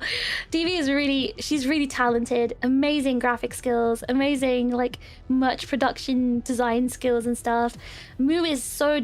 Moo is so humble. I think, like, I know I'm the #1 humble, but, like, Moo's pretty humble. She's so sweet, but she's also damn humble. Like, she does a lot, and it's literally just the passion that keeps her going. And yeah, she was drawing at the booth. Yeah, she's an artist, so she's actually an artist as well as, like, you know, merchandise. So yeah, if you guys go to a con and you see Moo, and you guys have favorite indie VTubers who Moo works with, shake her hand, tell her thank you, because honestly, without her, those indies wouldn't have gotten those opportunities to have this merch release and appearance at conventions. Because she's making it possible for them, and for you as an indie VTuber fan, it's you know, something that's good for you, right? And they also give the talents their own merch for free, by the way. Well, they're losing money from doing that as well. There's not like they're making money from that. And they also work with a lot of agencies as well. For example, they work with Aegis-Link, but they also work with other agencies I can't mention, obviously. But not only just indies, they work with agencies too, like producing their merch for them. Now to the juicy part of the presentation. Corpo versus indie. Ba-ba-bum. Now, if there are any VTubers watching this, this is probably most relevant to you. Because you're probably wondering, why the hell should I join a VTuber agency? What are the pros and cons of being an agency streamer or a indie streamer? Well, I'm about to tell you. So, let's talk about the pros of being in an agency. Number one. Now, this is probably one of the big ones. Sponsorship opportunities. This one's for you, body smiles. Body deserve better. That's all I will say. Sponsorship opportunities. Usually, when you at least an established company, right? They do have connections and networking with brands and other like like companies where you can get sponsored to do something. For example, I'm currently sponsored by. I'm partnered with Advanced GG and also Stoneforged. Now, with Advanced GG, fair enough. To be honest, like I think a lot of people can like join up to work with these drink companies. However, contracts, right? Usually all these creators who work with these drink companies, these energy drink companies, have to sign a contract, and it's usually the same contract that every creator signs. However, because we signed as a company, Yoei handled the contract and he negotiated a better deal for us. And that's something I couldn't have had if I were an indie. And maybe I could have done that if I was like a huge creator, I don't know, but like as a nobody, right? The fact that Yoei was able to, use his lawyer skills and negotiate a really good contract for us, that's something I couldn't have done as an indie alone. Another thing that you can get from being a part of a company. Now, again, like I said, with the existence of Kawa, this is kind of negated, but also it used to be that joining an agency meant that you get merch support and production. So, hold on, let me maybe put pros of being in a company.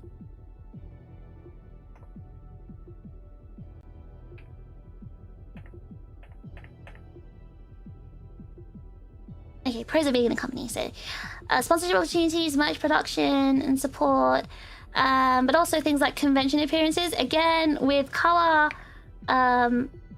this is kind of slightly negated. You can also get this as an indie, if you're like with Kawa or something. But usually, when you're part of an agency can appear at a convention on its own right. For example, Aegis-Link, we had a massive booth at Offkai, right? We also had a booth at ANYC. So, that's the big advantage. We had an entire booth, which meant that, it was all controlled by us. It wasn't like, part of like another company's booth. So convention appearances leads to like exposure as well. And also like discoverability and stuff like that. So that means, let's put meet and greets as well as part of that. No way, no way, indie would get a shaker like the Aegis-Link one off the rip with Ivachi. Exactly, there we go. Like Aegis-Link managed to get a shaker without like having to do the milestone thing. Again, that's something as an advantage of a company, right? You can negotiate with other companies and produce products. And also, with the shaker, I think Yoei ordered, well, they produced 50. And all 50 sold out in the first, I think, 2 days of Offkai. So they're pretty nice shakers. Speaking of shakers, there may be a fish shaker. Hypothetically speaking, there may be a fish shaker. But anyway, yeah, anyway. So, also, this is a huge one. And this is something a lot of people who join agencies are looking for. I want you guys to read that. I'll read it to you. Help finding and dealing with artists, riggers, editors, designers, and other service providers. Now, I want to talk about this one because this is not something that all companies do. And I actually didn't know this until... Remember I told you guys...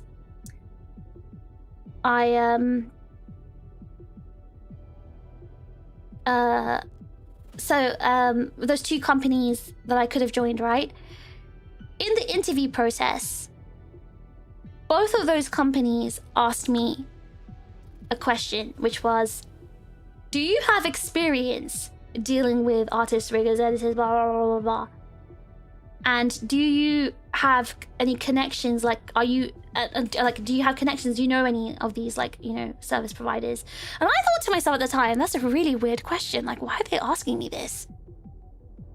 And it wasn't until later I realized, oh, the big companies, they don't want to help you with this. They don't want to help you with this. Maybe for this part, they'll do it for, like, certain parts, but the rest of this, you're on your own, mate, is what they're saying. So they don't want to hire anyone who doesn't have access to these service providers.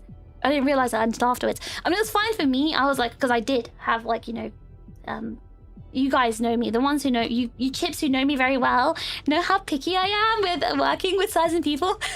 So for me, I already had, like, you know, a team of these sort of people I already knew and worked with. But not everyone does. Not everyone does, especially like, you know, new indies or something. They wouldn't have those sort of people, those sort of connections. But I thought that was quite interesting when I was asked that question, right? So, and I realized why. It's because they don't provide help finding those sort of people to work with. Aegis-Link does, though. Yes, they'll help you mainly with artists and rigging and getting things like models made and assets done, but everything else, you have to access to your own editor, mixer, designer. But yeah, exactly. So they won't actually help you, but I do want to say, I don't know if this is like something that just Aegis-Link does. I do think other agencies do it as well. Maybe smaller agencies do it, but they will help you find and they'll help you deal with artists. Okay, when it comes to bigger companies, they do 100% deal with the communications with all of these service providers, and that can actually be a drawback because it means you have less freedom of working with that service provider. Big companies, especially Japanese ones, they will handle all those communications. It's a good thing because it protects your privacy, but it can be a bad thing because it's restrictive. It means that you can't have direct access and you can't really be specific with what you want and what you want to get. So it's a double-edged sword, I think. I thought big corporate would have a stable artist and riggers and retainer. Yeah, if it's for, like, you know, your main streaming appearance or whatever, that's different. I'm talking about everything else. Music videos, illustrations, posters, streaming backgrounds, blah, blah, blah. That stuff, some agencies, like, require you to do that all on your own. And they won't even pay you for it, by the way, so... There might be a mismatch of expectations. Exactly. But the thing about these big companies, right? The fact they clear it off at the beginning, they're already like weeding you out. Like, if you don't have this, they're not gonna hire you. So that's my top tip to anyone. Make sure you have like your little team of these service providers out there ready. I was lucky that I did. I didn't even know I needed that, but yeah. Anyway, so, what else? Okay, this one. Help organizing large projects. Now, this one is obviously something you get from, like, management and stuff like that. And as we were talking about business models earlier, it's more advantageous for a company to help their talents do big projects because that means more revenue for them and more, like, discoverability and stuff like that. So this does all depend on, like, you know, the company. Like, do they want you to do a company-based project or is it like a personal project? Blah, blah, blah. But yeah, usually a good company will help you organize large projects. Now, I say that because there are some companies that promise these sort of things, but it doesn't end up happening. It's very sad. And it means that the talent basically has to organize huge projects on their own.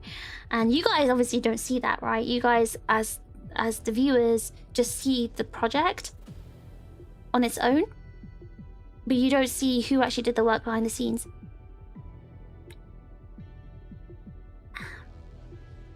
So again, this doesn't apply to every agency, but in theory you should get this. Sometimes they do promise this and they don't deliver it, and obviously that's just a very unfortunate situation. Now, this is a very, very big one that I want to talk about. So I guess this is basically part of OPSEC, so operational security. You get greater privacy and separation from your personal identity, especially if the company owns or manages the channels. So with, let's just say, I don't even know where I wrote that, when, I guess. Well, I guess if, yeah, because not all of them.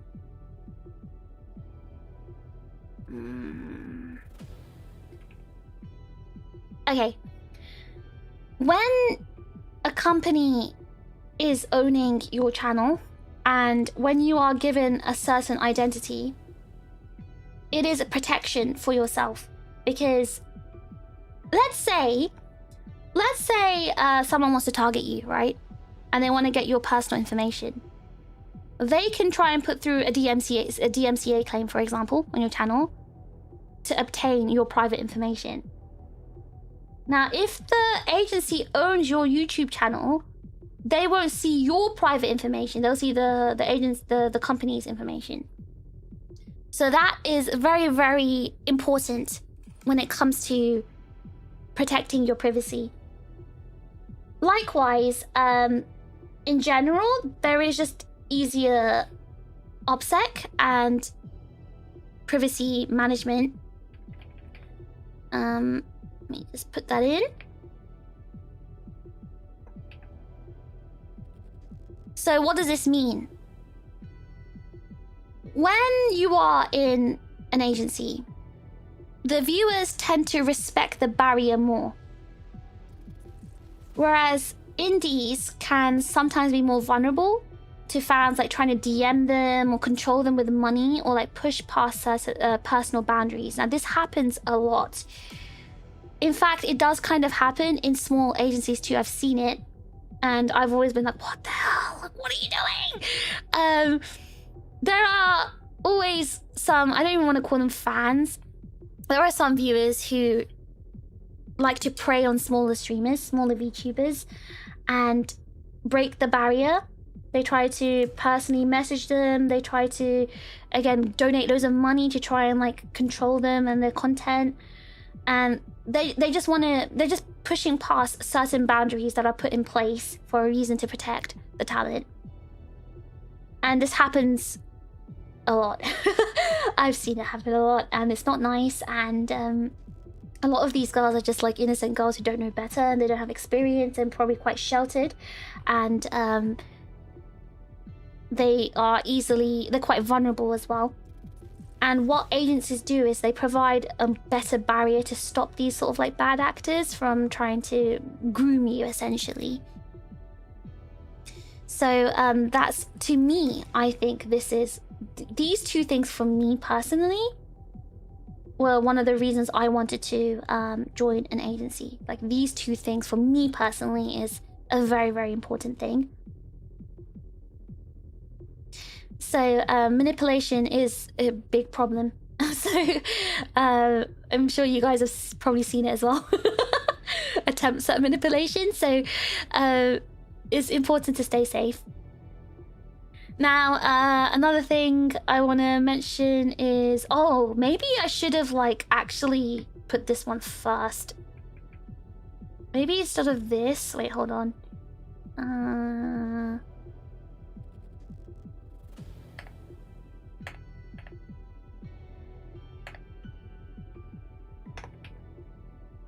There we go. Big opportunities such as 3D lives, original songs, brand collaborations, events, conventions. Sponsorships. Should I write? I've wrote sponsored projects, but I wrote sponsorships. Yeah. So these are big opportunities that are very hard to obtain when you are an indie. Because again, the whole company thing, right? They get easier time to work and reach out to other fellow companies and work with each other. I heard VTubers who caught those kinds that it never ends well. One was lucky and the person was sending tons of cash, only stopped after the VTuber did something he didn't like. Well, that's the issue, right? That's the danger. Let's say you did something, the VTuber did something that they don't like and they've sent all that money. They're gonna turn from someone who loves that VTuber to someone who hates that VTuber. There is a thin line between love and hate. When you love someone to the point it becomes obsession and you're basically, you're burdening them with your happiness and they do something that you don't like, they will immediately flip. And that love and obsession turns into pure, seething hatred. It's dangerous. So it's very, that's the true, like, you know, exploitative behavior, manipulation. And a lot of VTubers, right? A lot of girls are very like vulnerable and they have very low self-esteem, so they kind of fall for that sort of narcissistic behavior where they're being love bombed by this fan and given loads of money, and they do things like entertaining it, but it can quickly turn very, very sour. So I think there's more protection, at least when you're with an agency, from happening.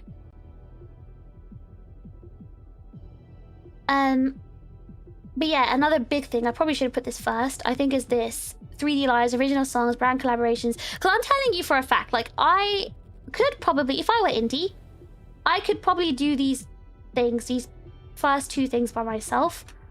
I could probably also, if I work with Kawa or something, I'd probably get the events and convention stuff as well.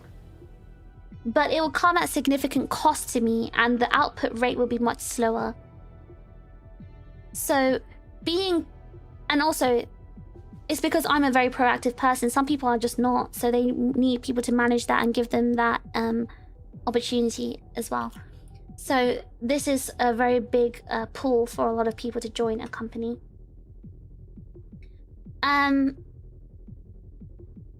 This is a very, okay, these two, actually I got 3 more points. I got 3 more points which are actually really important, because these are ones that I've actually heard from other people as well. This is a big one. Have you ever wondered, okay, I've said this earlier, have you ever wondered why really huge indies give up their channel and everything to start from scratch at a brand new agency? I have, and this is the first thing they tell me is this. Like, why are you doing that? Because they want a group identity, they want gen mates. They want to be around other talents, they want to work towards a project together. They want that sense of community. They want that, exactly, they want to have a gen mates, they want the managerial support, they want the structure. These are the things that they want, and that's what pulls them towards joining an agency. Even me, again, this was, okay, fine, this was a big reason for me, obviously, the whole privacy and OPSEC thing. But actually, the other reason I wanted to join an agency was the whole sense of, I wanted a group identity. I wanted to be part of a group. You can't be in a group by yourself. So, this is the main reason I wanted to join an agency. And this is a very big reason why a lot of big creators start from scratch. Because they just want to be with other girls that badly. Yeah, exactly. Sometimes people just want friends. And then there's another point. This is obviously a huge one. I don't think you guys... Okay, I think only an indie who's like quite established knows this one and doesn't have a manager. You get lots of admin and legal support when, I mean, they just handle everything. When you're in a corpo, like, you have, they handle all the laws, the copyrights, the contracts, the permissions, everything's handled by them, so you don't have to stress about it, because this is honestly a really huge thing. It's a really, really huge part. And any indie who's had to, like, you know, not had a manager and had to handle all that stuff by themselves, they know exactly how difficult this is. So, this is also a very... Actually, this was also one of my reasons I wanted to join one too. I would say this is like a really, really big pro advantage of joining an agency. And obviously, this one is a big one for a lot of people. You know, general feedback, support, and advice from management. And support also includes emotional support.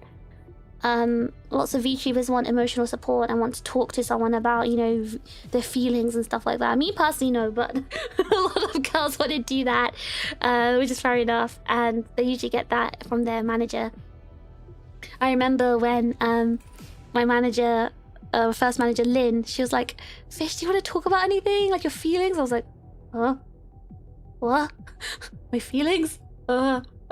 I'm happy, I guess. Why are you asking? Do I seem like there's something wrong?" She's like, no, you're just like working a lot and everything, and you know, I just want to check you're okay. I was like, I guess I am. I mean, do you think I'm not okay? Like, is everything, are you okay? So I think she realized she's talking to someone with no brain. But yeah, a lot of people do want to talk about stuff, I guess, because being in the, you know, the spotlight and dealing with, like, you know, I guess a lot of people just don't have experience handling fans as well, and being in the spotlight and having like a lot of eyes on them. A lot of people just don't have that experience, so it does like mentally affect them as well. But I'm brainless, so it didn't affect me. So these are the pros. These are the pros of being in a company. Now, what are the cons? What are the cons?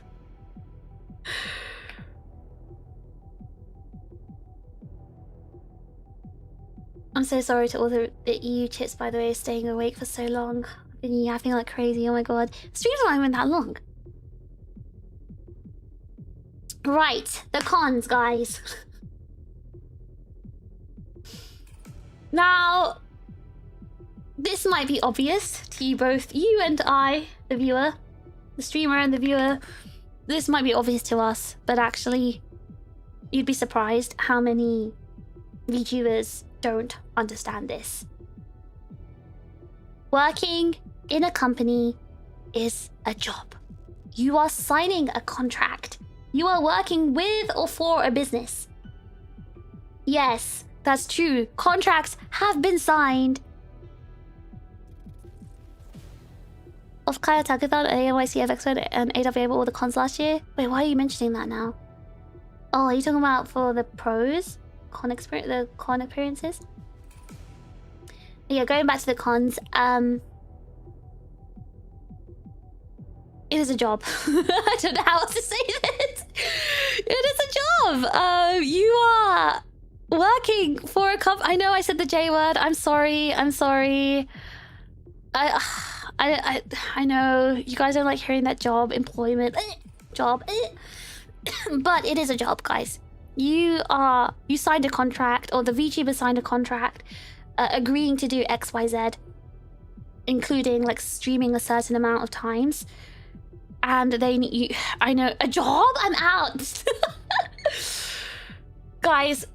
Any indie listening to me right now, do not join an agency if you do not want the responsibilities of a job.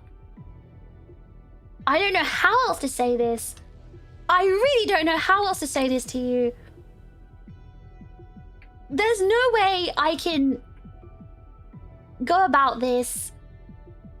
It is a job. If you don't like working, do not join an agency. So what does a job entail? It means you've got to follow the rules, just like in your office job. Just like you've got rules in your job, there's rules in agencies too. And why do the rules exist? Let's say you're working for Heinz, and you're working for Heinz's marketing team. I'm sure they have their office rules, but also the rules they have is also to protect Heinz's brand. For example, they might have a rule saying you can't work for HP because they are a competitor company. You must exclusively work for us. You cannot work for another company, and the reason is because this is to protect our company. Or for example, you can't go on Twitter, make an account, write that you are a Heinz representative, and then say wildly political stuff because you're representing Heinz as a company and you can't, you know, make us look bad. So you gotta follow rules. Just like in actual companies, VTuber companies have rules too. For example, yeah, like don't talk about controversial topics or don't, you know, blah, blah, blah, blah, blah. There are rules. And, you know, there'll be times where you have to do tasks you don't personally enjoy. For example, I'm trying to think about an example for me. Oh god, I'm sure there was something. I don't know if there's anything that I didn't personally enjoy, but this does often happen, right? Like, there are some tasks that you have to do, and you don't like it, but you have to do it. I can think of at least 2 high-profile, mega-famous VTubers who went out quitting because they disagree with the job, trying to force them to do something, and it's specifically song-related. Yeah, when you're an artist, I guess, it gets difficult to kind of compromise and do stuff. So they're sometimes forced to accept sponsorships. Okay, so in Aegis-Link's case, no. We do have a choice with everything. In some companies, they do. Yeah. You are told you're going to be doing this sponsorship, whether you like it or not. And that's what I kind of mean. Sometimes you've got to do things you don't enjoy. And that also goes with, you might have to accept things you don't like. Now, let's go back to the... let's go back to what Yoe mentioned. So Yoe mentioned earlier about Aegis, our second original song. And none of us liked the mixing. None of us. To the point even our business operations manager was like, oh, wow. And I was the only one that asked, Yoe, can we not get this like revised? Yoe's like, well, no. The mixer said no revisions. This is it. There's no revisions. This is it. You can't have anything else. And I was like, okay. Now, I didn't argue this. I could have argued it, but I knew there was significant costs involved. There was a deadline involved. There was a lot of things involved. And I knew that if I pushed it, it wouldn't be very fair to the company and everything, because we had deadlines to meet, and also there was a lot of, you know, this project cost a lot of money. So, I accepted it. Even though I didn't like the mixing of the song, I accepted it to a point. I offhandedly mentioned very sadly to the business operations manager that I can't bear to listen to the song because I think I got the worst. I got the short end of the stick in that mixing. I sounded like really muddied and like my voice was like sunk in. I was barely heard and everything. I guess because that song had very heavy like, you know, parts of the instrumental, my voice got drowned out because I've got more of a softer voice. And yeah, I was also sick as well, yeah. And I wasn't very happy with it. And but again, I didn't complain, I didn't push anything. I was just speaking sadly I was offhandedly speaking to the business operations manager and telling her, yeah, I'm not really happy with it. And she was like, oh, well, maybe we can get a remix. I said, no. You always said that the mixer won't mix her again, so we just gotta stick with this. She's like, don't worry, I'll handle it. And then she marched off, and she basically convinced Yoe to ask for permission from the original producer if we could get it mixed by us instead. And we got the permissions to do that. But again, like that, Yoe didn't have to do that. He could have easily said no, and none of us would have fought back. Because again, the 3 of us knew that as part of a job, sometimes we have to accept things we don't like. Next thing is, you may have to be courteous with others even if you dislike them. Now, this doesn't apply to Aegis-Link actually, but with other agencies, right, there are lots of VTubers who have a deep VTubing history, which means they might have like beef with other VTubers. You guys don't even know about it. You probably don't know. You probably do know about some very public beef, but like there are probably lots of you know, conflicts you don't know about because you don't see it. Why? Because those VTubers are professional enough to be courteous with each other in public. And that is something you need to learn how to do, because there are some VTubers who don't know how to do this. And if you're an indie, fair enough, do whatever you want. But if you're in a company, you absolutely cannot do this.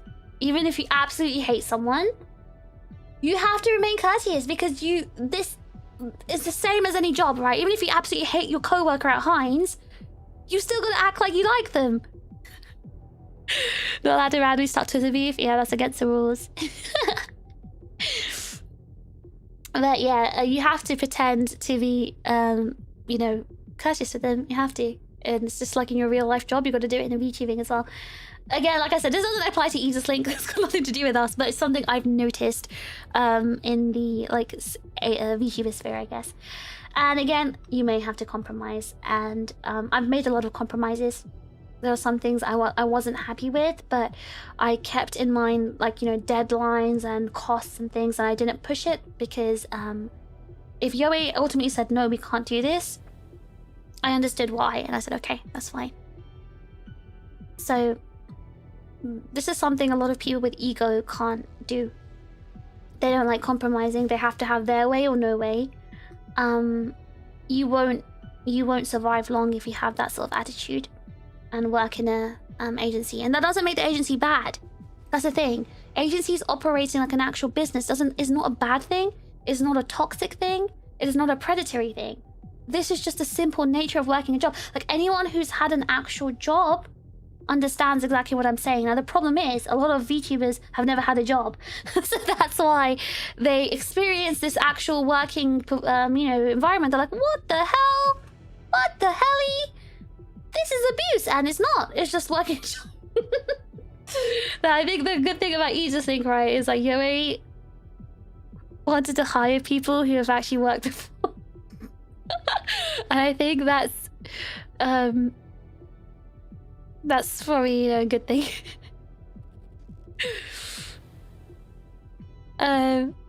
Right, another point. Right, amazing, incredible plans for amazing things squashed by budget concerns. Oh yeah. I love how it's always me squashing it as well. I'm like, no, May, we can't do this. That's gonna cost too much. No, we cannot have a full animated music video. Where are we gonna get the funds to do that? These V kids these days. But yes, another hard reality.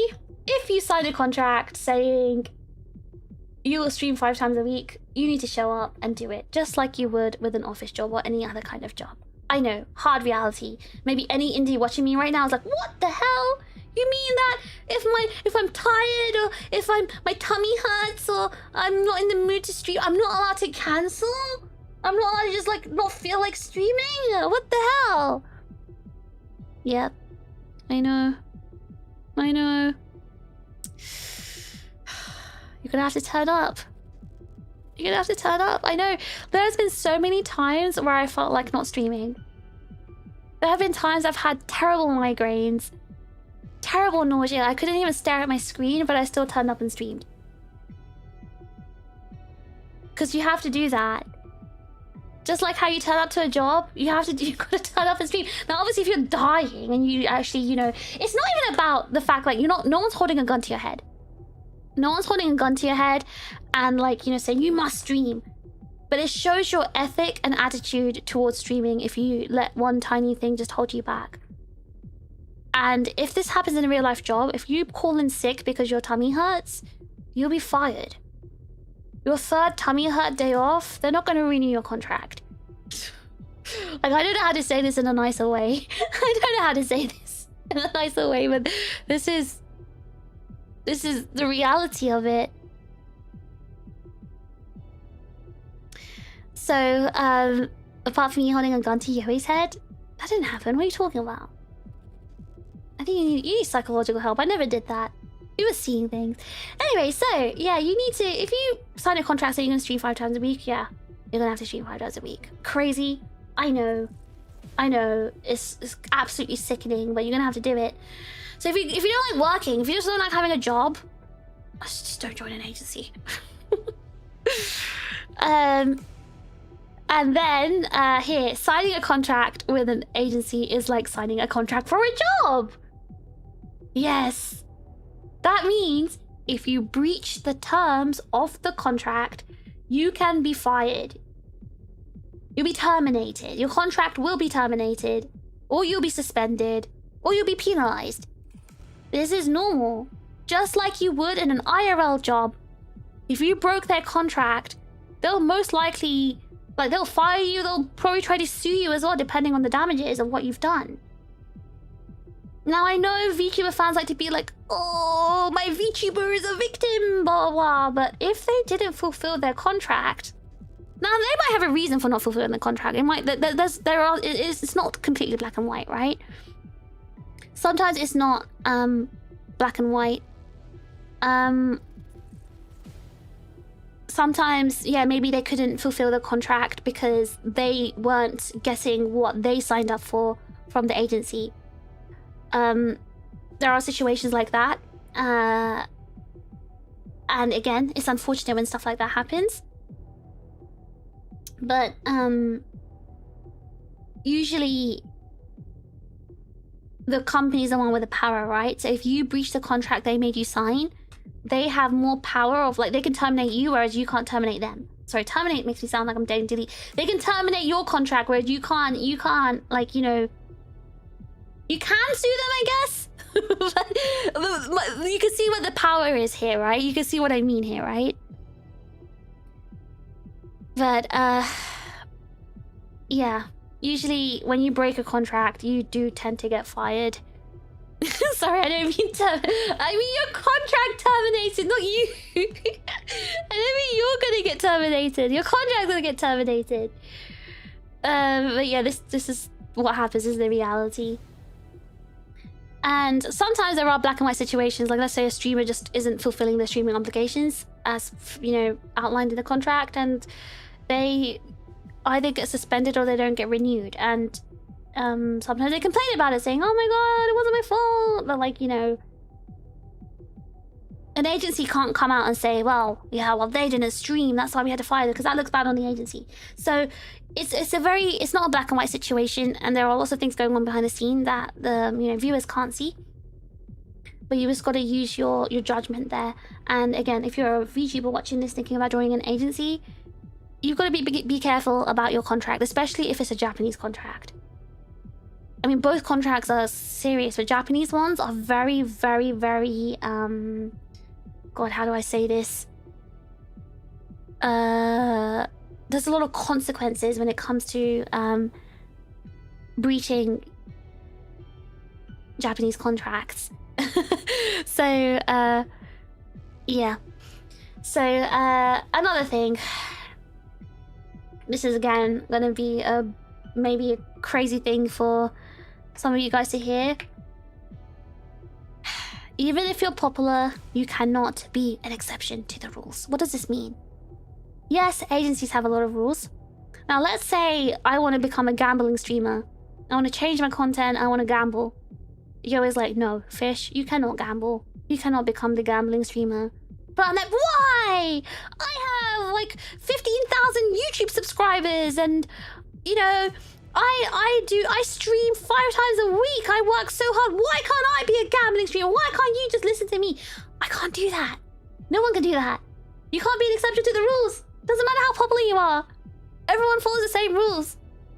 I know this sounds crazy, but I think this happens a lot. I've witnessed in a lot of agencies, right? Streamers kind of let the ego take over, and when they're popular, they kind of think, oh, I get more, you know, more control because I'm more popular and I'm making all the money. It doesn't work that way. You still have to follow the same rules as everyone else. Even if you're really good at gambling. That's the thing, like, I'm amazing at gambling. I make so much money when I gamble. Like, I was #1 in Gamble with Your Friends in every single game we played. I did not lose a single penny. Yeah, YoA will not let me become a gambling streamer. Isn't that so sad? But it's okay, because I understand sometimes you just, you know, have to accept things you don't like. But, yeah. Let's see. Now, again, this is not totally black and white. Obviously, when it comes to some bigger companies, where the chain of command is very, very long and there's less control over the management and stuff like that, maybe this can slip. Sometimes managers can maybe play favorites and do things they shouldn't be doing, but because, again, the chain of command is so long and there's not much control over those managers, sometimes things slip through the net. But theoretically, this is the case, right? You can't be an exception. But yes, sometimes it does happen. I'm not going to deny I've seen situations where it has happened.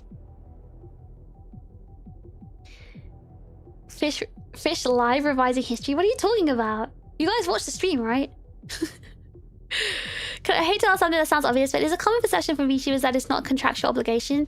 Yes. Okay, so again, a lot of VTubers who sign contracts are young, and it's probably the first ever contract they've signed, and they don't understand their contract. They also don't understand the severity of signing a contract. People who work a lot or have worked understand. People who have never had a job in their life, they don't get it. If the agency had just allowed you to bet everything once... See, that's the thing. If they allowed me to... If Yoe allowed me to bet the entire, like, Aegis-Link money, company value would double. If I just let it ride, just once, let it ride, put it all in red, I'm telling you, I can make so much money for Aegis-Link. You just gotta believe in me. But yes. Next. This one is a big thing.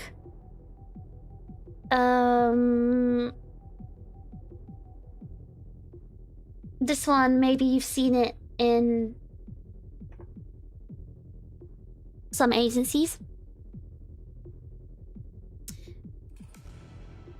A major issue is that some creators might join some agencies and they run into a problem where things that they were promised weren't followed up on. For example, let's say they're promised management, they're promised support, they're promised merchandise, conventions. They're promised a lot of things, but when they join the agency, they don't get any of that, and they're kind of been tricked. When that happens, I don't know what to say other than it's just a risk. It's a risk you may fall into. It that, you know, when you join a new company, especially, this is a risk you may run into. Because obviously with a new company, got bait and switched. Yeah, because with a new company, they don't have the reputation, right? You don't know how they've been operating because they're brand new. So all you have is trust. And sometimes, you know, there's a risk when it comes to trusting a brand new agency. And I'm going to cover this later as well.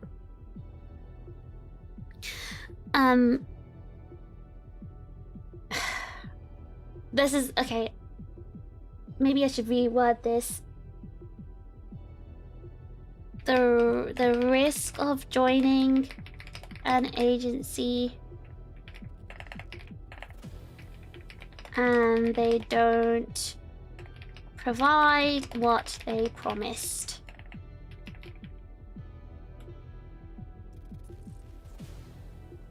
Or the creator cannot properly capitalize on what the agency provides. For example, let's say the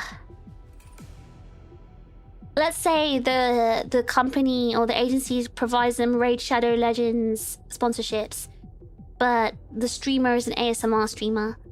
Can they capitalize on promoting Raid Shadow Legends?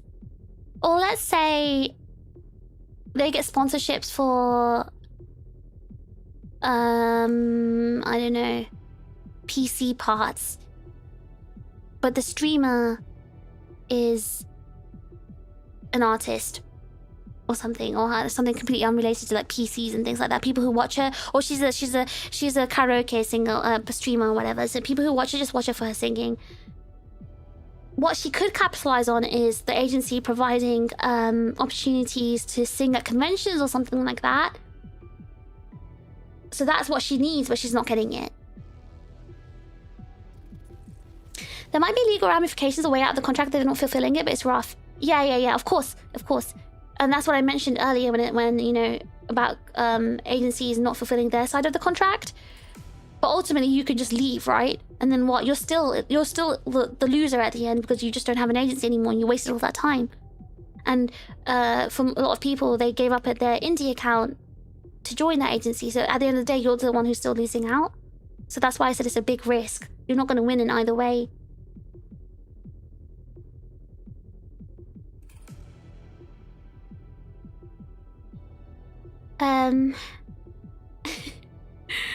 Raid Shadow Legends ASMR RP. You're captured by the dark elves and made into kebab. Maybe you should give them the ideas, Prinny.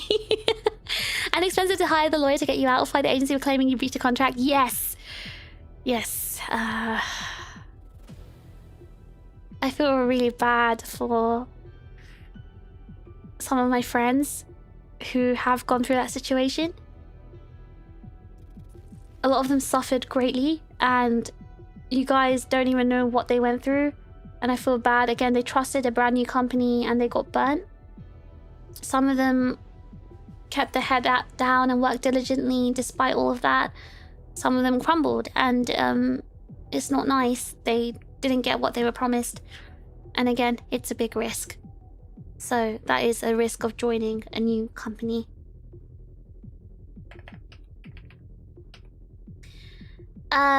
Now this one is a big one, I guess.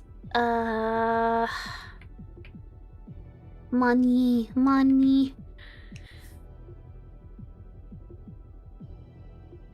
There are some companies that also acquire indie model and you lose all rights to it and have to start from scratch again. In those cases, usually you sign a contract. They won't just take it from you. You sign a contract and you agree to certain things. I'm not sure how much I'm allowed to say, but for example, May had a different type of contract to the rest of us because May had already established her accounts before joining Aegis-Link, and she wanted to continue to be in Aegis-Link as May. So she basically, the kind of contract she had is where her IP is temporarily loaned to Aegis-Link while she's working under Aegis-Link. But her IP will completely return to her once she leaves Aegis-Link. Now, the way my contract works, for example, is if I leave Aegis-Link, I get to keep everything, but under certain circumstances. For example, I can't join another company using this channel and IP and everything. I can continue as, you know, myself, TRiGGERPHiSH, but only as an independent creator. I can't join an agency as TRiGGERPHiSH. To be fair to VTubing, a lot of these risks apply to startups across the board. Yeah. It's a startup thing. That's why I'm saying, like, a lot of people think, oh my god, VTubing agency is evil. They don't realize that these are just also the risks of joining a startup in general. IP concerns over content and other things that the company dissolves can be bad. Depends on the contract. So, yeah, makes sense to be confusing marketing-wise. Exactly. Also, it's about risk of, you know, ruining the reputation of the brand. Let's say I decided to quit Aegis-Link tomorrow, right? I decided to quit Aegis-Link tomorrow, and I decided to, I don't know, join XYZ company. You guys would be like, what? She joined XYZ company. And then while I'm in XYZ company, I started doing, like, wild political content. I started saying wild political things, and you guys will be like, what the hell? That's TRiGGERPHiSH of Aegis-Link saying this wild political content. But it's not. I quit and I joined this other company that's, you know, focused on doing wild political content, and it's gonna basically rebound and hit Aegis-Link instead. There's a reason why these rules exist. It's to protect the company for a good reason, right? I work in project management and tech. There's also responsibility on the VTuber and contributors to communicate and speak up to the needs. This is a big issue as well. And I'm telling you this as someone who's working in an agency. A lot of people are so passive and they don't ever want to speak up. I'm usually the only one who's ever speaking up and saying something. Don't even joke, lad. No, I'm not going to do that, don't worry. But yeah. Now, the next con is the income. This is another big one. Income. Oh. Let me just double check something. Oh god, I thought I had a Totsumachi. that I was missing. Oh my god, no, my toxic munch is on next week. Okay, anyway, so what was I saying? Yes. Income can be uncertain because your income is coming from your stream revenue. Now, if you're a YouTube streamer, you're basically making maybe $1 a month on ad revenue. Everything else is coming from your memberships and, like, you know, stream donations and stuff like that. If you're lucky and you get like sponsorships or partnerships, like with, I don't know, me with Advanced GT or something, maybe you can get extra revenue from those sources, but most likely it's coming from people who very kindly donate to you. And that's just like for smaller streamers like me. When you are a bigger company streamer, like when you're working for a huge company, you have way more costs. You are most likely in debt to the company, and you've got repayment obligations to the company. So, because one thing you guys probably don't realize, right? When it comes to big agency streamers, big company streamers producing things like music videos, the covers and stuff like that, it costs them way more to make that stuff compared to, like, I don't know, someone like me or even an indie. Because service providers will charge them about triple the amount. So to make, I don't know, a cover music video for a very large, big company streamer, it will cost them maybe about $3,000, whereas it'll cost me $300 if I budget well. $300 to $3,000. Now, what some companies do is that the big companies will say, okay, we'll pay that money for you, but we're gonna take that money back out of your account at the end of the month. And we could do a payment plan where we take out, like, I don't know, $500 a month or something like that. So a lot of big VTubers are in debt and have repayment obligations. So this is something you have to consider. And you might be saying, well, why do you do it then? Just don't make cover videos, 5head. Just don't do stream projects, 5head. That costs money. If you don't do that sort of stuff, you can't grow. I know you guys might be thinking, that's crazy. Surely you can grow. How are you going to grow if you don't create content? Streaming alone does not give you growth. You need to create other content to not only keep your, like, fan base happy, but also to be discovered. Why would that repayment be on you and not the responsibility of the company and their direction?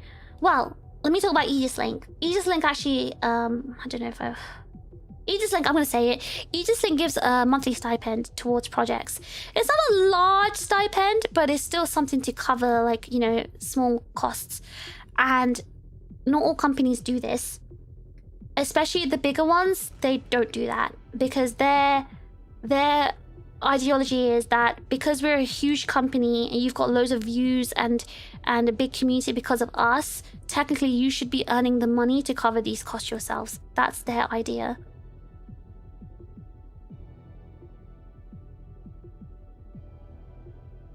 Are you meaning you specifically asked to do that and not the company decision? Well, the company will give you repayment plans. It'll be like, oh, you can pay it all up front right now, or we can deduct, like, you know, $100 a month. The company will give you the repayment plan. You could choose to pay it all up front, but usually a lot of the VTubers, they cannot afford to pay it all up front.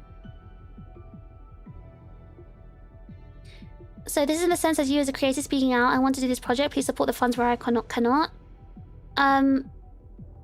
What kind of company are you talking about? Not the company tells you to make a comment. Oh no, sometimes the company will tell you to do something and you have to pay for it, yes. But I think it's more Japanese companies that do that. I don't know if Western companies do that. So, it does happen in large companies. In Aegis-Link, no, it doesn't happen. But I do pay for all my projects out of the stipend money, because the stipend money that I get from Aegis-Link, that goes all towards production of my shorts. Everything else I do, outfits, special streams, covers, everything else that I do comes all from my own money. A lot of features put a ton of their own money into projects and new models. Yeah, exactly, they do, yeah. So, yeah. So this is a big, like, you know, I guess a disadvantage or something you need to consider before joining a company. Obviously, this one, I guess, goes more towards bigger companies, like Japanese ones. But if you want to join like a smaller American agency, this part is still remains true. Your income will be uncertain. Most likely you won't really be making too much money a month. You'll need another job.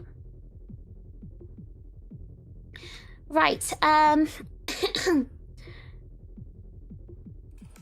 This one is something a lot of people don't like.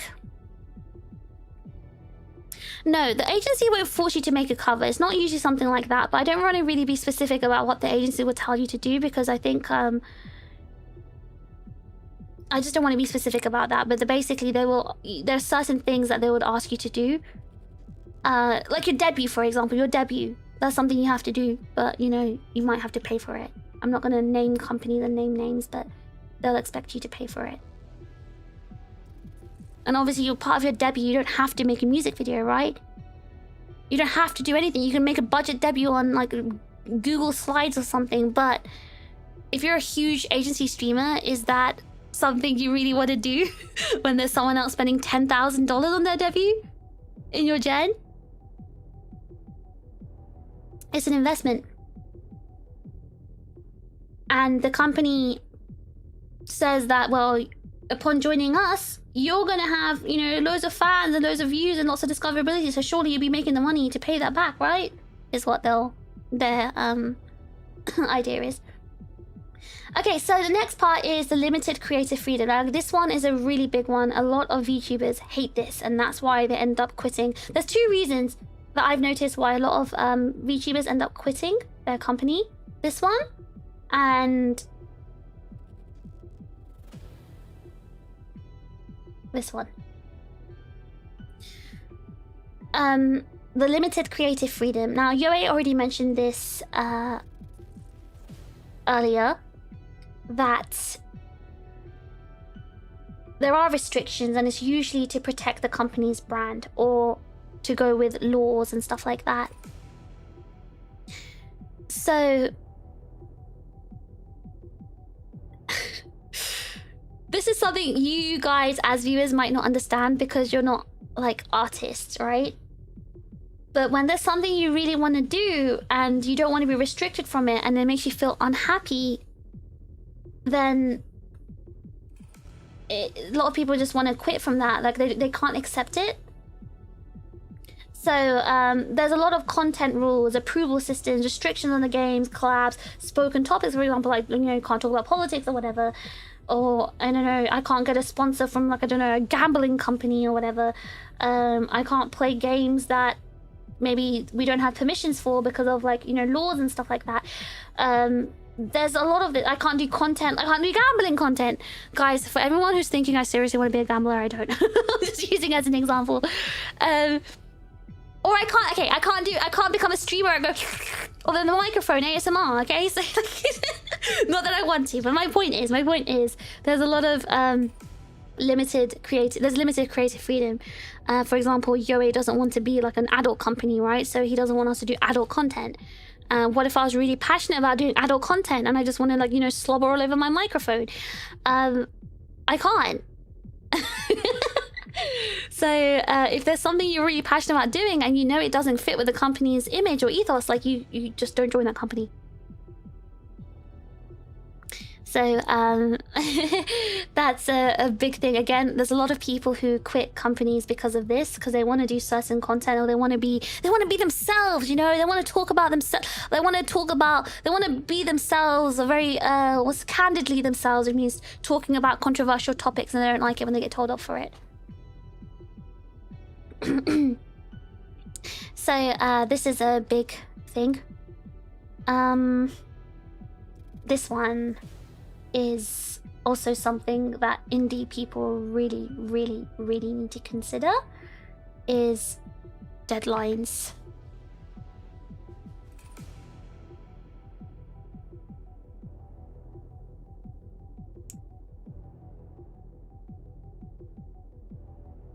Why is this so small? There we go. All right, deadlines are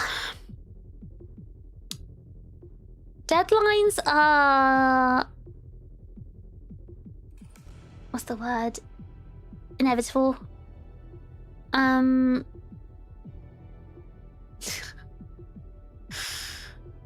If you're gonna be in projects and events and everything, of course there's gonna be deadlines. And obviously you have to upkeep your stream as well, on top of all of that stuff. So it can be stressful. It can be really stressful. I'm incredibly stressed right now. I've got a ton of deadlines, a ton of events, and I'm still streaming 5 days a week on top of all of that. However, I'm happy despite all of this. I am stressed and I'm really tired, but I'm happy because at the end of the day, what I'm doing is my passion and I'm happy doing it. It's a lot to do, but I'm happy. I enjoy this. I feel lucky that I've got all these opportunities, but some people don't have that mental capacity or physical capacity to do this. You guys know last year I was hacking full-time and streaming full-time. It was incredibly stressful. My diet was terrible. I didn't exercise. I didn't cook. All I did was hack and stream. I was balding from the stress. I was literally losing hair. My hair's growing back now, don't worry. I was really stressed because I wanted to keep up with all my streaming stuff, but I still had to do hacking because I need to, you know, survive because I'm not like making money from this, right? So, but it's my passion and I wanted to fund my passion, I guess. So I had to do both. But despite it being so stressful, I was still happy because streaming for me is fun. It's not stress. I love streaming. Meeting deadlines and events is stress working towards it, but when it actually happens then it's fine. It's like, you know, oh, that's what I was working towards. But again, a lot of people can't cope with that sort of constant meeting their streaming requirements, which is this one, stream 5 times a week or whatever, and participating with events and meeting deadlines. They can't handle all of that, and some of them are working on top of it as well, like I was. So a lot of people can't handle it, and you've got to, before you apply to a company or think about that, you need to question yourself. Can you tolerate this? Can you put up with this? They might just suddenly say you need to fly out somewhere for a concert and you can't refuse. That doesn't happen. I don't think there's any agency that does that, Gabriel. Even Japanese agencies won't do that. You'd have to, no company can force you to fly out. Like, you have to agree. You would have to agree. It's like with all events, even in Japanese companies, they will ask you. They're not going to just randomly draft you in. The big Japanese companies as well, it's just, they do ask you, would you like to participate in XYZ? You're never forced to like fly out somewhere. Would you say it's fulfilling for you, Fish? Definitely. I mean, why do you think I'm still doing it? It's like 3 o'clock, half 3 in the morning, and I'm still doing this. Because to me, this is fulfilling. Some streamers who do VTubing also have underlying health conditions, put a lot of stress on them. Yeah, and I feel bad for that, and I'm very sorry. But like, at the end of the day, if you're choosing to sign up, you've got to take your own health conditions into consideration as well. Like, if I knew I was a sort of person that can't keep up with this sort of lifestyle, I just wouldn't sign up for it. Because I don't want to like affect the company as well, just because I didn't think carefully about it. When you're happy, we can feel it. What am I feeling right now? Even at regular jobs, you find ways to make artificial challenges that are easily met, so you can offset the bad things. Exactly. But yeah, this is a big one. And this one goes without saying. I think it's very obvious because the company owns your IP. You might not have total control over your brand. Now this one is a big one.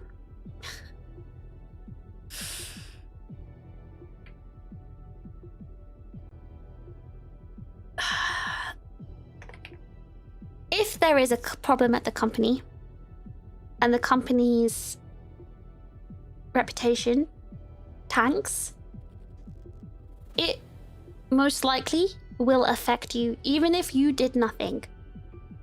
you may lose a lot of subscribers and viewers, and you may be part of like a witch hunt or something. Even though you personally did nothing, just your affiliation with this company might bite you in the ass. And that is a big risk to consider when you're part of a company. There are some companies who, not even VTubing companies, they're like, you know, like product companies, like, you know, the powdered energy drinks or whatever. There are some companies who do things like make controversial statements, political statements or something like that. And it affects everyone who even works or partnered with that company. For example, let's say I was sponsored by Heinz Mayo, and Heinz Mayo decided to make a huge controversial political statement. And you guys knew me as the Heinz Mayo sponsored VTuber. I'm gonna get all the haters coming to me saying, oh my god, that's Fish. She's affiliated with Heinz Mayo and they just said this XYZ statement. She must be bad too. Get her! Get her! Yeah! And they're gonna come at me with pitchforks. So that's it's a big risk. It's a big risk.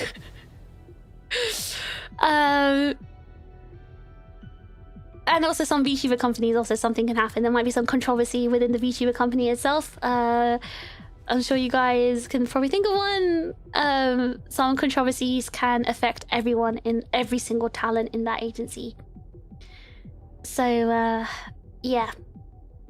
Being cancelled even if you did nothing wrong is a big risk. And also, you know, company might shut down. Out of nowhere. This is something you can't predict. Sometimes it just happens. Like if Yoei, I don't know, disappears tomorrow, then Aegis-Link will shut down. That is the reality. I'm hoping Yoei doesn't disappear tomorrow, but this is the reality. Like sometimes there are unexpected things that could happen and the company can just shut down. But this is the same as like a regular job as well. Like, you know, Heinz might just suddenly, okay, not Heinz, it's too big, but I don't know, your company, if it's a small one, can just also suddenly shut down and you might just be fired. I mean, not fired, you'll be let go. You'd be let go, you'd be made redundant. That could also happen. And now this one, again, this is a very situational one, but you will lose the IP if you quit or company shuts down. Now this one, again, very situational because like, I'm so glad I'm allowed to tell you this now, but yeah, like with Aegis-Link, some companies will have like some sort of thing where they'll, if they shut down, they'll give you the IP, or they'll let you buy the IP, or they'll just, you know, there's some sort of like contract involved with the IP. And there'll be some sort of rules usually in place, like for example, don't join another company with the IP. But nowadays, a lot of them, like companies are allowing their talents to either buy the IP or just keep it for free. They just have to follow some rules. And Aegis-Link. Now, one of the things, one of the reasons I joined Aegis-Link is because what attracted me. One of the nicest things about the contract is they said there that is there usually a rule regarding how long they aren't allowed the IP for. So with Aegis-Link, the contract says you have to be with the company for 1 year before you are allowed to have the IP if you leave. So, and I thought that was very nice, very kind, and that was very acceptable for me, which is what attracted me to the contract as well. Because I don't like the fact that, well, let's say like you quit or a company shuts down and the talent disappears because they can't keep the IP. How sad is that for the fans? Someone they loved and they supported couldn't come back as themselves. Like, how sad is that? Isn't that awful? Now, I get why some companies do this, but I just don't see why you can't sell... Even if you don't want to give it for free, you can sell it, right? But then some companies try to sell it for, like, an extortionate amount of money, and it's like, well, these talents weren't barely making any money. How the hell are they going to buy it for that much? And surely they must have paid the debut cost back, like, you know, any cost that you've invested in them. You're just trying to get money to pay back your own debts. That's not nice. That one is a lot considering you're expected to pay your own money towards your models outfits, but you don't own the IP. It depends on the company. For example, some companies have, like, you know, new outfits and blah, blah, blah, and the company will pay for it.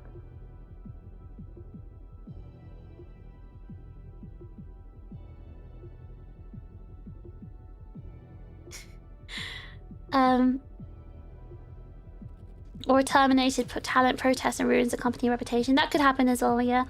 Is there usually hold on, I read that one. Sounds short, to be honest. I think even a 2-year requirement would be reasonable. If I were running a company, I would say 2 or 3 years. But Yoe is very, very kind and nice, so Yoe said 1 year. But yeah, it was very, very nice and kind of Yoe to let us have it after 1 year. Wait, hold on, I wanna...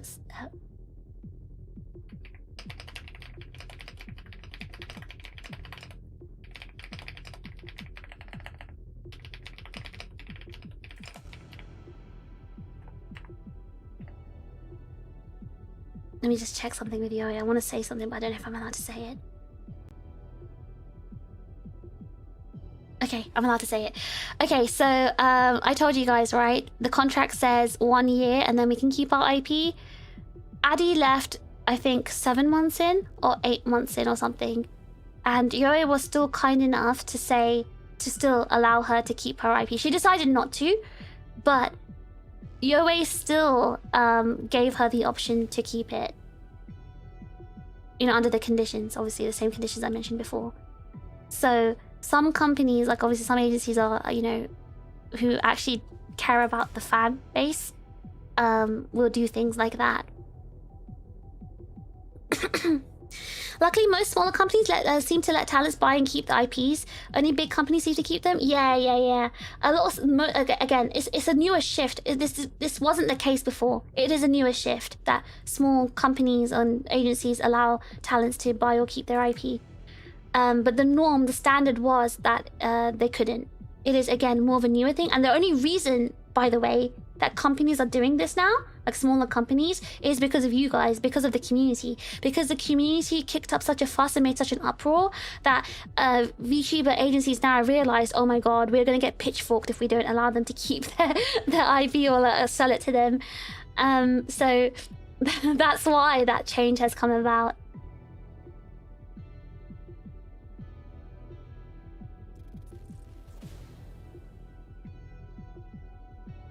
Some agencies would do a split with merchant other sales. Yeah, some agencies have other like contracts. Like, let's even say the agency went bust or you quit or whatever and kept the IP. They'll have like they'll try to make contracts with you, and these contracts can range from anything like you have to pay us 20% of all your earnings for like 2 years or something like that, if you want to keep your IP. But I think with Aegis-Link one is very, very kind and fair. All you have to do is just follow like certain conditions and like very fair ones, like don't join another agency. So, yeah. Yay, we made a difference. Yeah, I mean, even me, like, I think it's really unfair because imagine, again, you've been supporting someone, you've been loving someone for so long, the company shut down or they quit because, you know, for a very good reason, and then you're never going to see them again. How is that their fault? And it's not your fault either as a fan, right? It's so sad. It's really sad.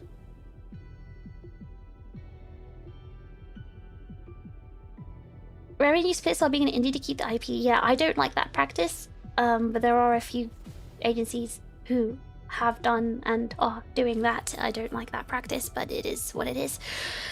Aegis-Link doesn't do that though. Aegis-Link.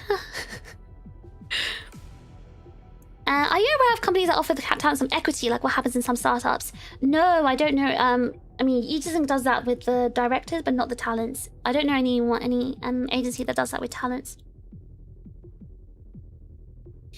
Right, so, to conclude the pros and cons of being in a company, we've got a lot.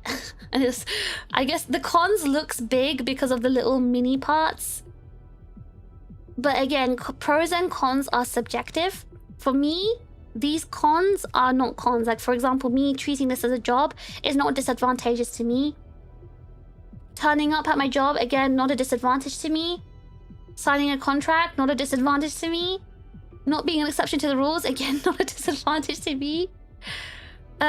This risk, well, this risk has been, you know, it doesn't apply to me because it doesn't apply to Aegis-Link.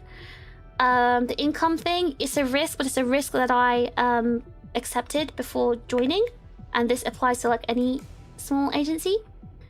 The limited creative freedom, I'd say this is like a big, you know, I guess con, but again, I don't particularly mind because there's for the content I want to do, I don't have any restrictions personally.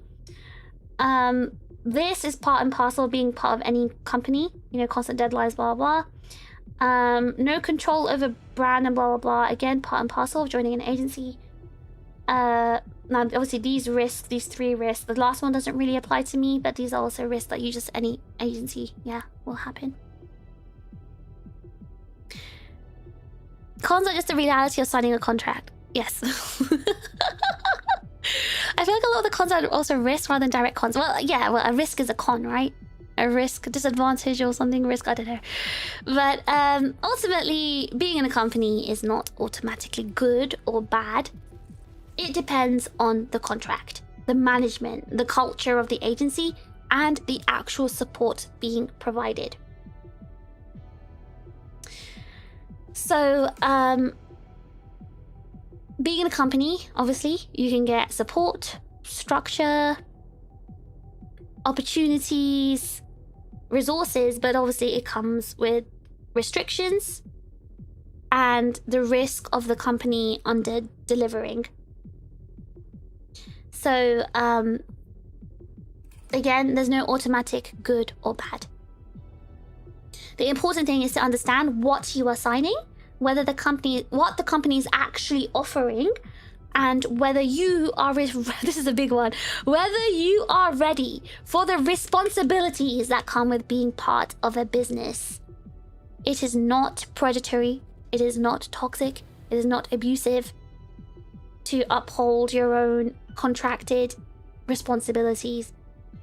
I know you guys are like blindly supporting and loving your, you know, Oshi and everything, but this is something you have to understand. Upholding your part of the contract and doing your responsibilities, your due diligence and everything is something you have to do whether you're in the real workforce or working for a VTuber company, because at the end of the day, a business is a business. They need to make money. They need to continue. They need to, you know, deliver. So, exactly. Being in an agency can also has set you up to being an indie. So that's actually something I wanted to cover as well. Like I said, there is some cases where the company didn't deliver what they promised. And does that make it a waste of experience? No. For example, I'm going to use Bonnie as an example, right? Bonnie, I think, gained a lot from being in her previous agency. And I think she learned a lot from it too, right? It was her first time being in an agency. And while things in the agency didn't work out, she gained a lot. She learned a lot. And, you know, I think while she was negatively impacted, she was also positively impacted as well, I think. And this goes for a lot of like indies who join an agency for the first time. It's a learning experience and they can use it to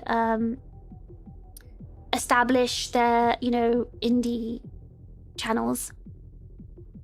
So, yeah. It's important to see the positive sides of everything, in my opinion. But I don't know, that might be me because I'm like secretly optimistic or something. But yeah, important thing is it all depends on the contract and the management and what's being provided. You need to understand what you're signing. That's the main thing. I need to drink. Okay, so now the pros and cons of being an indie. Now, this section is going to be significantly smaller because I am not an indie. But I will do my best to cover it in brief because we also don't have that much time. It's almost 6 hours of this stream. So, pros and cons of being an indie. Now, being an indie obviously gives you freedom. But it's a double-edged sword, because while you have freedom, total freedom, you are also responsible for everything. All of those things I mentioned above, it suddenly becomes all of your responsibility. It's not easy. Being an indie gives you freedom, but it also means the control and responsibility are both yours. I'm going to repeat that again. It just means the control and responsibility are both yours. Now, this works out for certain types of personalities, but for others, not really. Freedom and no structure, not really, because there are two types of people, right? Like, for example, I'm a very structured person. I'm very good at setting up systems and, like, you know, structures and standards of procedures and things like that. Like, I'm very good at doing that. So if I were an indie, I wouldn't structurally have a problem, no. But a lot of people do, because they're not that organized. And that's why, I think there was a question earlier, why would a small streamer need a manager? Because of that. There's a complete lack of structure. They have no one they need someone to hold them accountable. They need someone to give them that structure. They need someone to handle all the responsibility for them, like contracts and legal work as well. If you're someone who can't handle all of that, the reality is you probably would not grow as an indie. Because being an indie is also a business. It's just a business that you own. You are 100% responsible for. And being a one-man business is incredibly difficult. And if you are not keeping up, and if you can't handle it, you probably won't grow. So let's have a look at the pros and cons.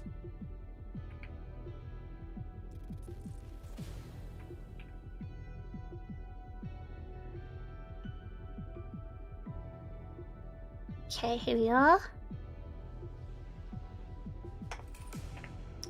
Oh god.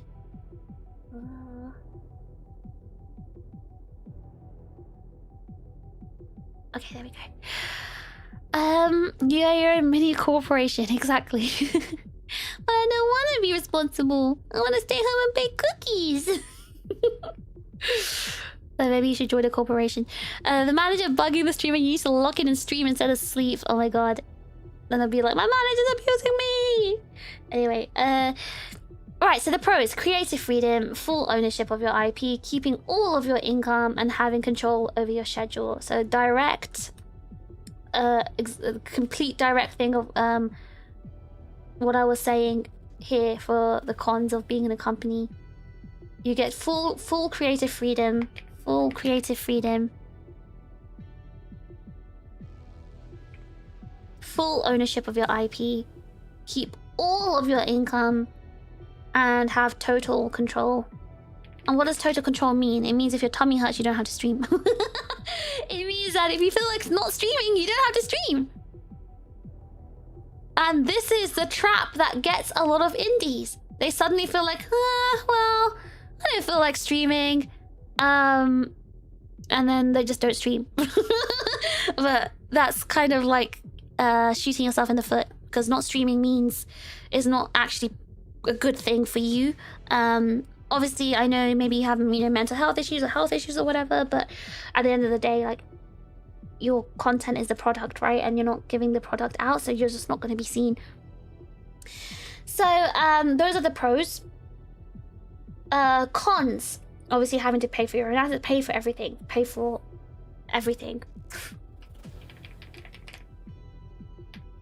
By yourself. Had to pay for everything by yourself. You gotta manage your sponsorships, merch, taxes, invoices, moderation, the tech support, your branding, your marketing, your legal issues, even your schedules. Wait, hold on. Sponsorships, merch, taxes, invoices, schedule.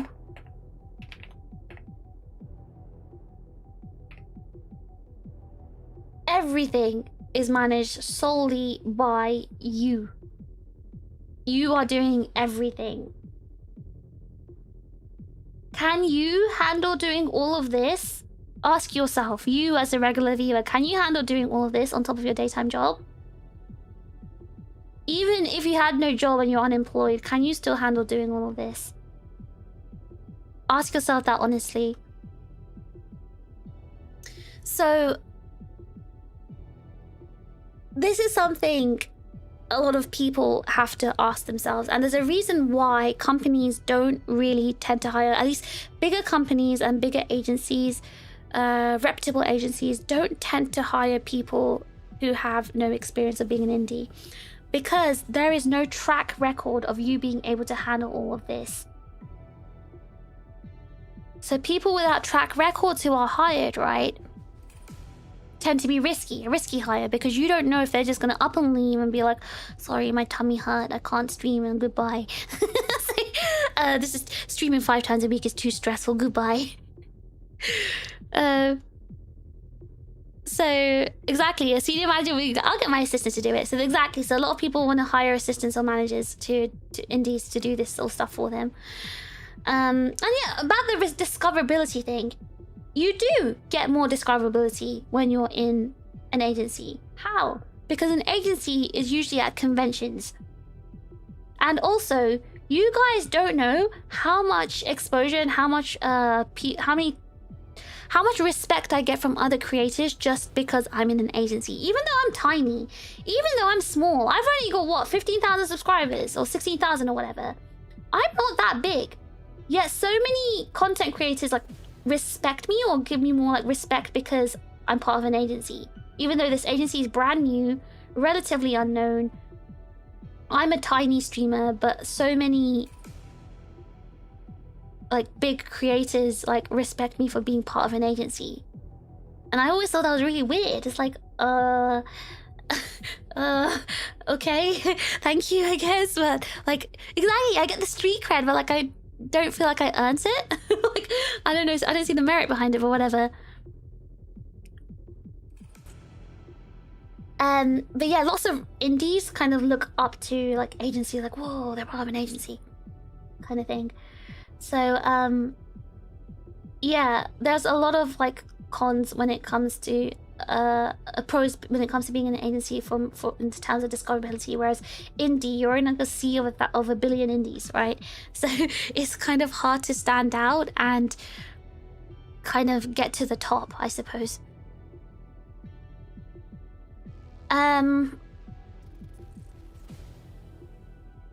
Yeah, so and you know, obviously with companies you get the management support, brand deal, sponsorship access, production help, merch support, group marketing, collab opportunities, legal and admin support. So that's, you know, again, the pros. And the cons: revenue splits, creative restrictions, approval systems, no IP ownership, possibly, and yeah, again, risk if the company is badly managed. These are all the things you've got to consider. I've heard from indies that artists and stuff don't really give you credit if you're an indie, but if you have your company backing you, it's a world of difference. Yes, yes. Well, even if you guys go to cons, right? Have you seen most of the merch there is either a very big company streamers or very huge ex-corpo indies?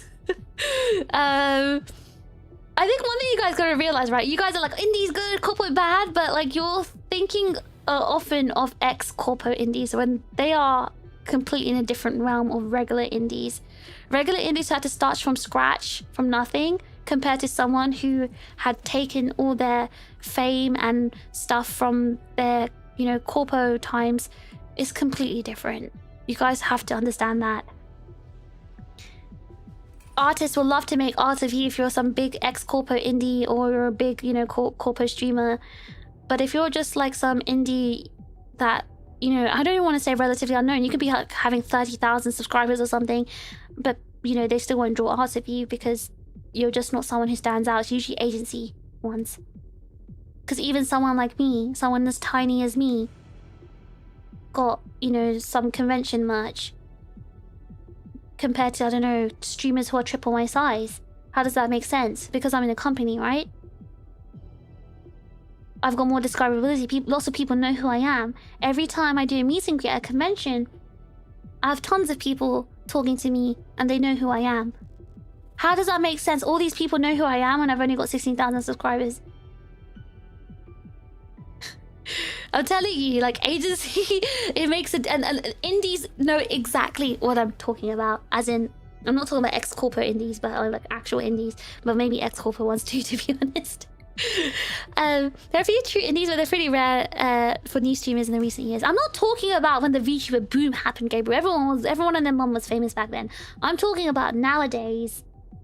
Because obviously this is relevant for people who want to join, you know, agencies now. Lower perceived risk to produce merch fee. Exactly, because they know people are going to buy it. Like, for example, in Oshi Uplink, right? The artist who made fish merch sold out by the second day. By the morning of the second day, she sold out of all the fish merch. So that's a safe option to produce fish merch because she knows she's going to make money from fish merch, right? A lot of artists won't make merch of talents they know that won't make them profit because obviously it's going to cost them a lot of money to be at this convention. They're going to be able to pay back their costs. So, and again, I do attribute that. I think it's all because of the fact that I'm in an agency at the end of the day. Guys, it's goes for that. Wristwatch, I saw it was you who suggested it, right? I saw it was you who suggested it. W wristwatch, thank you so much. Now, I guess the $1 million question here is...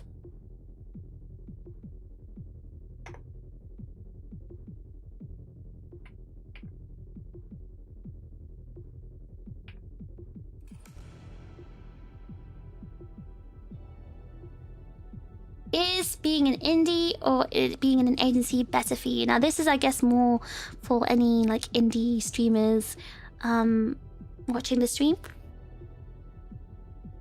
How do you know which was right for you? It's super cute when we just discovered that merch made of them for the first time. Honestly, if you produce merch of a small streamer, they'll like remember it for the rest of their life. They'll treasure it because honestly, like, there's probably something that doesn't usually happen to them. Even me, like, even when you guys like commission fan art and stuff, it makes me so happy and I treasure it. I love it. So leave it for the next year as a cliffhanger. No. But yes, is being an indie or agency better for you? Now, this depends on what kind of content creator you are. So I'm gonna put some questions for you to consider. So any indie watching this right now, let's consider some questions. Number 1, do you want full creative control?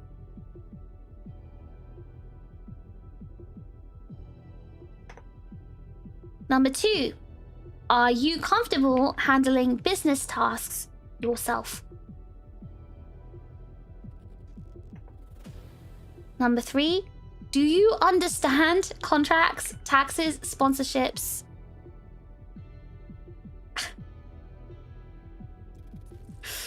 Maybe I could turn TTS back on actually. Hold on.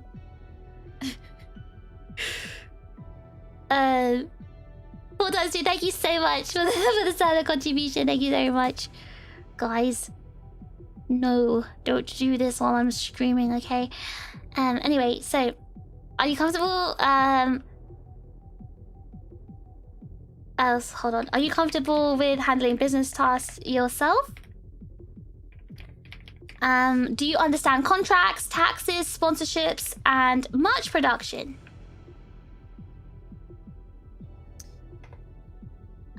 Do you need structure and support?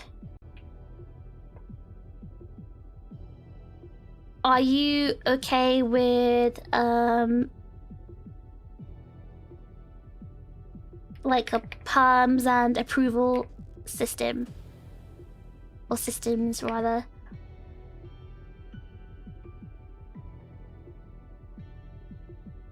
Are you willing to give up a percentage of income in exchange for support?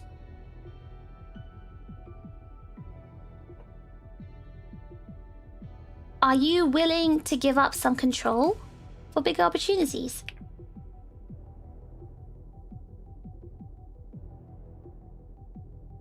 Do you already have an audience?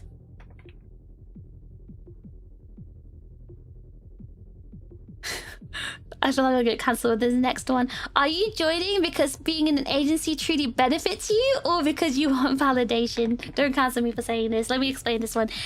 Okay, so these are the questions I have for you. Any wandering indie who is watching the stream? And I'm gonna explain these questions a bit more.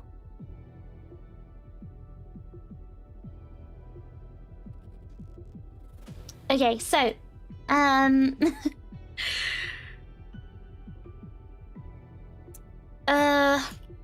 want to talk about point 6. So last year was our first year of Aegis-Links, and things were a little bit rocky. I wasn't too satisfied with how things were being managed last year, and I made my dissatisfaction very clear to Yoe, and I told him very upfront, the percentage of income I am giving up every month to you, the 40% that is going towards the agency, that is my commission towards you, the agency. I need to see something in return. If I am doing everything, like in terms of my own management, how am I gaining? Like, I appreciate the things I am getting. Like, for example, we've got the original song, we've got convention appearances, we've got blah, blah, blah. And those things I definitely saw as worth it for, you know, giving up 40%. I definitely saw that as worth it. But in terms of other things I was doing, I think I was doing too much work for what I was giving, I guess. And I said to Yoe, listen, if we want to continue next year, we need to talk about this, because this is not sustainable for me, and I will not continue to do essentially free labor. So I know this is not the way it was intended to be, and of course, everyone was working their socks off last year. Everyone was, but there could have been better systems in place which could have made things easier for me. So I said to him, listen, this percentage of income is supposed to be a commission to the agency in exchange for support. I'm not receiving the support I thought I would be getting, and I need something to change. And Yoe was obviously very open to hearing it. He understood, and he was already making those changes. Obviously Yoe knew about the problems too. It's just, again, nature of like a brand new agency, right, is like things are going to be rocky the first year, and things, you know, the wrinkles need to be ironed out. And if you join a brand new agency, you have to be open to the fact that this might happen to you too. Like, things are not going to be perfect at first. There may not be systems in place, and there may be things that the CEO needs to learn and change to make things better for you. And I think this is something you have to be willing to accept if you join, like, say, a brand new agency, that things might not be perfect at first, but you have to be willing and open-minded to, you know, for accepting, you know, these things will happen, and you have to be, obviously, hope that things will change. So that's why, again, Yoe seemed like the kind of person who would fix things, which is why I joined Aegis-Link in the first place.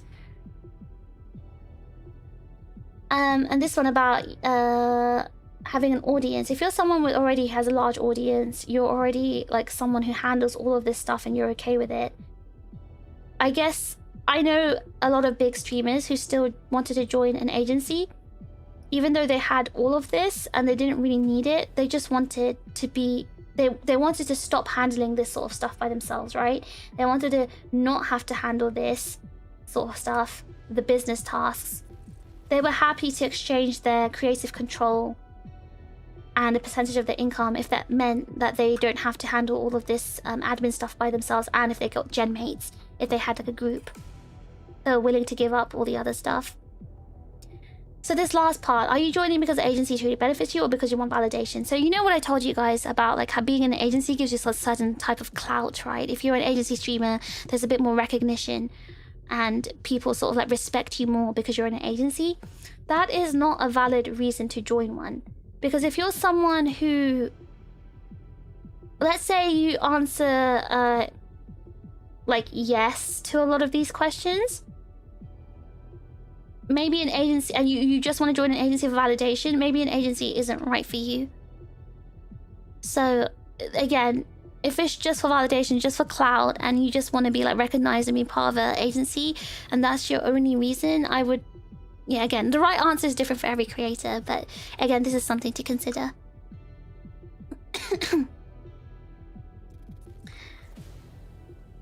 So let's talk about joining an agency, like things to look out for. Sorry guys, I've been talking for so long, my throat. Things to look out for. Has there ever been an indie that joined a corporate and kept the name and character? Literally Mayfair, my gen mate. Alright, so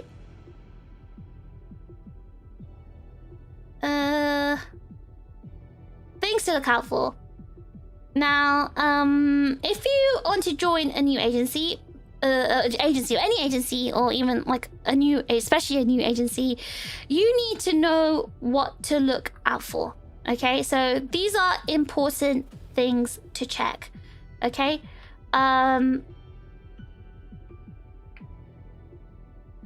again, this also comes from my own experience. Oh god, there's a lot, sorry. This comes from my own experience as well, because obviously Aegis-Link was a brand new company when I applied, and I asked a lot of questions to Yoe, a ton of questions to Yoe, and these are a lot of the questions I also asked. So don't be afraid of asking questions. Now, if they can't answer your questions, or they get aggressive when answering your questions and take it like a personal slight, that is already a red flag.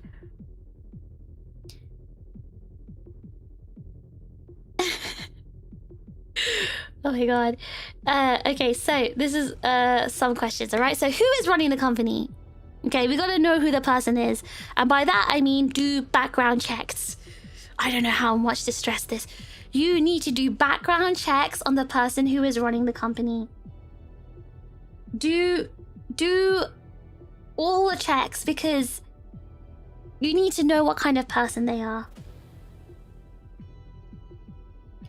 And you need to ask, do they have business experience? Again, this is one of the first things I asked Yoe as well. Like, do you actually have experience running a business? There's a lot of VTuber agency CEOs who don't have any... They have a lot of money, but they don't have experience. They just thought, oh, it would be nice to have a VTuber agency. Surely it can't be that hard. They have a lot of money, no experience. They usually tend to be young. They start the agency, they're like, oh crap, this is kind of difficult work. And also, I'm not interested in doing this anymore, I'm bored. And they just like give up. So it's important to check if they have business experience. Also, do they have entertainment or creator industry experience? And this is so important, because if the CEO does not understand VTubing or anything to do with like the entertainment industry, most likely they don't understand how to brand the company and brand you. And this is something that happened in another agency that doesn't exist anymore, and it did not affect the VTubers very well. It was pretty bad, because that company just hired some random, like, you know, creative producer who didn't actually have any experience in Japanese pop culture or even VTubing. So yeah, so you need to check, do they have experience? And yeah, do they understand VTubing specifically? Now, next is about funding. How are they funded? Because this is going to tell you how long the company will last. Now, when obviously Yoe did his whole, like, you know, Reddit thread about the funding. Yoe is using his personal savings for funding the company, and he's already planned out years of the funding based on his own, like, savings. So there's no risk of like the company suddenly like going bust and in the red, because he's not relying on income made from us.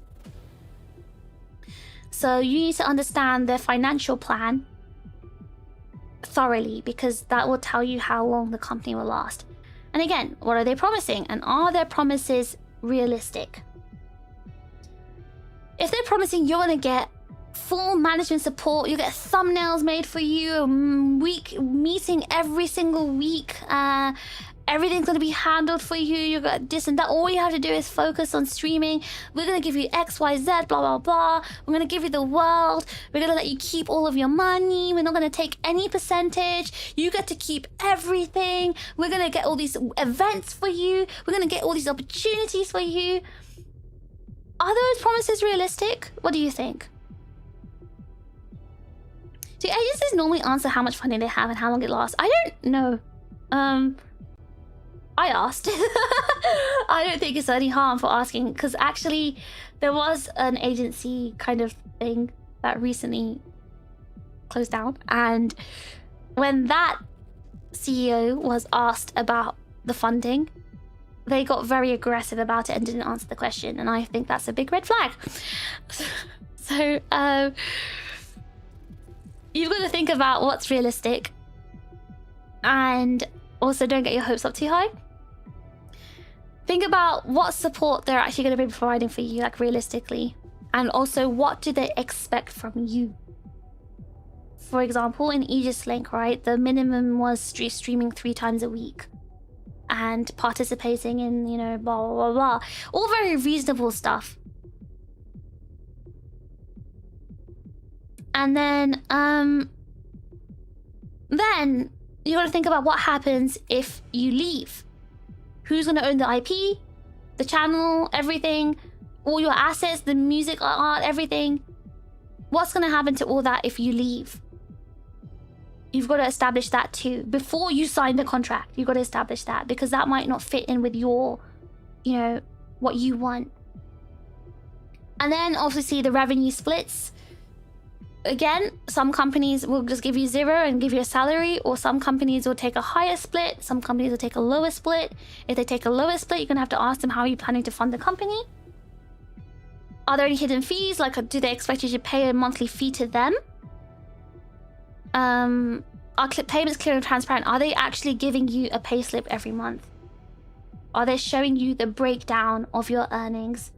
Are you seeing very clearly where the revenue is coming from, like voice packs, YouTube, PayPal, whatever? Now, the last 2, is there a proper contract, and have you had the contract reviewed? Now, some... I can't believe this happens, but some people join agencies without signing a contract. I don't know what to say about that, but some people join agencies without joining, you know, without signing a contract. When you are presented with a contract, you must have your contract reviewed. If you're someone who's not big-brained like me, if you don't have a gigantic brain like me, and any sort of like legal experience or even paralegal experience, and you don't understand how to read contracts, get someone to read it over. Get a lawyer to read it over. You need to do that. Because there have been so many cases where people have signed contracts and they did not know what they were signing, and it really bit them in the butt. So please be careful. Always get your contracts reviewed, get them checked, get them triple checked. Make sure you know every single loophole. I'm the loophole master, so it's quite funny because when Yoe gave me the contract initially, I was like picking it apart and like questioning it, like literally loopholing everything, and he was like, oh yeah, true, I guess. Like I got like changes put into the contract as well actually when I first signed it. So if you're someone who can't do that, get a lawyer to do that for you. It might cost you money, but if this opportunity is serious for you, then it's worth it, in my opinion. I know I'm Lottie Hada, don't laugh at me. I really like contracts. I should have gone into law. Okay. So these are things to look out for. Now, the thing that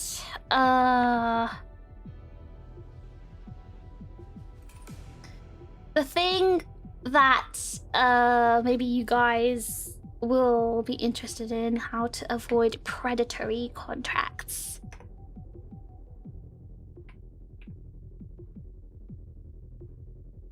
Oh. Hello? Oh. There we go. Alright, how to avoid predatory contracts. Yes, this is something that has been affecting the VTubing industry. But we need to... a lot of indies just don't know how to recognize bad contracts. If you can't afford a lawyer or whatever, here are some points for you to consider.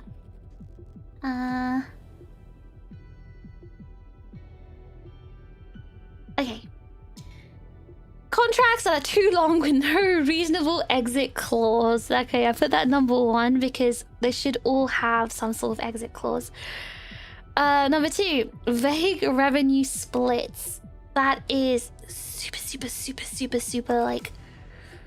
There are some, you know, buraku kigyo that would do stuff like that. It happens actually, sometimes this happens in like Japanese idol companies where they keep the revenue splits really vague because usually idols are young girls who don't know any better and they usually get screwed over. So having the revenue splits be very clear is important. Unclear ownership of your character or channel. Now, they might be trying to make it sound like they're gonna give it to you or you own it, but you don't. They might make it so if you quit, they're gonna make you pay loads of money. So you gotta read that part carefully. Companies that can terminate you easily may make it hard for you to leave. Yes. Some companies do that. Yeah. Broad non-compete clauses. Yes, broad non-compete clauses. Again. Very red flag. Always look at the non-compete. Okay. Unclear debt or repayment obligations. Yes, sometimes they'll say, okay, we'll pay this for you, but you have to like pay it back or whatever, but it's not very clear on how they're going to take that money back from you. Companies make you pay large costs back without clear limits. Yes, for example, they're going to be like, oh, you're going to have to pay all your debut costs back to us. Or something like that. Restrictions that continue for too long after leaving. Now, this one has affected a lot of companies. You guys might not know about it.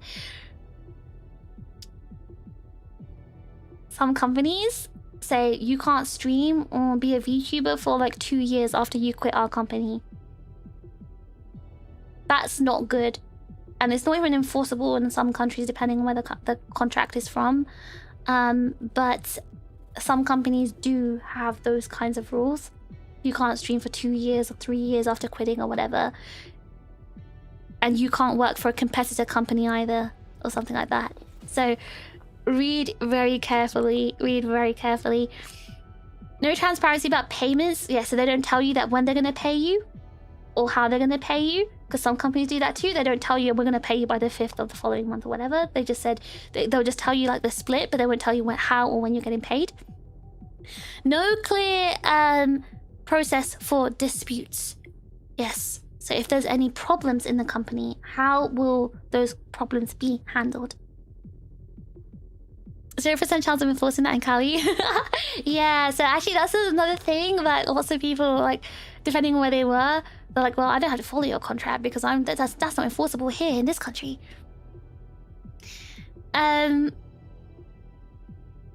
Pressure to sign quickly and being discouraged from getting legal advice. This has happened in a certain company, agency. I don't know what it was, but a certain group.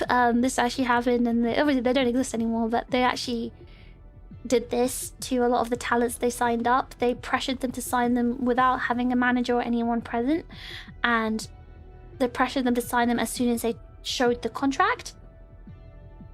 And they didn't, like, so even if they were like, oh, but can I get a lawyer to look over it? Like, no, it's fine. You better sign it now. There's so many people who want this position. And, you know, you're a tiny creator and you won't get this chance anywhere else. Do you really want to lose this opportunity?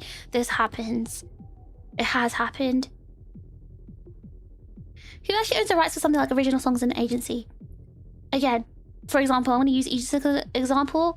Our company group songs like Aegis and Resurrection owned by Aegis-Link because obviously it's their project. Even me, for example, my song Beyond the Dream, that's not owned by me. That's owned by Aegis-Link because Aegis-Link owns my channel. So company owns everything. Why I'm thinking about it, depending on the state in the US, the Department of Labor for the state will 1v1 corporate lawyers for that kind of clause. Oh, really? I've heard about that, actually. I think I've heard about that. But yeah, if you are an indie watching this stream, please consider these points because these are very, very important and it has happened in agencies. I need you guys to please read your contract carefully. If you really, really can't get a lawyer, try and find someone that understands contracts. Like, I don't know, even ask ChatGPT. Put the contract in ChatGPT and ask it to find loopholes or any issues or whatever. If you really, really can't get a lawyer, do that. Basically, a good company should not, you know, should never be scared of you reading the contract carefully. And that's why I was impressed when Yoe was like, I'm gonna give you 2 weeks to look at this contract and get back to me and make sure you get a lawyer. I was like, huh? I didn't expect that. That was really like respectable of him. Don't go to ChatGPT for legal. That's only pissing people in the ass. I feel like you can at least tell you if something's predatory or not, right? I've never done it before, but surely they can, right? Alright, so I didn't want to spend money on a lawyer. I'm gonna be honest with you. I can understand contracts perfectly fine. But Yoe was so insistent. And he was like, okay, if you don't want to get a lawyer, then I'll be a lawyer. But just please understand there's a conflict of interest there because I'm the one that wrote this contract. I was like, it's okay, Yoe, I trust you. And I wanted to go over the contract with him anyway because there was like stuff in the contract that I wasn't like really happy with. So I wanted to like, or like I had questions about. So it was fine that go over the contract with him anyway because I had the questions. But it was really like funny how he offered to be the lawyer. GPT has Redditor bias, so I assume it have a high false positive rate for that kind of request. Ah, yeah, I don't really use ChatGPT. Okay,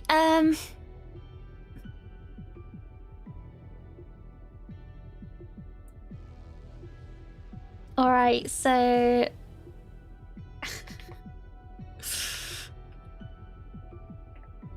red flags.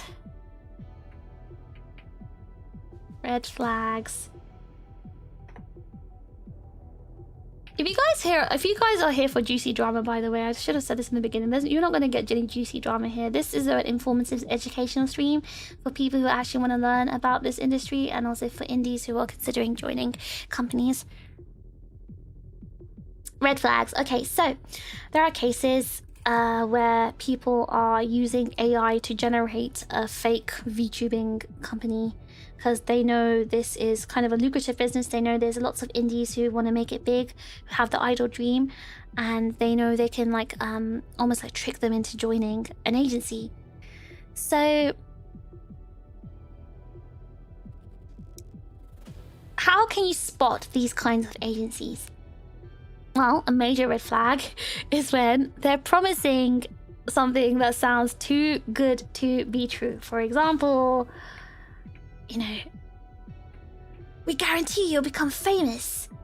And you guys might be thinking, no one's gonna fall for that, right? Wrong. They say things like, oh, trust us. Yeah, this contract's just standard. This is a regular standard contract. Yeah, this is normal. Just sign it. And oh, this one, of course. You don't need a lawyer. You don't need a lawyer. It's fine. Just sign the contract. We can't explain the payment structure yet. When you ask about revenue splits and everything, they can't tell you how they're going to pay you or how they're going to pay themselves.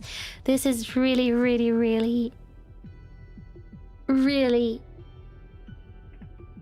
important to watch out for. This, okay, again, I already told you this, but this, you need to sign really quickly. We're going to lose this opportunity. Some other VTuber's going to take this. We're interviewing so many VTubers right now. You gotta sign right now, right now. Oh, this is a really, really good one as well. When they say this, we'll provide everything, but they can't explain how. Like the shady remote jobs. Yes. Like the shady remote jobs. They can't explain how they're gonna provide everything. One thing I did with Yoe is I made him explain everything. Everything he said the company was gonna provide. I said, how? How are you gonna give me this? How are you gonna do that? How are you gonna do this? How are you gonna do that? Like he mentioned earlier about making it a misgendered company, right? As soon as he told me, oh yeah, I want it to be mixed gendered, I said to him, Han, how are you gonna do that? How are you going to make sure that we are going to be mixed gendered and successful? Where is your proof of a successful mixed gendered agency in the West? Now, he did give me one example. However, that one example quickly fell apart in the West. Specifically because of the mixed gendered nature of it. Then he brought up Japanese agencies that do the mixed gender thing and the kind of vibes he was going for, and I said, yes, you're right, that's in Japan. There's a completely different niche for it in Japan, and that's not going to work in the West. There is no evidence of it working in the West. What is your business model for making this work? Like, do you not understand the niche for male VTubers? How would they feel if they joined this company and you promise them XYZ and they're not popular, they're not making money, they're very sad and depressed because they're just not doing very well?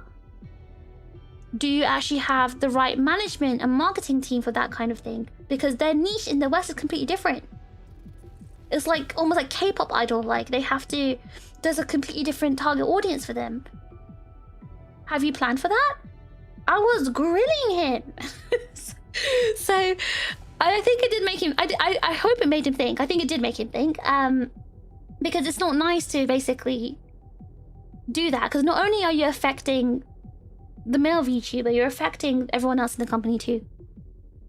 So I said, unless there's like a successful Western model for you to copy, you're gonna have to think about this one.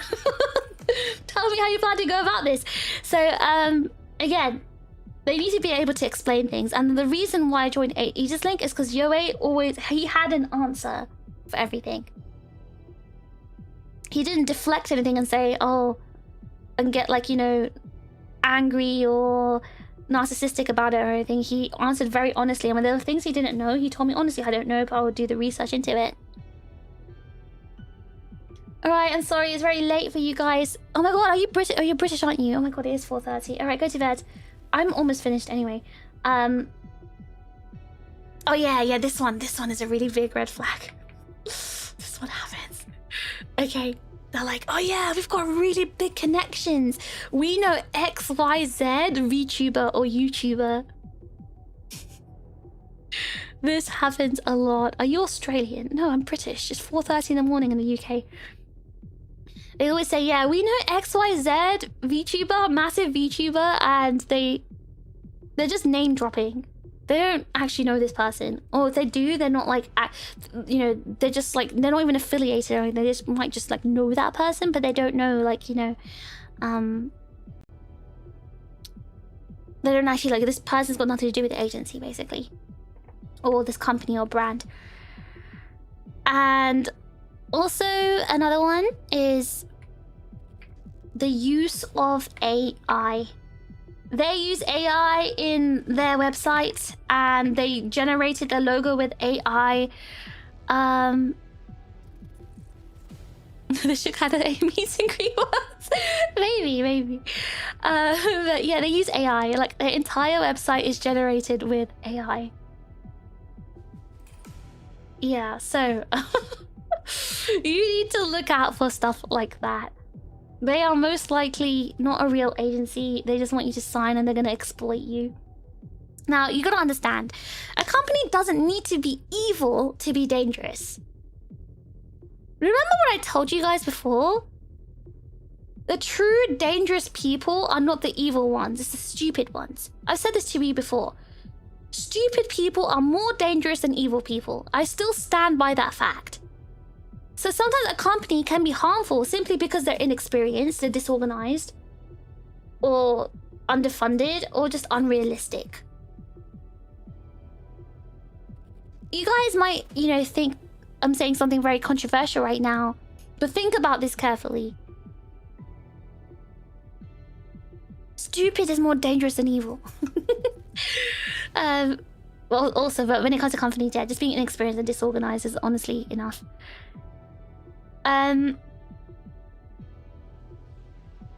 Okay, so my closing statement, I guess, on this is that when applying to a company, do deep research, okay? If there's a high talent turnover, try to find out why. Ask about the company's plan. Try to understand how the CEO works and their financial plan. Ask about how they aim to turn profit. Ask about their financial 5-year plan. Ask. This is everything. I asked all of these questions upon my very first interview with Aegis-Link. You need to ask these questions. They're tough questions. They may be, you know, confrontational in nature slightly, but you need to ask these to protect yourself. And if the CEO doesn't want to address this, this is a red flag. Just like you background check people you hire, you need to background check the company you apply to. So if the company is brand new, this questioning is vital. You really need to read the CEO and see what kind of person they are. Because at the end of the day, right, CEOs need to address questions and criticism. If they start insulting you or turning things around or using ad hominem, like, that shows you they're deflecting. They don't have answers. And that is a massive red flag. There's a reason why, you know, when things go wrong, CEOs have to do like press conferences, apologizing, explaining things. They have to answer to these questions. This is part of their job. It's their responsibility to answer questions. So don't be afraid of asking them questions. Bully the CEO during the interview? I did not say that. I did not say that. I didn't bully Yoe. I asked him really deep questions, which I'm sure he appreciated.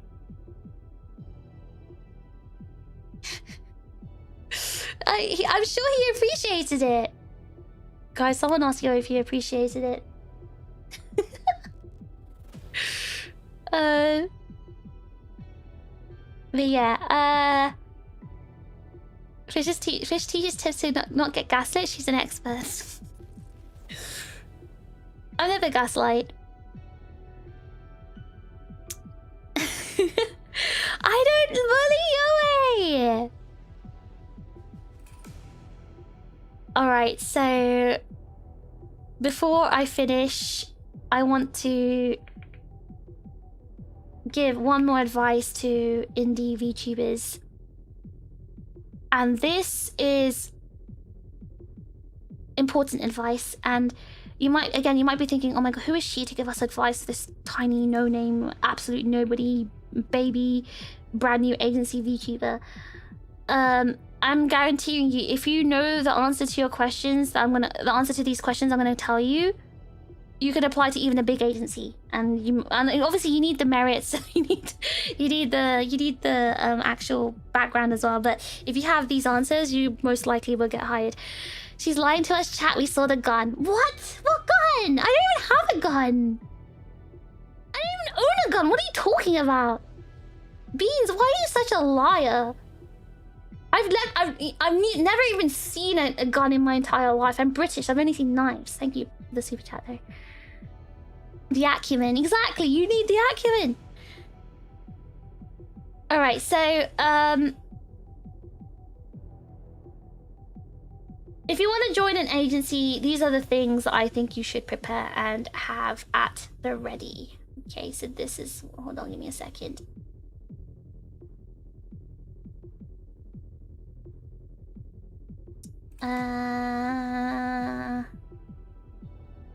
Alright, here we go. Oh, sorry.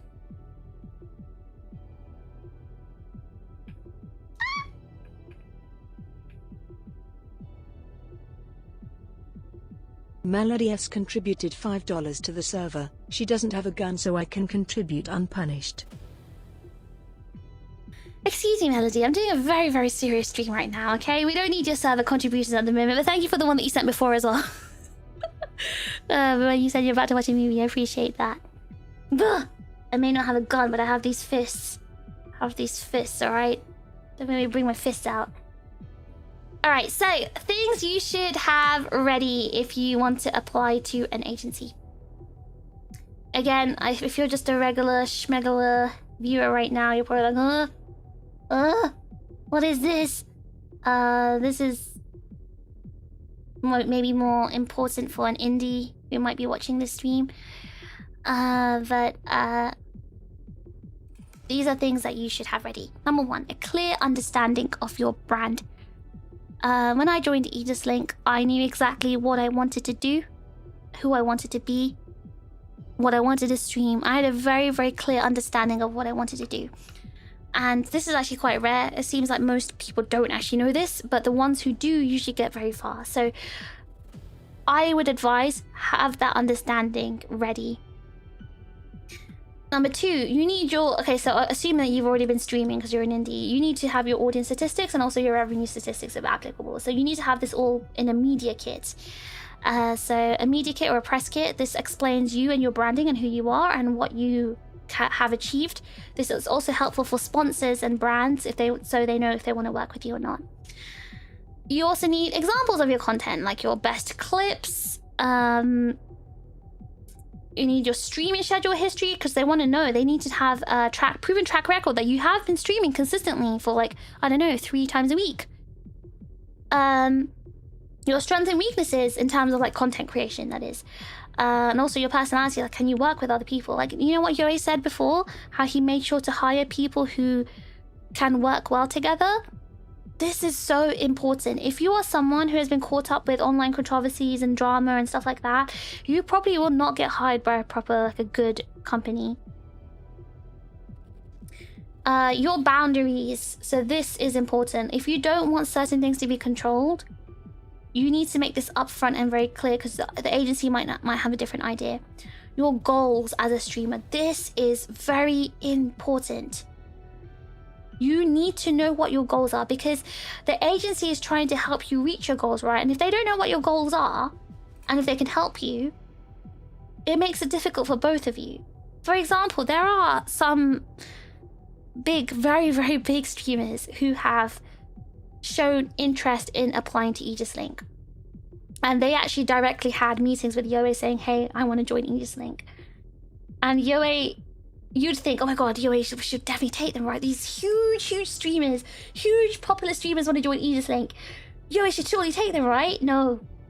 Yoei turned them down. Why? Because he didn't think he could meet their goals or give them what they wanted. See, a predatory CEO who just wants money would have been like, yes, money, yes, of course, join, please join. Yoei said, no. I don't think I can help you reach your goals or give you what you want. So I might not be the best fit for you. Our agency might not be the best fit. It is so rare, I feel, for a CEO to do this.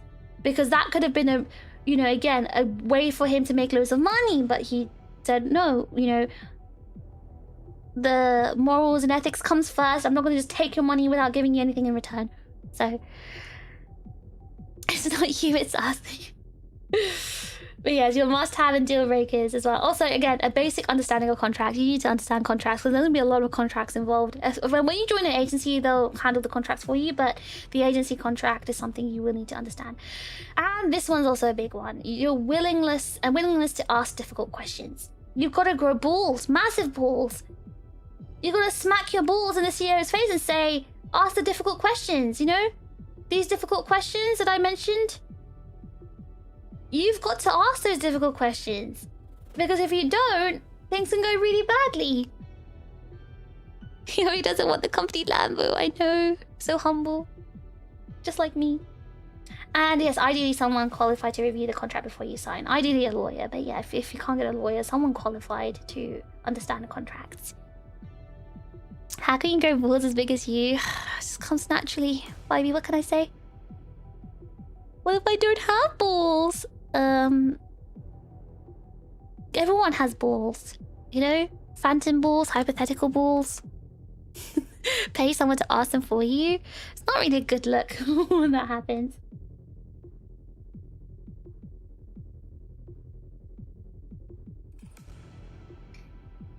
Yes, these are the things that I would suggest knowing about yourself and having these ready before you join an agency. I mean, you'll need a lot of this stuff for the application video anyway, so you know what's really funny? No, I'm not gonna say this actually. Never mind. To close off, the real lesson here is not corporate bad, indie good. The real lesson is that VTubers need to understand business models, contracts, ownership, revenue, risk, and management quality. A good agency can be very helpful, but a bad agency can affect your trust and, you know, make you feel very soured. It can also affect... Bad agency can also affect the fan base. However, for the VTuber who's been in a bad agency, it could also help them gain experience and exposure. So there's, you know, there's always the, you know, the other side of the leaf or the light of the end of the tunnel or whatever, I don't know. But being an indie obviously can be very freeing. But being an indie can also be very exhausting and expensive and unstable. The important thing, right, is not choosing one side blindly. It's understanding what you are signing up for. The end.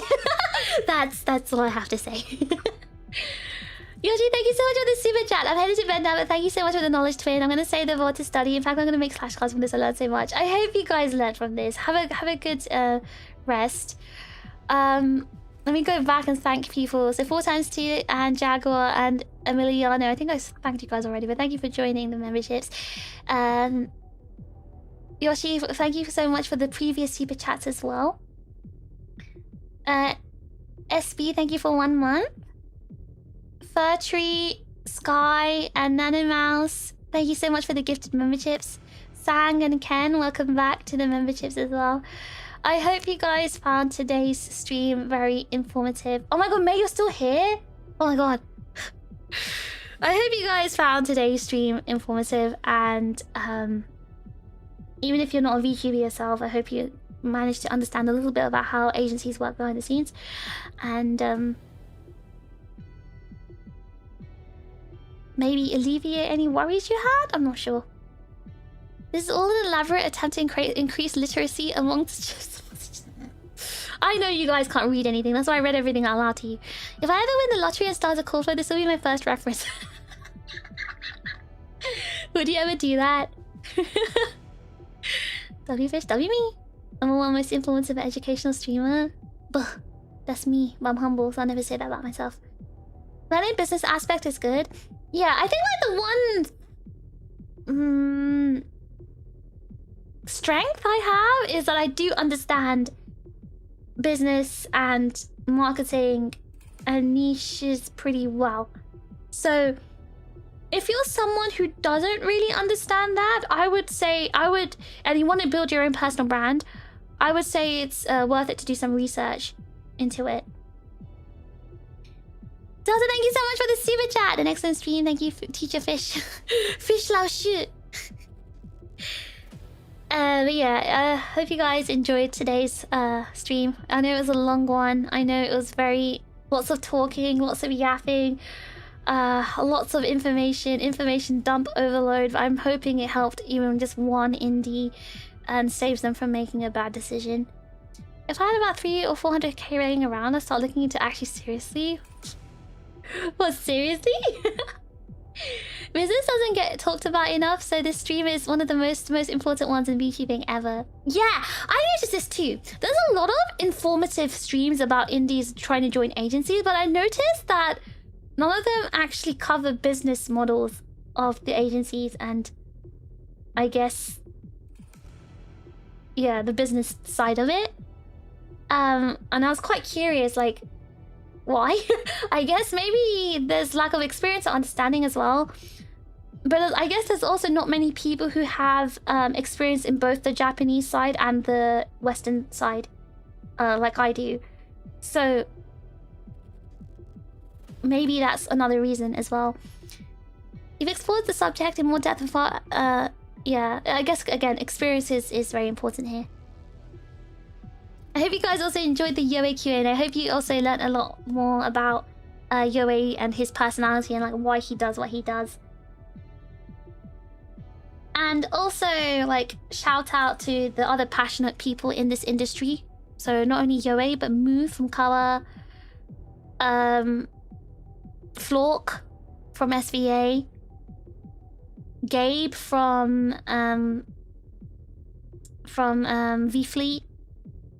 They are very, very, very passionate about what they do. And it's not about, like, you know, quick get rich quick scheme for them. They work their socks off. Some of them don't even pay themselves. They just do it for the love of the game. And for the love of you guys. They do it for you guys. They do it for the fans. Because they too were also fans. So, you should gift Yoei Steam games. No, so Yoei said if he play, because when Yoei plays games, he gets like obsessed and he like falls into the game hole. Like he. Kissing Chips stream contributed $5 to the server. Have you forgotten about me?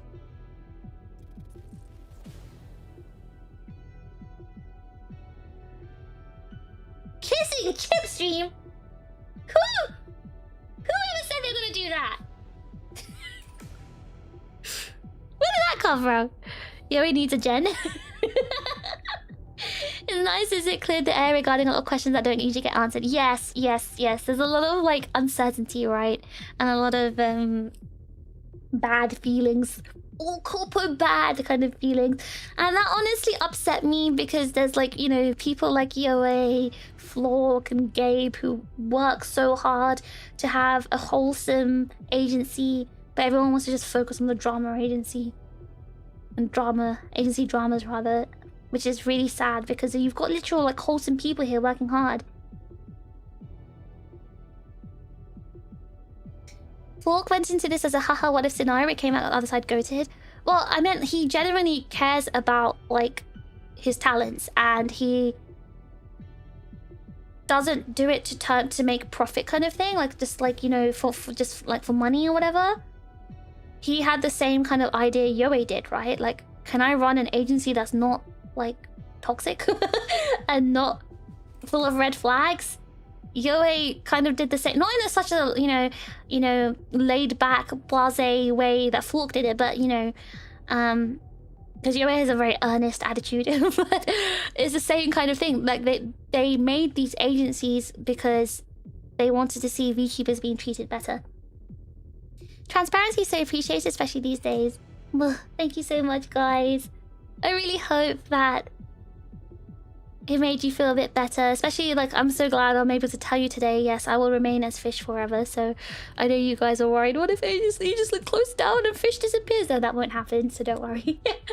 I was trying to like imply this to you guys for ages, but like I didn't know whether I could actually say it. But since Yoei said it, that means I can say it. Yes, I'll be here forever, don't worry. I am me. That's not gonna change. I work very hard to you know, achieve my goals and dreams. I will hopefully be with Aegis-Link until the end, if there is an end. Maybe we could have Yoei speak on this in a Q&A in a year, maybe. We can do this like a yearly thing, but I feel like Yoei should do this like on the Aegis-Link channel as well. I kind of just like roped him in for today's stream.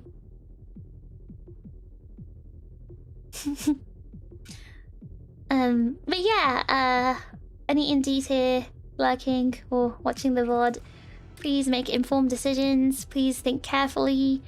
I know you might be feeling frustrated at the lack of growth and opportunities, but if you're ever offered something, please, please, please be careful and look carefully about what you've been offered.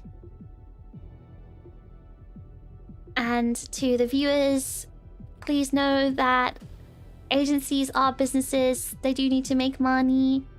There are restrictions and rules, but there's also good sides as well, and it's all necessary for the agency to survive. And sometimes there are bad actors. that happens, and it's not nice. And it definitely has brought down fear of morale. But remember, there are good agencies too. So let's support the ones that we know are very good. Or the you know, ones that make you happy. Focus on what makes you happy. Alright guys, it is very late. This one's for you. No, I shall be taking that bean. Thank you very much. That is for me. That's mine, actually.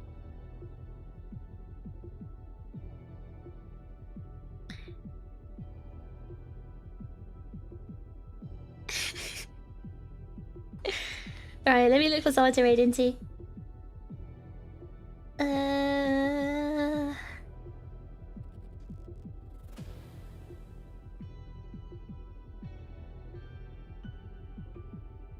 Six hours of truth nukes. I'm honestly so scared that someone's gonna come out and like cancel me.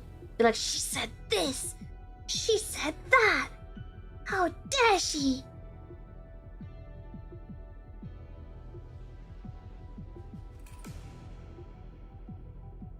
Alright, give me a second.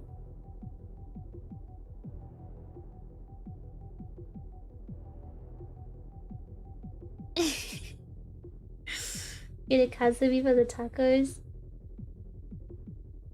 I made a really good burrito.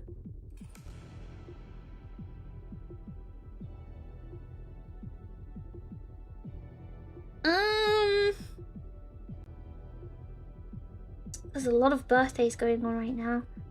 Big events. Let's raid into someone who has low views.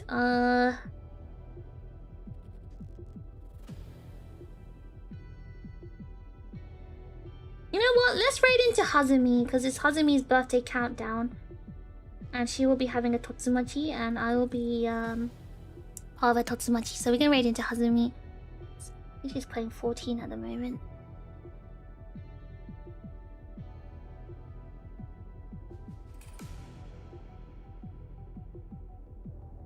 Oh my god, speaking of birthdays, it's my birthday tomorrow. Crazy.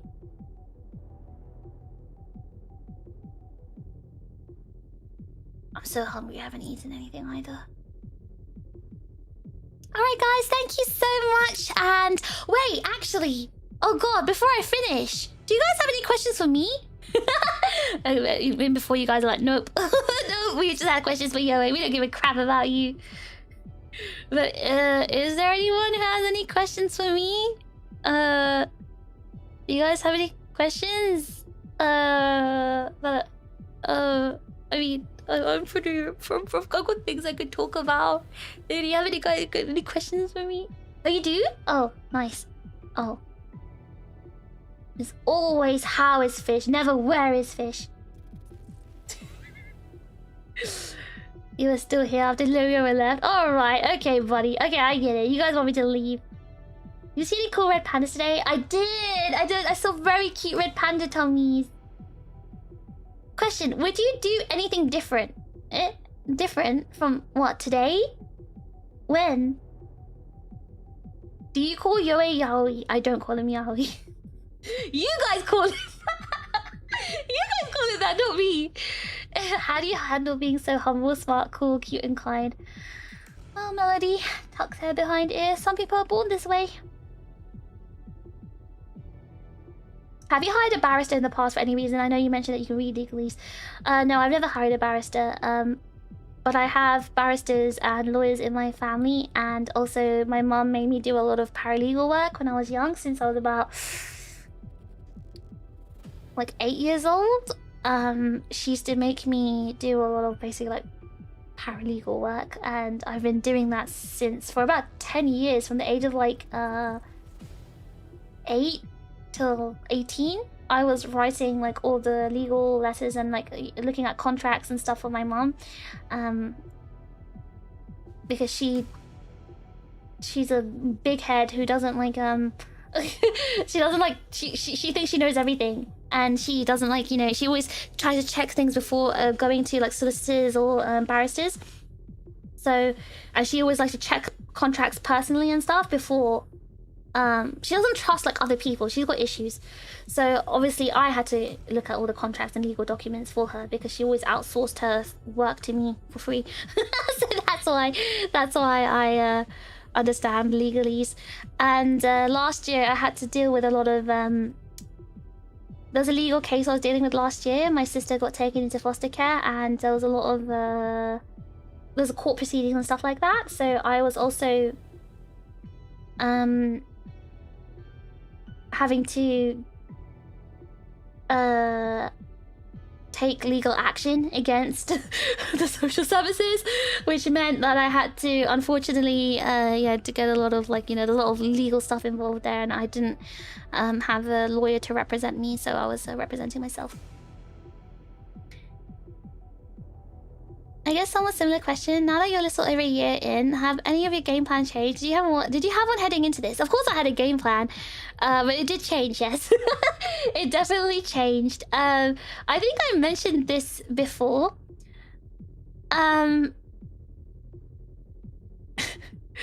When I first joined Aegis-Link, my goal was to be like a gamer streamer. Like I wanted to be an Apex streamer, and I had like an entire plan of what to do. Like I knew exactly what I wanted to do and the content I wanted to create. Unfortunately, it didn't happen because I was so busy with. I'm not naturally good at playing games, especially like FPS. And I was only like kind of, I guess, okay at Apex before in the past because all I did was play Apex. All I did was hack and play Apex. But then once I joined Aegis-Link, I became really busy with streaming and all the other like, general commitments and activities related to the streaming and events and stuff like that. And that took away my gaming time. It took away my spare time. Like even streaming, like the times I would usually stream, I mean, in the past I would play Apex instead. So I quickly realized, oh God, I can't retain my Apex skills. I can't do my original plan, which is just playing Apex and being an Apex streamer. So that changed. My content plan completely changed. And then another thing is I noticed that I didn't really plan to like be like a chatting streamer or like singing streamer or anything. I was planning to maybe do karaoke like birthdays or like anniversaries and not do karaoke streams. I was just gonna do like birthday karaoke and like mainly gaming streams, and I wasn't planning to be so interactive with you guys either. I wasn't planning to like talk to you guys. That changed. I found out that people actually liked it or preferred it when I talked over playing games, and my karaoke streams are also very popular as well. So I ended up changing my game plan and becoming like a yap streamer instead, I guess. But paralegal work since 8. Yeah, my mom wasn't a nice person. I started reading from a very early age there. I started reading from the age of like 2. So and I was reading. I was able to. I guess also her forcing me to read and understand contracts and things from a very young age helped me develop my reading skills faster too. You're still an Apex streamer to me, dude. I'm an Apex streamer to myself in my heart. How does the VTuber agency change when going from one gen to multiple? I mean, I can't tell you that from personal experience, can I? I mean, for me, I guess from what I can tell you now, it feels nicer having more people. But I think when it comes to bigger agencies that have a lot of people, there might be a bit more. There might be more.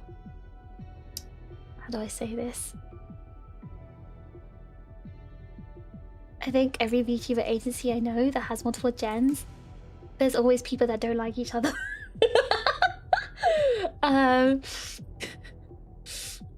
There's always people who don't like each other, and that kind of causes some friction, and also split attention from management and stuff. So there can be a lot of like downsides, but the upsides are that you've got a bigger group to work with. So yeah, there's two sides of it. Instead of forcing to play Titanfall 2, I'm not touching Titanfall 2 anymore. Last time I played that game was like 2022, I think. Imagine a sad world officially does karaoke twice a year. I'm not good at singing. I'm not a singer. So I thought it'd be okay to do it like twice a year. I don't sing. I don't know how to sing. Will you try to pivot content at all from your current yapping? No, at this point it's too late. I can't, not right now. I still want to do, again, FPS is still my main gaming content. I do want to do other types of gaming content, but I did say I was going to do that on Twitch. I'll see how it goes. If it doesn't go well, then, you know, I lose nothing. She can read from a young age, but we can't read. I know, it's crazy, isn't it? That's just the reality of having a ton of rather intense personas in the same room. Yeah, and it happens in the office as well. Like, if you have a regular job, you're not gonna like everyone in your office. This is natural. It's not something just exclusive to VTubers, but when you hire certain personalities that have, like, I don't know, maybe a sort of like a diva complex, you'll find it happening more. Kind of agencies are trying to make talents fight each other. I swear, I'm gonna tell Yuri to do that. Put us all in a boxing ring. We need to fight each other. And I'll be the winner, because I'm gonna be like 7'5". I'm gonna kick Lan and May out the ring and I'll be the winner. More people's more chance of getting noticed? Oh, that's true. That's also a good point. That is actually a very, very good point. Yes, having a larger agency means more discoverability. That's not why I'm happy, though. You know what I'm looking forward to? My first thought was, oh my god, it's like having little children, new children in the house. It's like having little footsteps running around an empty house. That's the first thought I had. Second thought I had was like, oh my god, I can finally do open totsumachis. Like, I can finally like sit in a call and someone will probably join. Live streaming. I always wanted to do that. Always. And it can finally happen. I still love you from the start cover. That's not a cover. That was just me in karaoke. Waiting for your ranked grind on Twitch. Honestly, being part of a group also scares me. I've been in so many friends groups and creative groups where it's turned out that everyone secretly hated each other. This makes me anxious. Oh yeah, that is very anxiety inducing, and actually I think it happens in a lot of agencies too. I think you just have to be really careful about, I think I'm really lucky with like Yoe. I think Yoe is a good judge of character. Like everyone he has hired had good personalities, and they don't have that sort of bad Idolzilla personality. I actually don't know how to answer this because I don't know if it's based on luck or like how good the recruiter is for that you know, company. I just think honestly Yoe is just really good at reading people's vibes and if they're a good person, because everyone he has hired has been a good person. Addy, Lan, May, I can't mention new ones, but I think he's very good at knowing how to find girls who support each other and uplift rather than compete.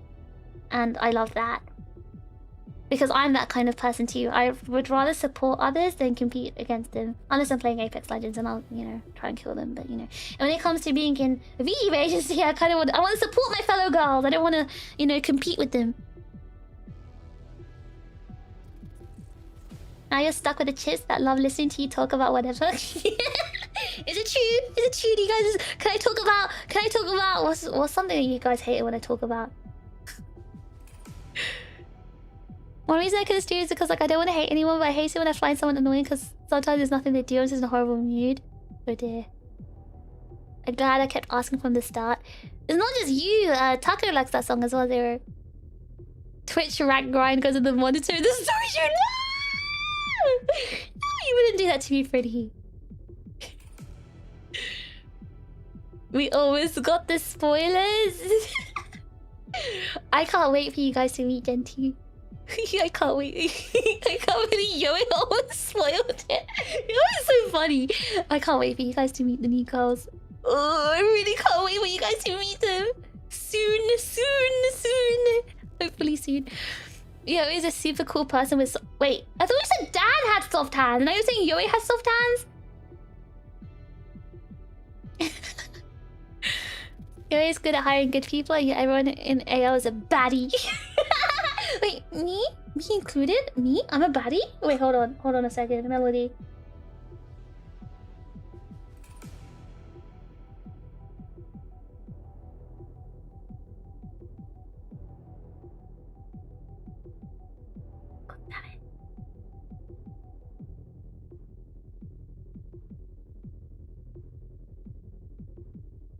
Me? Me? A baddie?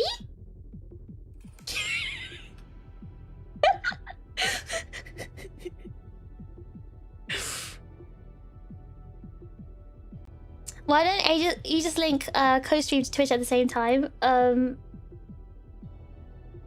Doesn't May do that? May does it, I think. I think Lan just prefers to do separate streams.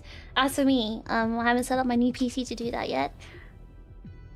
I think I'd listen. You're well-spoken. Voice timbre is nice and your points are coherent. Me? I was definitely not well spoken today. I was like stumbling and speaking so fast because I knew today was gonna be a long stream, so I was like racing against myself. I don't think I'm very coherent either, but thank you. I hope one of them has a funny accent. Funny accent, you say? One of them has a very, very unique voice and accent, and oh my god. It's nice. It's very nice. It's very, very nice. I think you guys will like her.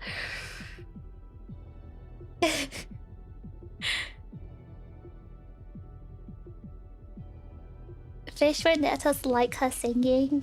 But I'll need to get lessons and then maybe I'll get better.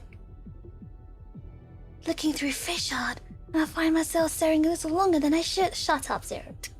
Once you master yapping and Apex at the same time, you might be on. So I can't multitask. I don't have that ability. Scottish or Spanish, please, I beg. Oh my god, where the hell are you gonna find a Scottish VTuber? Got Australian coming! Oh my god, if there's an Australian, I might have to throw hands. I will tell you, it can only be me or her. You can only have one of us, boss. Have you interacted with the new gen a lot? I don't know what I'm allowed to say. I'm not gonna answer this. You can't trick me. You can't trick me. You can't trick me. I'm not saying anything. Anyway, any other questions that are not about the new gen? Any questions that's not about Gen 2?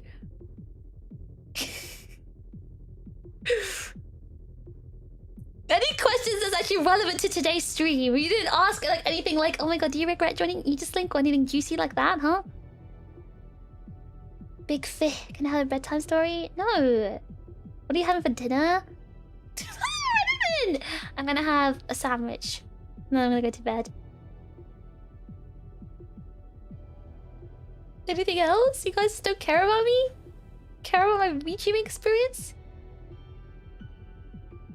Melody? None. Why are you guys doing this?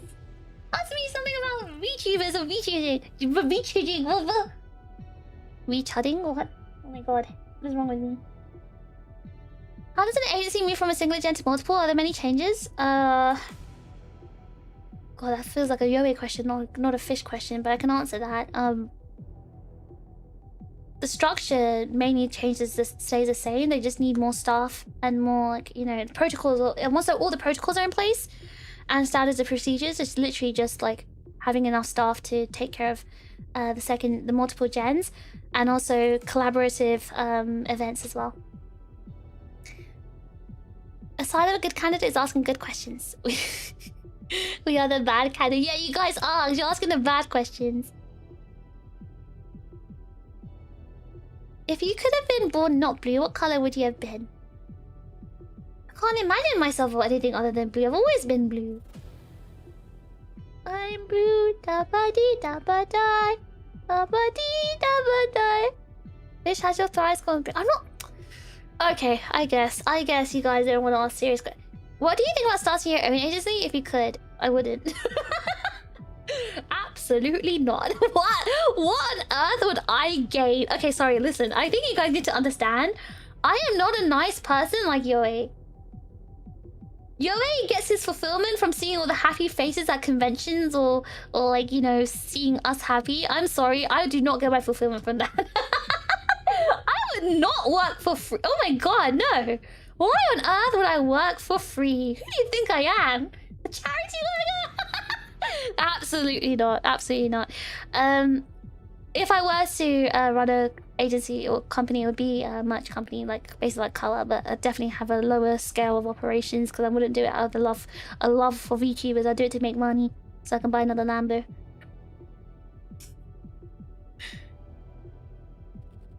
I have a question. How many? How many what? Sandwiches? Does the agency suggest challenges getting certain microphones? Oh, actually, interestingly, as part of our debut package, Yoa included a hardware cost. So if we didn't have like good microphones, like, you know, I don't know, the Shure microphone that everyone wants to use, we could have bought it. Yeah, so actually they wanted us to have all the good equipment before we started. She looks like Yoa being constantly stressed. She's like, yeah, I'm good. Hey, I'm constantly stressed. But I mean, I'd rather be a content creator than managing content creators, running it. My image of pure-hearted fish has been shattered. Let's be real. When have I ever painted myself as that? Yes, SM7B. Oh my god, Taco! Oh my god! W Taco, thank you so much for the big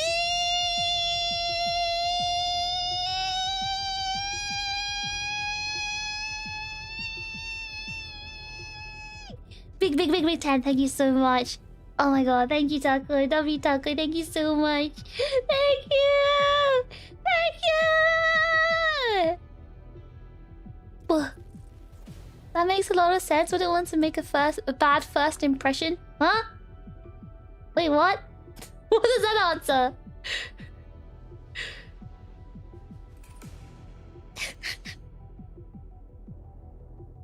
No one knows how to use it right. Wait, what did I say? Oh, the mic? No one knows how to use it. Oh, the mic! Ah, yeah. I know how to use my mic right. I know how to use my SM7B right. It's about the filters, guys. It's about filters and placement. You got big lungs. I could have gone on longer.